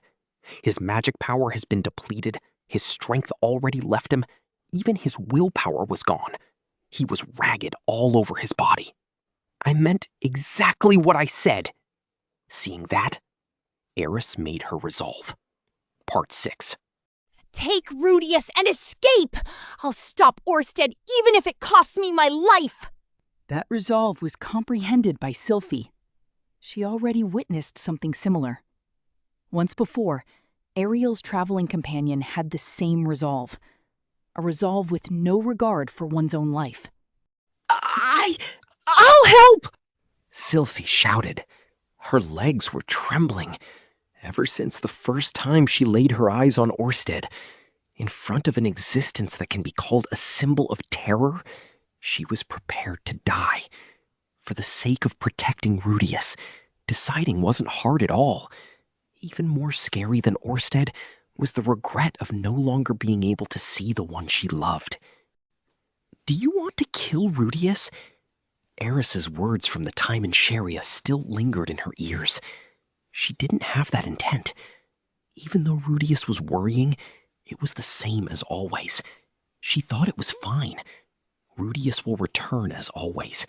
He had power that was beyond imagination. Even his magic armor held an amazing power. She didn't think an opponent that could win against that would exist. That she was mistaken was something Sylphie never even thought about. Eris looked at Sylphie, saw the resolve in her eyes, and then nodded. Then I'll be relying on you to guard my back! Ghislaine, escort Rudeus and Roxy away from here! Eris, protecting you is my duty. The one who refused those words was the Sword King of the Beast Race. She had seen Eris's struggle. She had seen Eris's effort. That's why she didn't say or do anything, and just watched. For Eris's grandfather who had died, she believed it was her duty and payment for the debt of honor she owed Saros. Are you listening? I'm telling you to protect the most important person to me. I won't. If you die, I won't be able to face Master Soros and Master Philip. She couldn't permit her dying an untimely death. She will not let her die needlessly. Ghislaine hasn't thought that far yet. In any case, she replied reflexively. Right now, we should run! Roxy understood that fighting with a pregnant body is too much for her. Even though she followed this far, she knew she would just be a hindrance when it came to a fight. And so, she sought to drag Rudeus outside the forest, where horses waited, and then run away at full speed. Even if she had a miscarriage, as long as Rudeus escaped. She didn't think of what would happen after. Right now, she believed running away was the priority. Phew. Seeing Eris's and Ghislaine's argument, seeing Sylphie's and Roxy's determination, Orsted breathed out a protracted sigh. Towards that sigh, everyone except Rudeus reacted. Orsted didn't ignore what he saw. In a loud voice, he spoke. Rudeus Greyrat. Rudeus's body trembled with a start. As long as you're allied to the human god, I will not let you escape. Even if I have to kill everyone here. Even if I have to murder each and every person inside the city. I will hunt you down and kill you. Narrator. Rudeus's trembling became even more severe. With his legs trembling, he pointed his gaze at his feet. Orsted. Threatening. I don't believe in anything the human god would say. But if what the human god told you is true, then after killing you, I will kidnap your children. With those words, Rudeus's body stopped trembling. His eyes burned with renewed vigor. He slapped his left hand onto his trembling leg and reached for Roxy's staff with his right hand as if to steal it. Without realizing it, his hands failed him and he began to lose his balance. While a panicked Roxy supported him, he glared at Orsted with bloodthirsty eyes. However, with your armor that imitates the fighting god, and with magical power that's comparable to Laplace, along with a constitution that is immune to my curse, you are somebody who is useful. Huh? At Orsted's words, Rudeus's bloodlust decreased. Towards a puzzled Rudeus, Orsted continued. Betray the human god and join me. That's just dumb. Oh, Rudy, don't. Eris and Sylphie were convinced he was telling a lie. They didn't have a basis, but they were still confident. Ghislaine and Roxy remained silent. However, they started to search for any hidden intent in Orsted's words. Orsted. If you do, I'll forget about this ambush of yours, and I'll heal your injured arm. Rudeus was thinking. However, Rudeus was different. He realized there was something in Orsted's voice. He realized that his inner throat trembled. If you have the dragon god's divine protection, the human god shouldn't be able to easily lay his hands on you. Inside Rudeus's eyes were doubt and hesitation. Right now, even this conversation will not reach him. Rudeus was doubtful.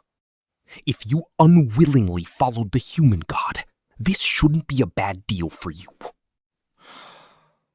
Rudeus was silent. Choose Rudeus Greyrat. Side with the human god and lose everything to me. Or follow me and fight the human god together. If it's you, Since it's you who is immune to my curse, then you should be able to choose with your own will. Rudeus and Orsted stared at each other. Rudeus slowly exhaled. As if trying to confirm something, he stared at the other's face, trying to find the truth under his facial expression. Of course, there's no reason Rudeus could see such a thing, and several seconds passed. Rudy? While stumbling, Rudeus let go of Roxy's hand. Looking like he could fall over any moment, he walked slowly and clung to Gislin's shoulder. Staggering towards Sylphie, he clung to her, finally arriving on Iris's side. He dropped down in front of Orsted. While on both knees, he raised his face towards him. Is it true? A method to protect my family from the human god? He exists? There is. His ability to see the future is powerful, but there is no reason that he should be able to see everything.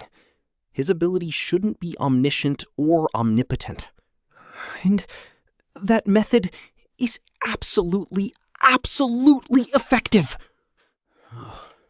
It's not absolute. Even I don't have a complete understanding of his power. Orsted couldn't give a guarantee. He didn't say it would be safe or it would be all right. Rudeus, with eyes similar to someone wanting to be saved, looked at Orsted on the verge of tears. What was he thinking about? Rudeus made his decision. I put my life in your hands. Please help me. On that day, Rudeus Greyrat became the dragon god's subordinate. Volume 16, Chapter 10, Rudeus Greyrat, First Part. Part 1. After waking up in the morning, I run and train with Norn.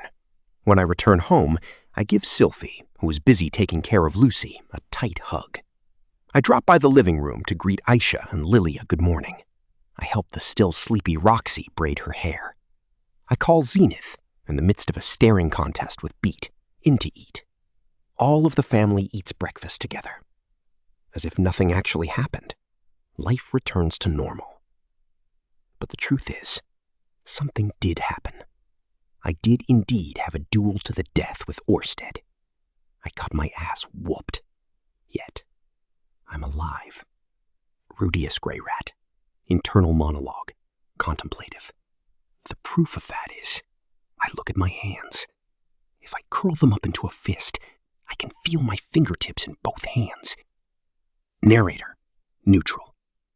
After that, after I prostrated myself before Orsted and swore loyalty to him, as promised, Orsted cast healing magic on me.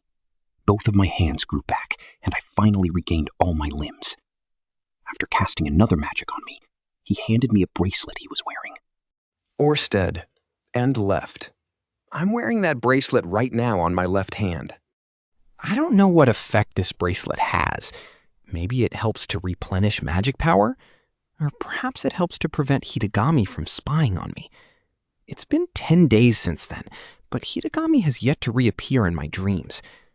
Orsted said that under the protection of the dragon god, Hitagami's interference could be prevented. So maybe the latter. Then again, it could be meaningless, just a symbol of being a subordinate of the dragon god or something like that. Regardless, I lost to Orsted and joined his camp. I betrayed Hitagami and joined the other side. I won't take off this bracelet. I don't regret betraying Hitagami. Honestly, I feel great. Rather than what have I done, I feel more like I did it. There's no going back. In the future, no matter how annoying Orsted is, I can't betray him. We're on the same boat. Even if this was within Hitagami's expectations, what's done is done. Still, in my personal opinion, Orsted seems to be more trustworthy than Hitagami. Somehow, he somewhat reminds me of Ruijerd. He doesn't have Ruijerd's high pride. Neither does he seem to care for children like Ruijerd. Still, compared to the Hitagami that just stares down from above doing nothing, he feels more like someone who puts his all into what he does. In any case, A load was taken off of my shoulders. The pressure in my chest has been relieved. Maybe it really hasn't been relieved, but it feels like having climbed a mountain and seeing beyond. Sylphie cried, and Roxy reprimanded me. They regretted not knowing how dangerous an opponent I was facing and felt anxious that I became Orsted's subordinate. I told them it couldn't be helped, that there was no other way, and they consented for the time being. I returned to Sharia. After safely returning to my family, I reported to those that helped how I lost to Orsted and joined his camp. By the way, Perugius looked the most relieved out of everyone. Well, I guess nobody really wants to make an enemy out of someone like Orsted. Everyone I met on the way seemed startled. When I asked what happened, it looks like my hair has turned white. I don't really get it, but maybe it's a similar phenomenon to what happened to Sylphie. If my hair keeps growing with its original brown color, maybe it's a transient thing. Even if it's permanent, since Sylphie and I match now, I don't really mind. It's been 10 days since I returned to my original lifestyle. Though I'm vigilant of Hitagami's next move, for now, he's done nothing. My body condition has gotten better. I think that my dried-up magic has been replenished. Speaking of which, it seems that Orsted knows some secret about my body's magic power. Laplace factor or something like that? Well, if there's a need, I'll ask Orsted to tell me. For now, I'll wait. By the way, speaking of good things, there was one change to my comfortable everyday life. Another bowl! Aris-sama, we're out of soup already. Aw, it wasn't enough. There's a new addition to the dining table, a tall woman with red hair. That tall woman is Eris. As a matter of course, she came home. As a matter of course, she took the guest room. And as a matter of course, she began to live here. By the way, Ghislaine booked a room at a nearby inn instead. Maybe she was shocked at how Eris was acting, or maybe she's trying to be considerate for us. In any case, Eris stayed. She would go out sometimes, but basically, she's always home. She'll watch Sylphie make the meals, or watch Roxy prepare for classes, or watch Aisha and Lilia take care of the house, or spy on Lucy and Sylphie when they're together. In any case, when she's not doing anything, she would just watch. Especially when Sylphie or Roxy are busy with one thing or another, she would look with a troubled expression, and, hey, Eris has changed since when we last met. What I mean is, she's prettier now. She's tall for a girl, her body is well proportioned, and appropriately dressed with a leather jacket like Ghislaine's, and a light black undershirt and trousers that are easy to move in.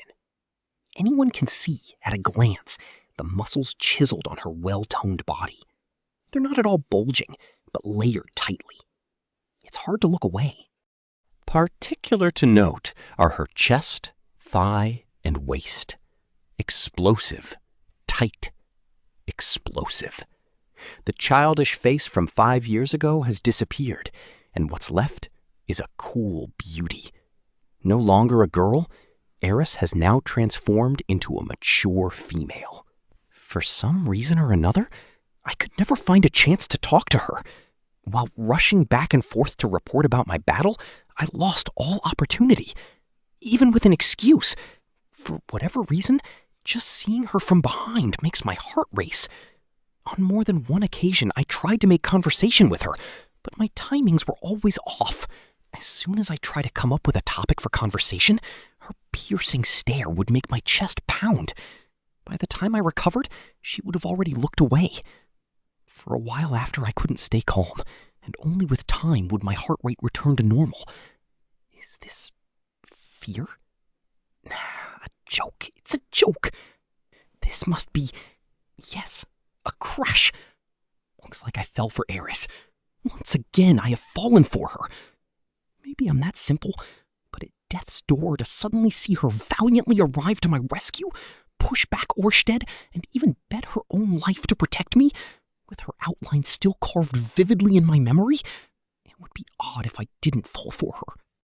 Right now, I'm but a maiden in love, Maiden Rudy, who has transformed into an angelic high school sophomore.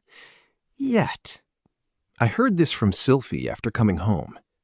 In the past few years, Eris has been single-mindedly training at the Holy Land of the Swords for the sole purpose of fighting Orsted by my side. The cause was the fight with Orsted at Red Dragon Lower Jaw. Seeing me practicing magic disturb afterwards, she mistakenly assumed that I intended to challenge Orsted. Although I never felt a tremendous difference in strength between us back then, Eris thought otherwise and decided to leave and train. From Eris's perspective then, it was I that betrayed her, almost like she left overseas to train, only to return to find her lover with another woman. Unfaithful, cheater. How our opinions differ on this point. We have already talked about it, so she should understand. Still, her heart must be in turmoil. With a temperament like Eris, even coming at me with a knife isn't exactly out of question. If I just tell her, I have fallen for you again, please be my wife, it doesn't feel exactly right. Besides, I really am scared of what Eris would do. I don't get what she's thinking at all. Like, what's she keeping to herself? The Eris I used to know would just inconsiderately say whatever she wants. Rudeus, I love you. Let's get married. Come to my bed tonight. Don't even think about getting any sleep. Rudeus belongs only to me. Things like that. Yet she said nothing. Not even talking to herself. Just silence. Unless, several days ago, she put her life on the line to save me from Orsted. Up till then, she had placed me upon a pedestal. For 5 years, she trusted that I have been just like her, working constantly to become stronger. Yet I didn't. Even though I was working hard in my own way, but not like her. I got my ass whooped by Orsted. Eris must have seen how pitiful I looked back then. Not only that, but I already have 2 wives. The Eris who had already reached Sword King at the Holy Land of the Sword must have felt disillusioned by what I became. She said nothing. So maybe she's just getting rid of me. With those thoughts in mind, I'm even more scared of talking to her. Scared of getting dumped. To hear from the cool Eris, "You're nothing now," I'll feel hurt. If that happens, it would only be right, but I would be dejected. Well, if that's the case, please just go ahead and say it already. Oh, sigh. With those thoughts in mind, Roxy suddenly asked, So, when's the wedding reception with Eris? Wedding reception? Yeah, I had one too, so shouldn't she get one too? I need to ask for a day off that day, so if you can tell me when. I fell silent, listening to Roxy. Roxy furrows her brows, watching me. Don't tell me. You haven't said anything yet. I can feel my embarrassment. Everyone in the family has already talked about it, and they're all set to welcome her in. Aisha, of course. Even Norn has begun to treat Eris as part of the family. Not just that, Norn and Eris always chat with excitement over stuff about Ruijerd. Unexpectedly, those two got along really well. Nobody had any objection. Only I have yet to pull the trigger. Rudy, you can't keep running away. Eris has been waiting for you. Waiting?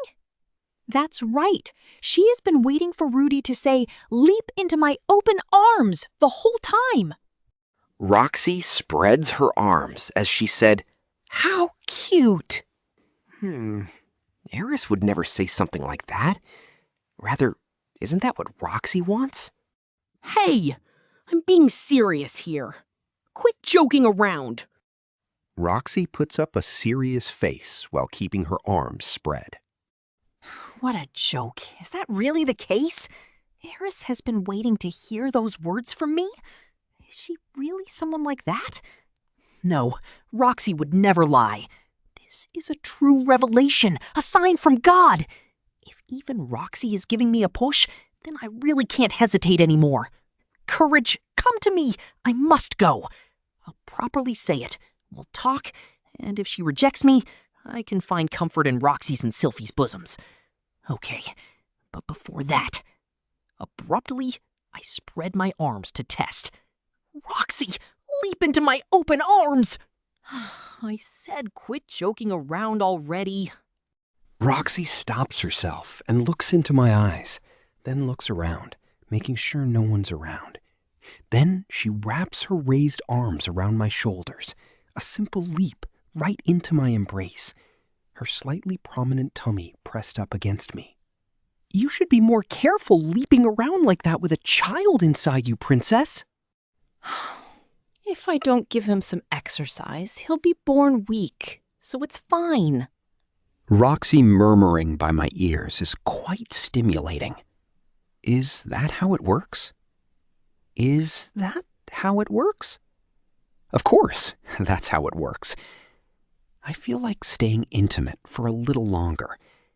So I sat Roxy on my thighs and myself on a chair. Meanwhile, I suddenly spy. Huh? Someone in a maid outfit is spying at us from the shadows outside the door, with her eyes sparkling and a penetrating stare. It's Eris. Yeah! Seeing me tightly embracing with Roxy, Eris looks away unhappily and disappears into the hallway darkness. Terrifying. Nothing was said, but it was still so terrifying. Tomorrow. We'll talk tomorrow. Part 3.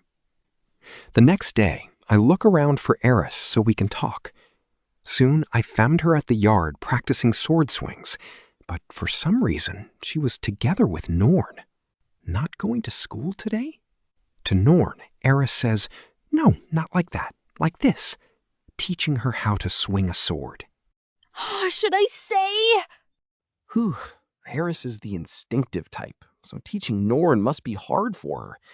These genius instinctive types won't know how they do things. In spite of my assumptions... Your left hand lacks power, so you only swing with your right. Your blade's edge is tilted. Eh? Am I imagining this? Be more conscious of your left hand. Try with the intention of swinging it only with your left hand in mind. If you do that, it will make your swing more beautiful. Could it be that it was Eris who said that? Not Ghislaine, who dubbed over a lip-synced Eris? So that's why. Makes sense. As long as it makes sense. After that conversation, those two restart practice merrily. Feels like Norn's swings got a little better.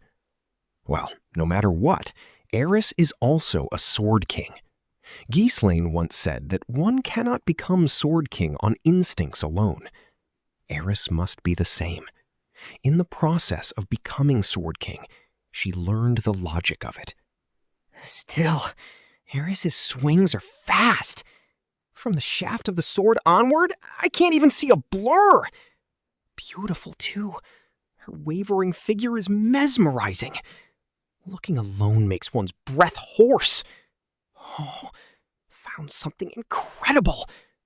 Every time Eris makes a swing, her chest would bounce with vigor. Yet not violent, but with a subtle shake nevertheless. Probably because her style has no margins, her upper half is almost entirely unmoving, leaving only light vibrations. Speaking of which, the sleeveless shirt she's wearing looks almost like a gym wear. Don't tell me she's not wearing any chest armor? Every swing imposes itself in my eyes. Those are some iron grips. Suddenly, Eris's chest, her swings, stopped. I look back up to her face, wondering what's wrong, but she's already looking back at me.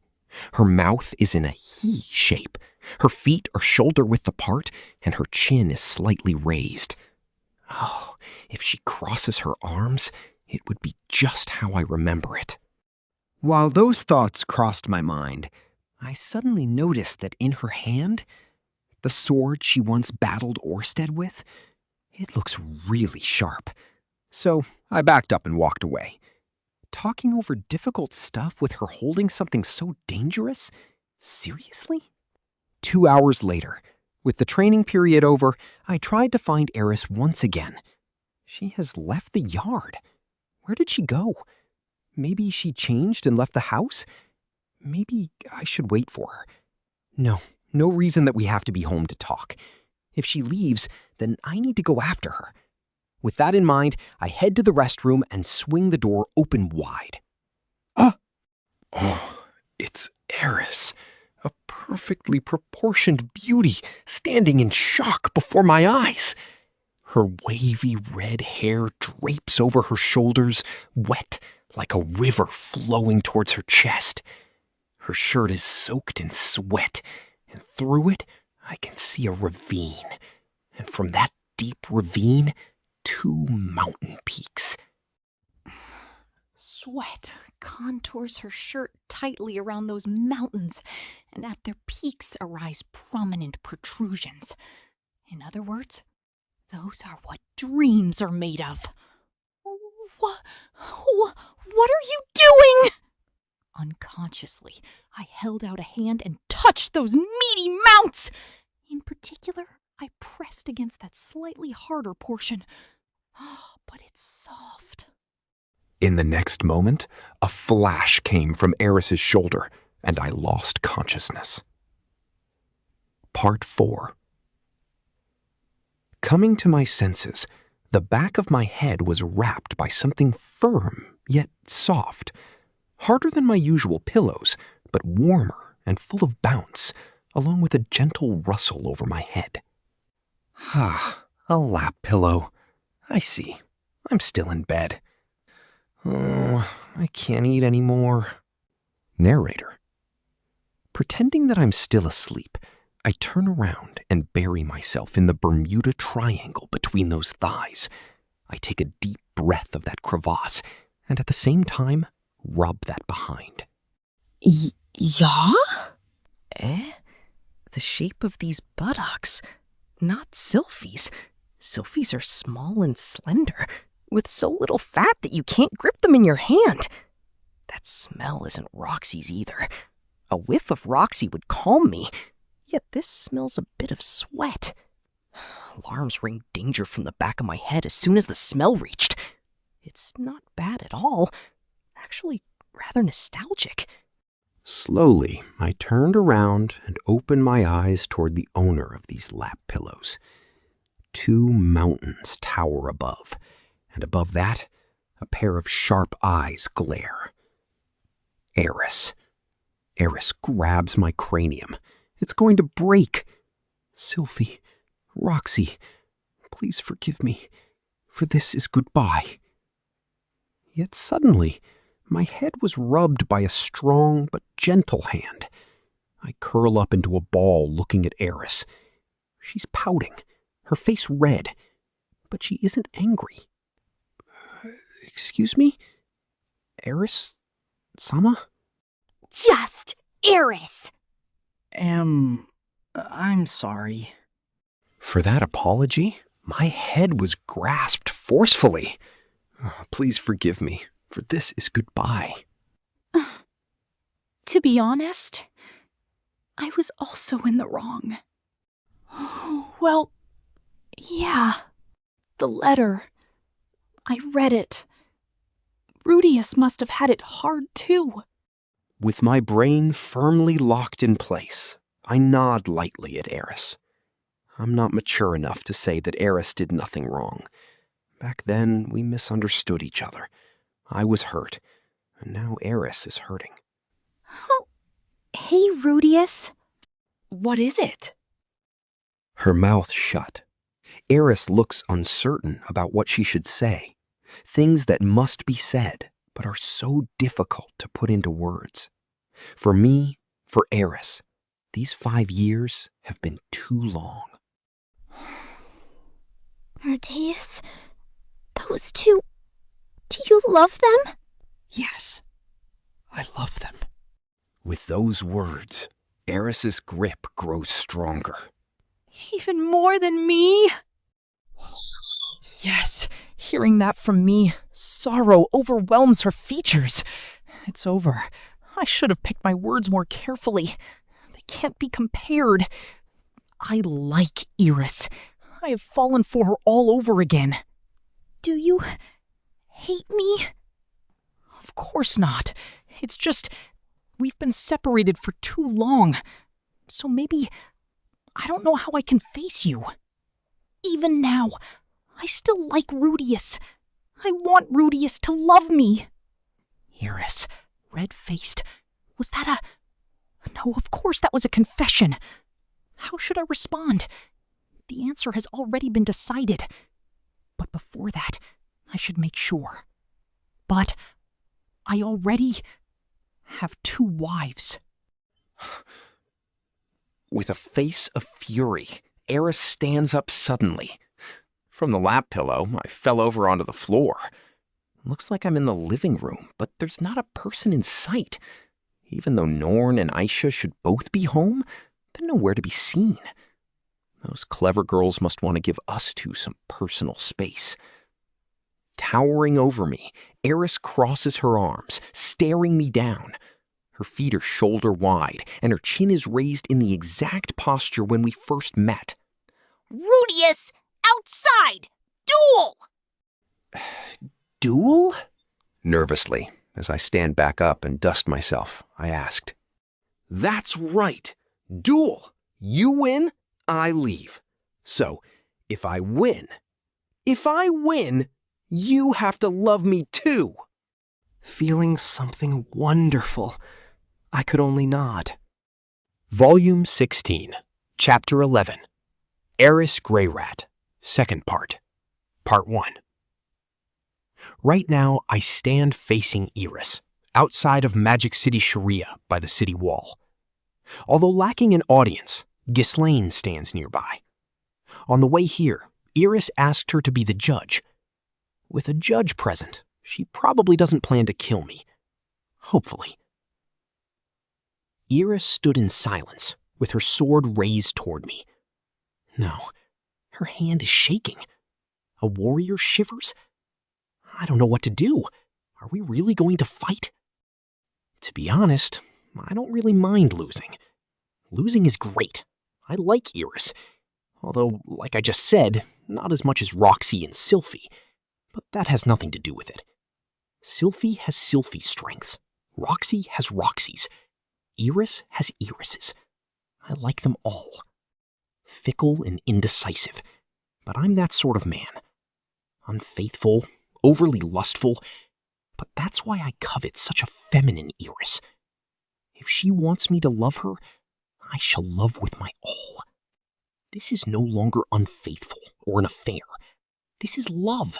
It's only natural. To desire such a charming woman is the law of nature. Not like any Church of Milas people would show up suddenly. But if I lose on purpose, will she feel insulted? She hates those kind of people, right? Rudeus Greyrat, determined monologue. Eris trained in order to protect me, in order to gain strength against Orsted. That's why I must demonstrate the strength fit to be Eris's husband. I really ought to show an equal share of effort too, even though I may not have worked as hard as Eris. But that's fine. As long as I gave my all, without knowing which of us will come on top, win or lose, I'll ask her to marry me once more. Resolute internal monologue. If I win, then I'll tell her, you belong to me. Quit complaining and come home. All right, let's do that. My armored magic core lay broken and discarded in the forest. In close combat, Eris the Sword King and Orsted fought to a stalemate. Against someone like her, I don't have any confidence of winning at this distance. If I lose, it can't be helped. Ghislaine. Rudeus? What's up? Although it's been a while since I saw Ghislaine, she hasn't changed very much. All in all, a woman with some years behind her. We greet each other at our reunion and chatted as well, but never about the current situation. Ghislaine has always been that way, according to Ellen Elise. Eris Sama hasn't changed. Treat her with an attitude. Gislin's mannerism hasn't changed much either. The subtleties of her words make me a bit uncomfortable, wondering to myself, am I doing the right thing right now? Looking at Iris, she's waiting for me to get ready in her usual posture. Her arms crossed, feet apart, and her chin raised. The same posture, but so different from the Iris from memory. She's taller, her chest got bigger, and exudes from her an aura of a carnivore. 5 years passed. I changed. Iris changed too. Yet Gislin said she hasn't. 5 years ago, how would the me from then face Iris? Facing a stubborn Iris, what would I have done? Ready. Begin. The signal from Ghislaine came, but I did not raise my staff, nor did Iris move her hands.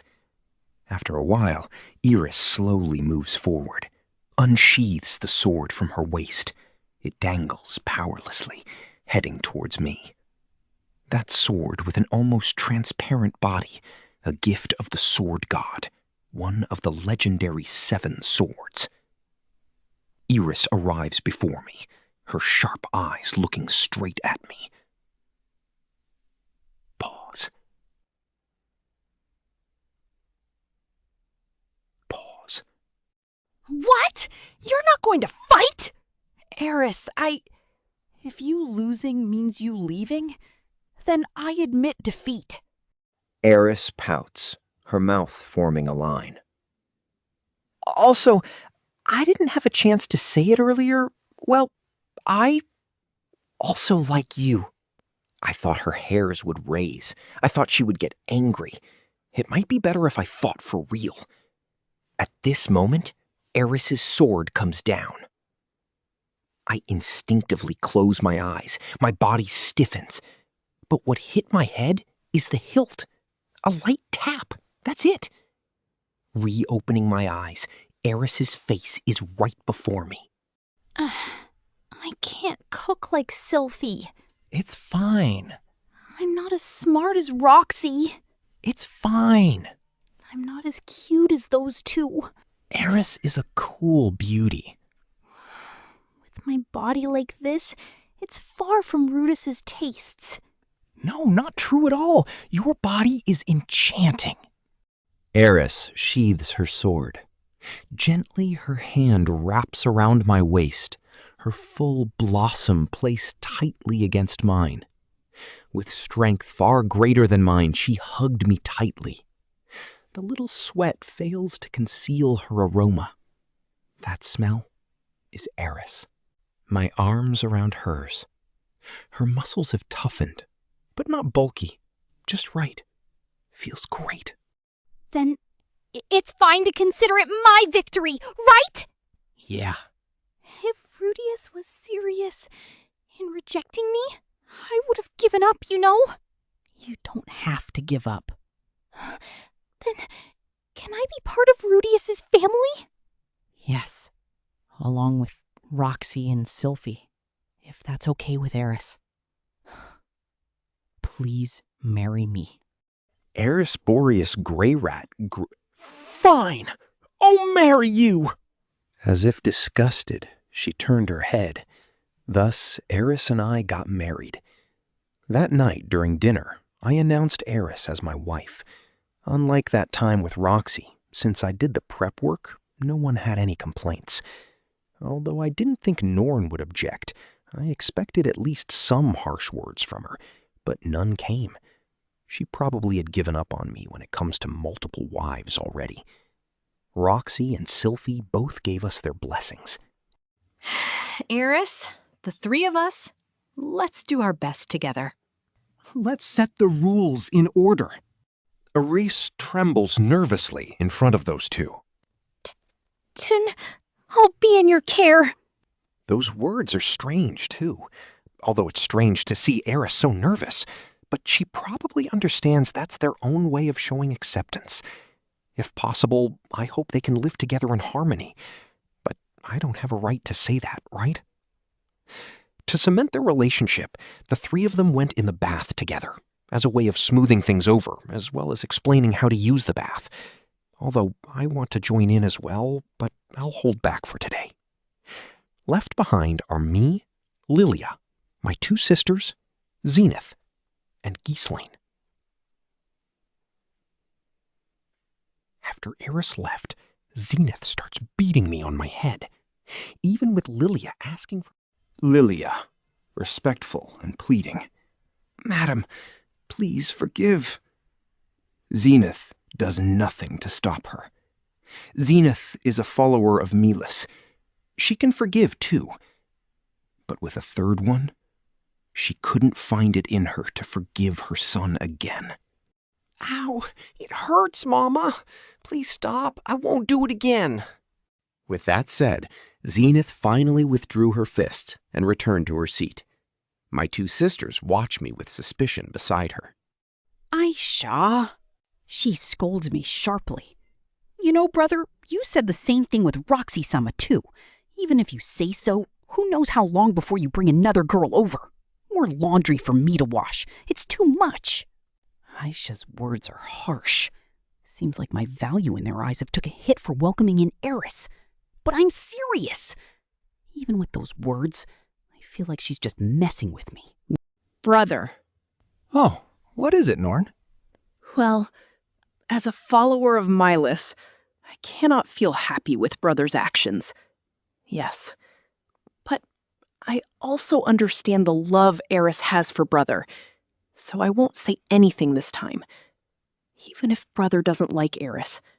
But please love her properly anyways. That's all. Okay, I'll give it my all. Norn seems to really like Eris. In the mornings, Eris teaches her swordsmanship, but Norn also was proactive in approaching her. I guess in the past few years, Norn has become more sociable. Is that the effect of joining the student council? Rudeus-sama. Oh, what is it, Lilia?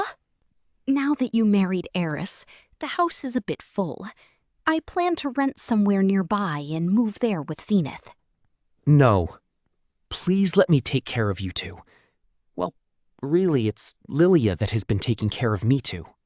No, not at all. But if Rudeus-sama says so, then I'll comply. Kick out my 2 moms just to welcome in another wife? Paul up in heaven would definitely come back to haunt me. It's only natural for a son to care for his elderly parents. It's true that with Eris, we no longer have a guest room. But who cares? We'll figure something out. Rudeus. Ghislaine-san. Ghislaine is fine. She's in her 40s already, but her muscles haven't weakened a bit. Result of a lifetime of training, perhaps. Eris-sama, can I leave her in your care? Yes. I swear to God. Right. Ghislaine smiles gently. You grew up. Those eyes are same as Paul's when he married Zenith. That should make me happy, right? Yes, I'm happy. Right, the same eyes as Paul. That's great. I have grown up. But that's the Paul that Ghislaine knew. Should I really be happy? Ghislaine, what do you plan to do next? Will you stay around? No.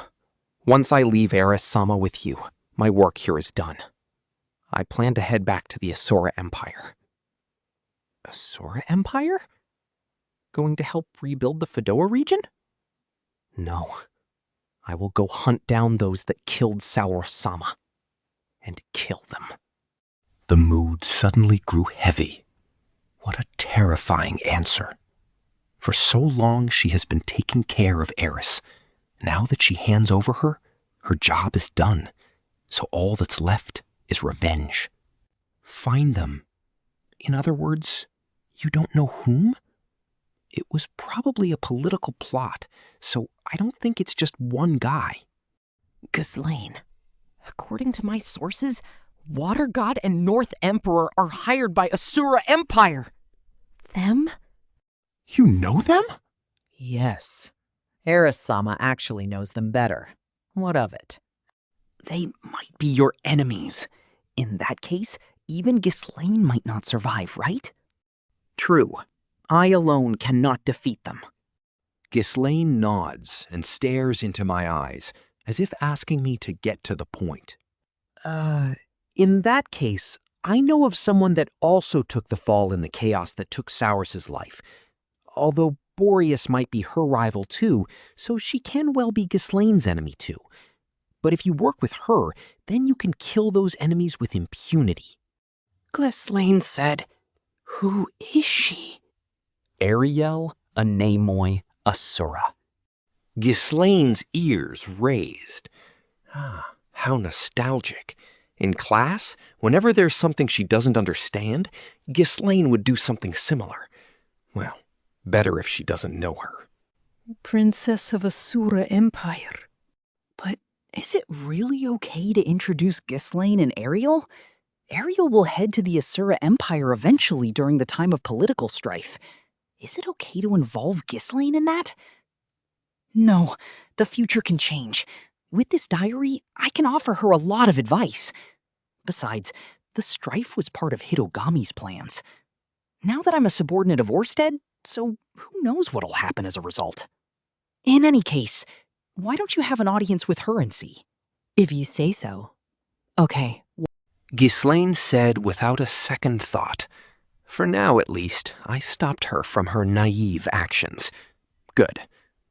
Aisha and Norn look at me blankly. What? Well, I was thinking, Brother really was the teacher of Sword King Sama before. Wait, you didn't believe me? It's not like I don't believe you. I was just thinking that Sword King Sama is really obedient. Ghislaine and I stare at each other. Did we say something weird? You know, brother, at school there's a senpai that wants to become an adventurer one day. He said, there are 2 sword kings coming to town, the super scary kind, things like that. Even though usually adventurers in town would never give a second glance at strong people, yet when it comes to brother, what is it, that aha kind of feeling? Hearing Norn, Ghislaine suddenly laughs. Glaine de Doldia. Rudeus is far stronger than I am. No matter what, even that dragon god recognizes his abilities. Really? Norn seems impressed. With that, maybe Brother's stocks can rise a little. Even if it rose, only the upper half did. It really feels like my lower half just keeps dropping. Anyways, thanks to Ghislaine, I can keep some face. That's good. Really good. Part 3. That night. Ghislaine returns home. Sylphie, Roxy, and Eris talk among themselves. What could the 3 girls be talking about? Despite my strong interest, it's better to leave the girl talks to girls. I'll have to pass. The mood seems good, and Eris is listening diligently. This should be fine. Eris is a different person now. I went back to the study and watched Norn study. After she left to sleep, I fill in my diary. A lot of memorable things happened today. Thinking about the future and Orsted, though, I couldn't help but feel a little unease. Anyways, the moment of crisis has passed. I should let loose a little. By the time I left the study, the house has quieted down. It looks like the girls' meeting is done. Whose room are they staying at tonight? Or maybe they'll all camp out at the living room instead? Probably not. With it being so quiet, I can't help but feel a little uncomfortable. That night when I met the future me was a quiet night like this. Maybe something's coming? For example, that guy with a body full of mosaic might suddenly jump out of the hallway shadows. No, nothing will happen. Entering the bedroom, but no one is around. No light is on either. Guess I'm sleeping by myself tonight. As I was thinking of these things, the bedroom door suddenly swung open from the inside, and a great power pulled me inside. Ow! Immediately, I raise my hand and gather magic towards my opponent, but my wrists are held back. My entire body is pressed against the door. It's over. Thinking that, I suddenly noticed who my opponent really is. Oh, it's Eris. Eris. I guess that's her in her nightgown, holding down my wrists. Say, Rudeus. Her eyes bloodshot, her face red, and her breaths heavy. She looks angry. Did something bad happen? I have to be careful with my words. Us, are husband and wife, right? Oh, yeah. Would it be better if we have a wedding ceremony? Get everyone together and make it lively? What's okay? Before I could think, I feel an arm bar against my shoulders, and I was kissed. Bam! Our teeth slammed into each other, and the pain spreads throughout my body. I want to retreat, but the door blocks my path. Eris forces herself all over my face. Eris puts her arm around my waist and starts dragging me over. By the time I regain consciousness, I'm already in bed. What is this? What's going on? Hey? Are we doing it? Eris, these sort of things, shouldn't we, have a schedule? Maybe discuss with Sylphie and Roxy first? It's done. They will let me have today. Son didn't say anything? Like, hold back while she's pregnant or something? She said don't worry about it. Somehow, I'm already in bed, and Eris is really strong. I don't think I can get away. Hey, Rudeus, I want a son. Rudeus's breaths are rough, not of anger, but animalistic passion. Violently pursued like this? No, I'm actually really happy. Pursued like this is worth feeling happy about. Two bodies so close together? Little Rudeus has already become like that. At least the body is honest. Wait, isn't this backwards? Are our roles reversed? Rudeus, I like you, so it's okay, right? Yeah, it's fine, but please, calm down a bit. We should get in the mood first. Maybe a little wine. Let's talk about the past 5 years. And after the mood is right, we can embrace and confess our loves. I don't care about those things. I've been waiting to do this. Eris Boreas Greyrat presses me down as she said. Her thighs clamp my legs firmly in place, both my hands squeezed, unable to move. With her nose, she presses against my chest and begins to breathe in deeply, like a dog. Do I smell? Rudeus, now that we're married, you belong to me, right? Well, I'm not just yours. I'd be thankful if you all get along and not fight. But tonight, it's my turn, so you're mine? Well, yeah, I am. Her hands squeeze even harder. It hurts. It hurts. My wrists are broken. So broken that number 1 needs to come over to heal it. Then I get to do whatever I want, right? What does she want to do? What'll happen to me? It's definitely XXX. Am I unwilling? The answer is no. And the answer is yes. I guess? In that instant, Eris became a beast. Part 4. Next day. Chirping sparrows woke me. I immediately looked for Eris and found her right before my eyes, resting peacefully. Oh, I let out a sigh of relief and reflect on last night.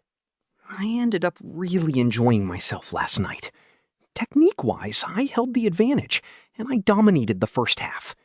Like I would lose to Eris, I was thinking, so I tried my best. But by the second half, the tables were turned. It is a difference in stamina. It was like this the first time, too. Eris has seemingly infinite stamina. What can I say? I cannot beat her.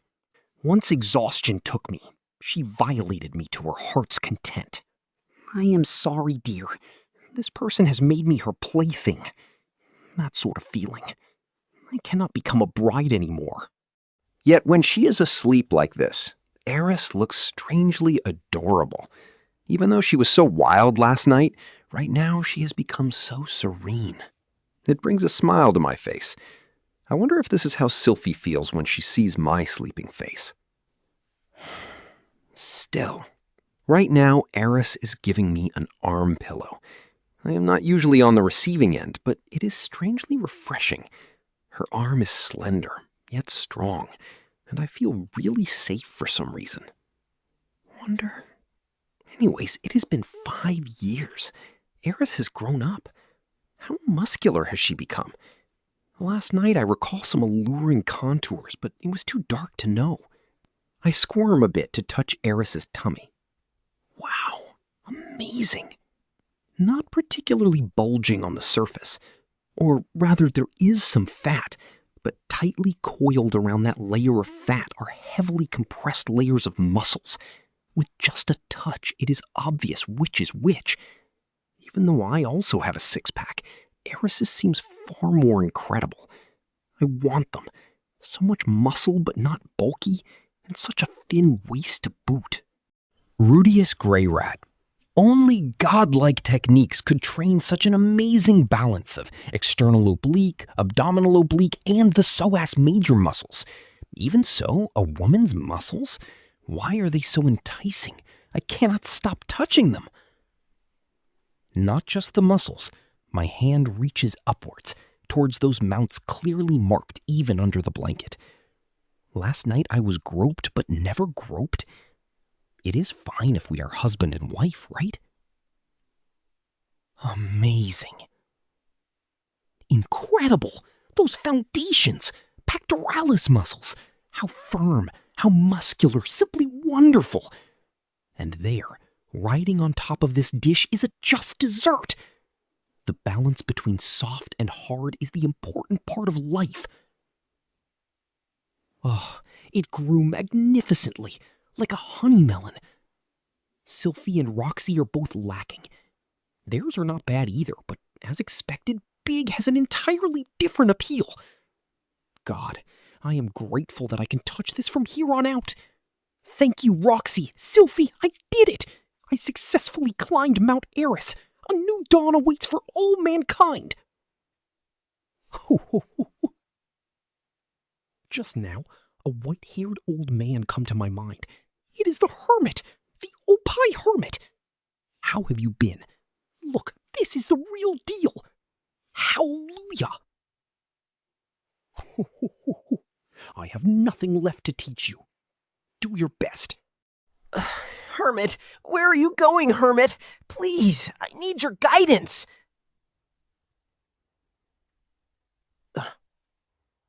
In my daze, Eris and I suddenly caught each other. Who knows how long she has been staring at me, rubbing her all by myself. Is she gonna beat me up? Just then, Eris grabs me by the throat. She is mad. Let's talk it out. Rather than fight, how about we talk this out, baby? Just a little pillow talk about how we used to wrestle. Just now, my curiosity got the better of me, and I wanted to rub your abs a bit.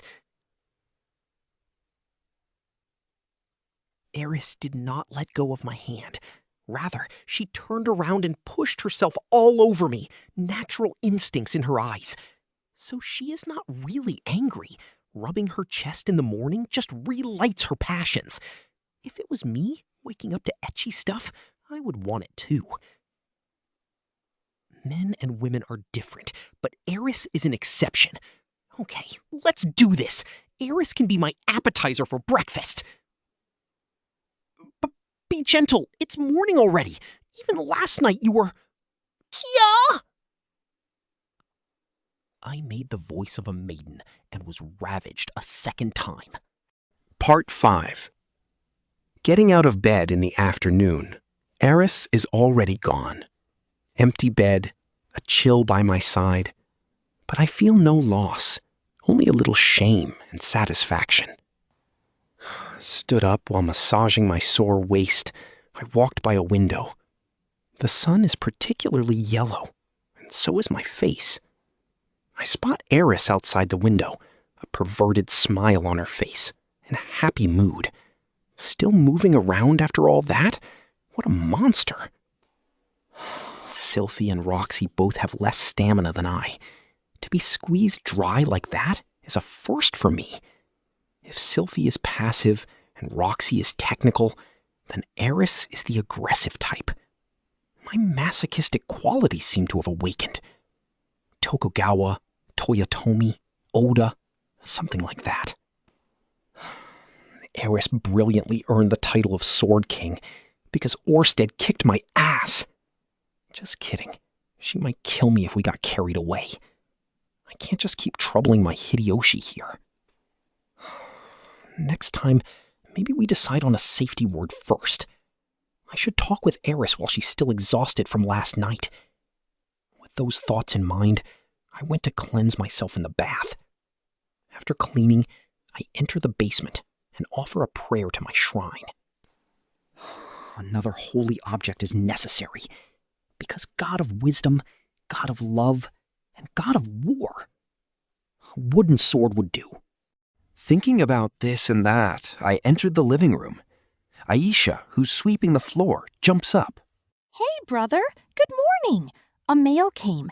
It doesn't say from whom, but there's an emblem here. Do you recognize it? That letter stops me in my tracks. On it, drawn a very obvious emblem. Dragon gods.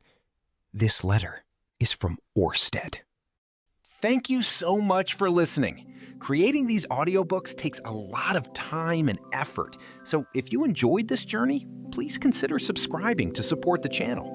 Only a small percentage of our listeners are subscribed, and your support makes a huge difference. If you want to hear more light novels, let me know in the comments below. See you in the next chapter.